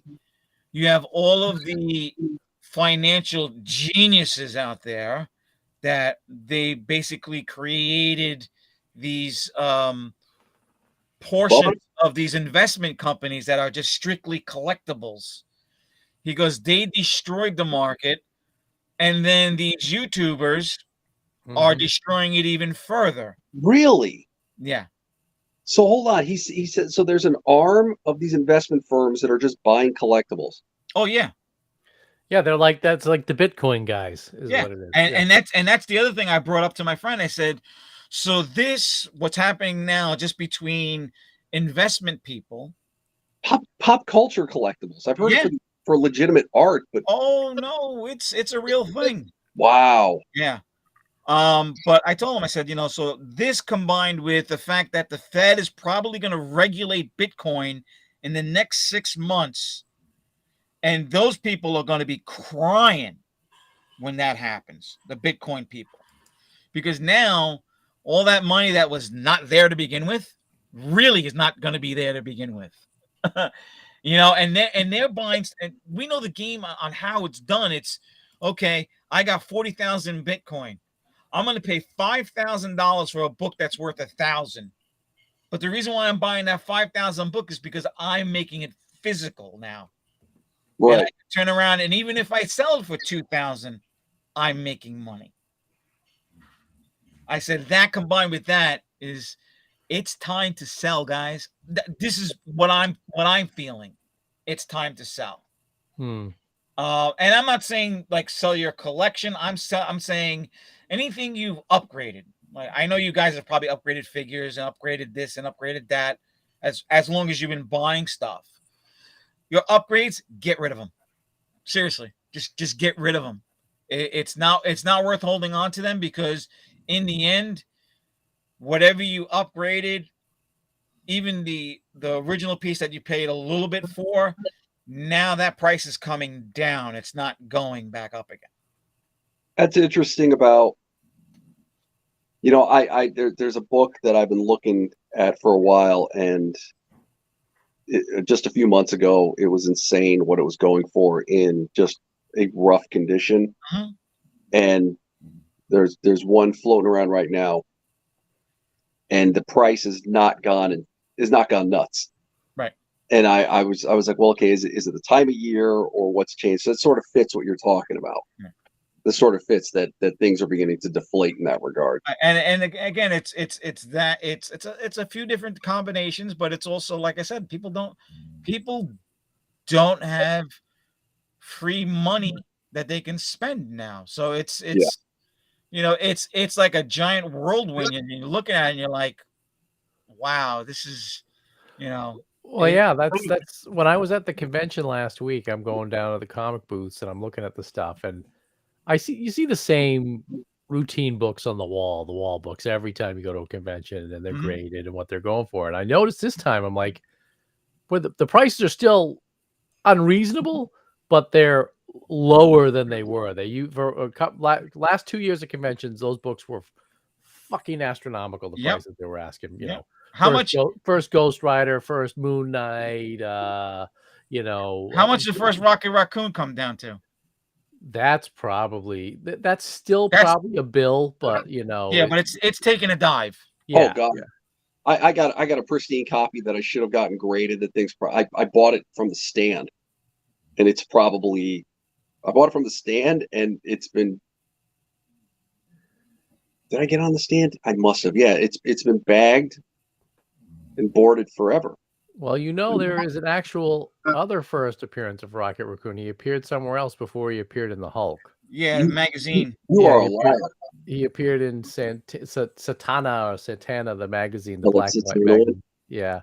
So I have both of those, but because I love the old black and white Curtis, the Marvel mags Curtis put out. That book for a while was what, $350 or $400? Yep. And then the Satana one? No, the Hulk one. Right. I wonder if what's it called has gone down too. Eternals, like that's gone down. Oh, that's taking a nosedive. I brought my friend. I had two copies of. I had two Preacher comic books, number 2 and number 3. Yeah. And that book, I mean, I was lucky that when I did do it originally, the first issue, number 1. Thank God I got rid of it when I did, because I think I got like $300 for it. Yeah. At the time, and it wasn't even a 9.8; it was like a 9.4. What you had there was people were thinking that it was gonna if the show went the way of Walking Dead, right? Yeah. That issue was gonna go like the and first. as soon as the show tanked, yeah, so did the prices on the book. I have the full run of that because I love that run. Oh yeah, it's great, great run. Yeah, it was so good. I read it when it came out, and then I was like, oh, I'm not getting rid of it unless it goes the way of Walking Dead. Now, how's Walking Dead? Does Walking Dead gone down? That book number 1 was no. insane. It's still hot, but really? it's not what it used to be. It's got to be one of the worst comics ever written. It's so bad. The show's awful too. But it's funny. When I got the issue 2 and 3, I got them signed at a comic book show. Oh, that shit goes crazy. Hold on, so I'm there and I'm waiting at the table, and Glenn Fabry, the guy that did the cover, he's not even half in the bag. He's like all in the bag. So he's sitting there, and you could see him wobbling left and right, and it was bad. And this is 11 o'clock in the morning. Oof. He starts leaning over to put a little scroll on my book, like, like a little message and stuff like that. And he's grabbing it. And I'm like, oh, this dude's going to fuck this up big time. I'm like, please, God, no. He signed it. He didn't damage the books. I think I got them as 9 6s. Literally, like 2 seconds after he signed my book, he disappeared. Nobody knew where he went. An hour later, I come back because I wanted to get one other thing signed for him. Maybe he's freaking sober. No, he's not there. I said, what happened? Let's just say he was not feeling too well. And I'm like, no, really? And he literally disappeared at like 11:30. He was supposed to be there the whole day. He was at a couple of conventions up around here now. Who's the one that died? The artist that wrote Ennis. Ennis. No, Garth Ennis is still alive. He wrote it. Oh, the artist that one of the artists that worked on that passed away. It wasn't Ennis. It was somebody else, and I can't remember his name. Garth I know Ennis who was you're the talking about. writer. Yeah, and he was a really great artist, and he died. Yeah. Oh, well, if Garth Ennis, that'd be huge. But like I said, it's my personal opinion with what's going on. If you have duplicates or if you have upgrades, I would suggest you start looking into getting rid of them. But that's just me, the gut feeling I have of what's going on. I mean, look, I liquidated all my Megos, but it was a combination of I didn't even want to look at this shit anymore.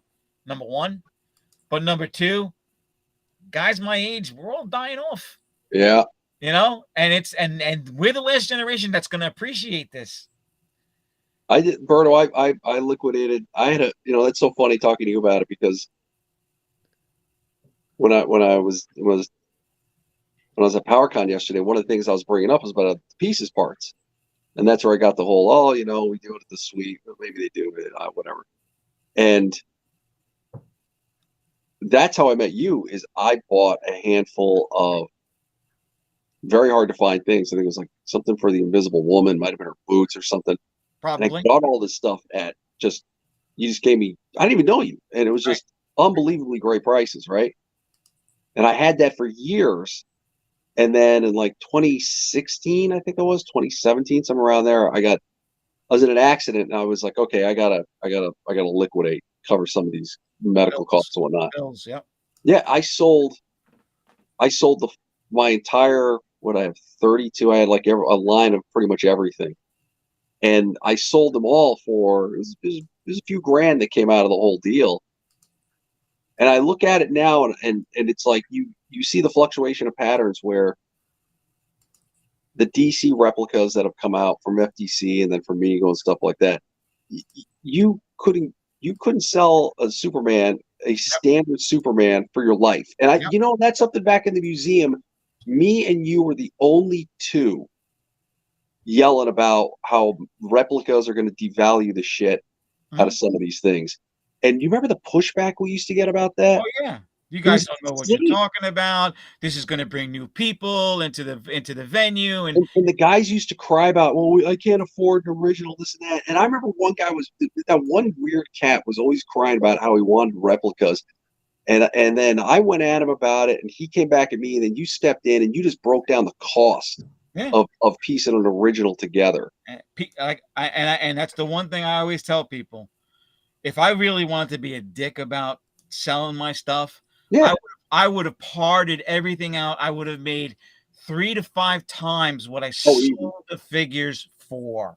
And the crazy thing is in the end, I remember the last that was like when I began to wash my hands of it. That fucking guy, he worked at a Target and he didn't buy one figure. Yeah. After going absolutely batshit forever about how they got to redo this, they got to redo that, then they did it, and he started complaining about the price. Yeah.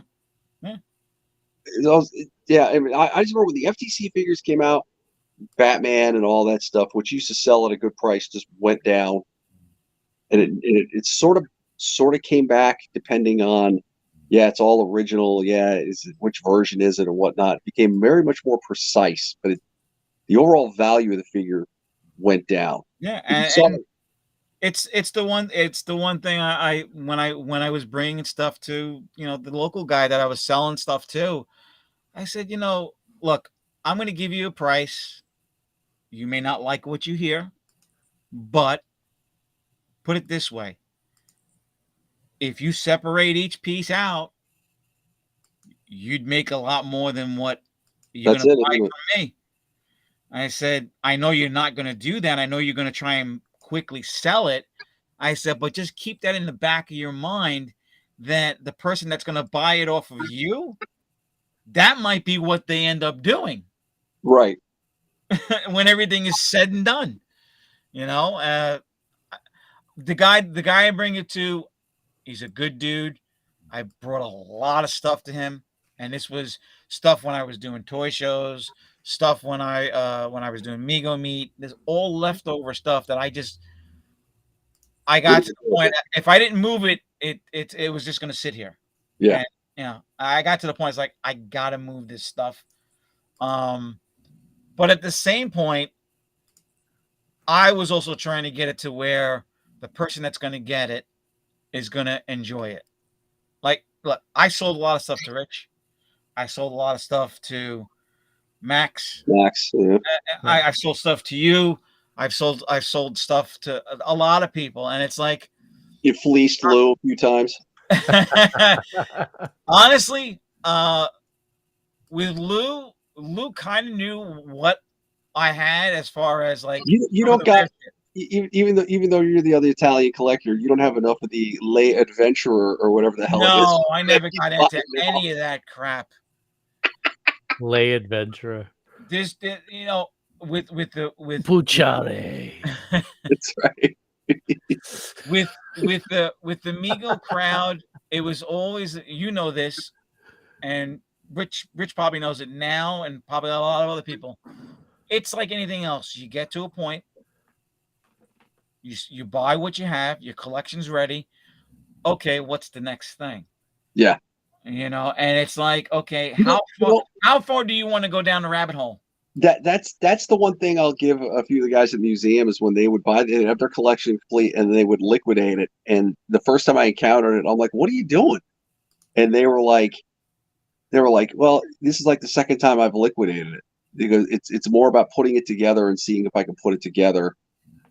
And then once I have it, I got it for a bit, and then it's like, okay, sell it off. And yeah, it's kind of the hunt, right? I can tell you, for me, I'm done with it. Oh, I am too. I am completely done with it. If I see a Mego figure and it's like $10 at a swap meet, I'll buy it. But it's not going into my collection. It's being bought. I take whatever parts I have, make a complete figure, and get rid of it. Yeah, like when Johnny was asking, like, if we see the new Marvel figures, it's exactly what I told him. It depends on who the character is. It has to be something new. And it's almost literally got to be something that I don't have the time to make. Yeah. And that's what it would come down to, Yeah, with me, it's like I am not excited about the Marvel announcement at all, because I'm like, I'd rather have the originals. That's what's fun for me, is to find the originals. I don't need. Right. Why do I want a new Spider-Man? Like, or whatever, Doc already said at that panel they're going to do the circle. You want to know something? I know what half the motivation is. Prices on, because I sold one, the diamond box set he did that had the box that had the box circle suit. I pieced that out and I sold it on its own for $100. Yeah, that's a fucking replica. And I sold all of my sets, even the ones that were at what was the name of that company? They did the cap with the yeah. They did the cap with the police uniform. Yeah. They were blowing them out literally. They were blowing them out at like $12 a pop. Yeah. I literally bought like, I'd say 6 of them. I sold every single one of them. But I sold every single one of them at over $100 per set. Yeah, Think Geek had those, right? Isn't that what it was? Think Geek. Yeah. I couldn't think of the name. That was a good company. Yeah. Yeah. Yeah, but, I kept the Daredevil one together, but I sold the box cap and I sold the box Spider-Man because I didn't want, like Rich was saying about the I don't want the replicas of them. If I'm going to keep something, I have the new pieces.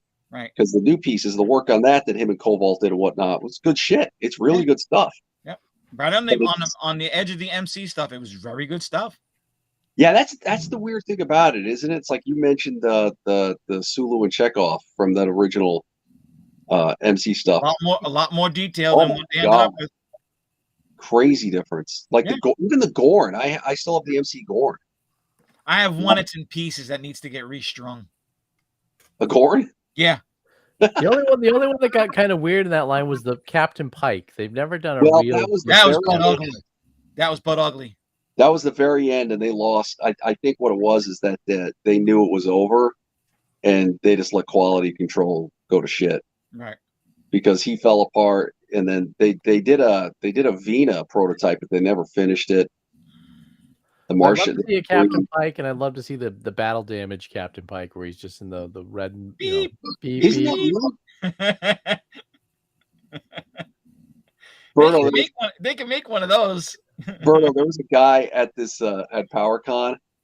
I kept on trying to find an angle. I took some. It was weird because I go into these shows, and I'll take some walkthrough video, right? Right. And then I'll take, like, if there's an angle of something, I'll take, like, when it comes to the Mego stuff, I think I took an angle or two shots and maybe some close-ups of what some people had, right? That's about it.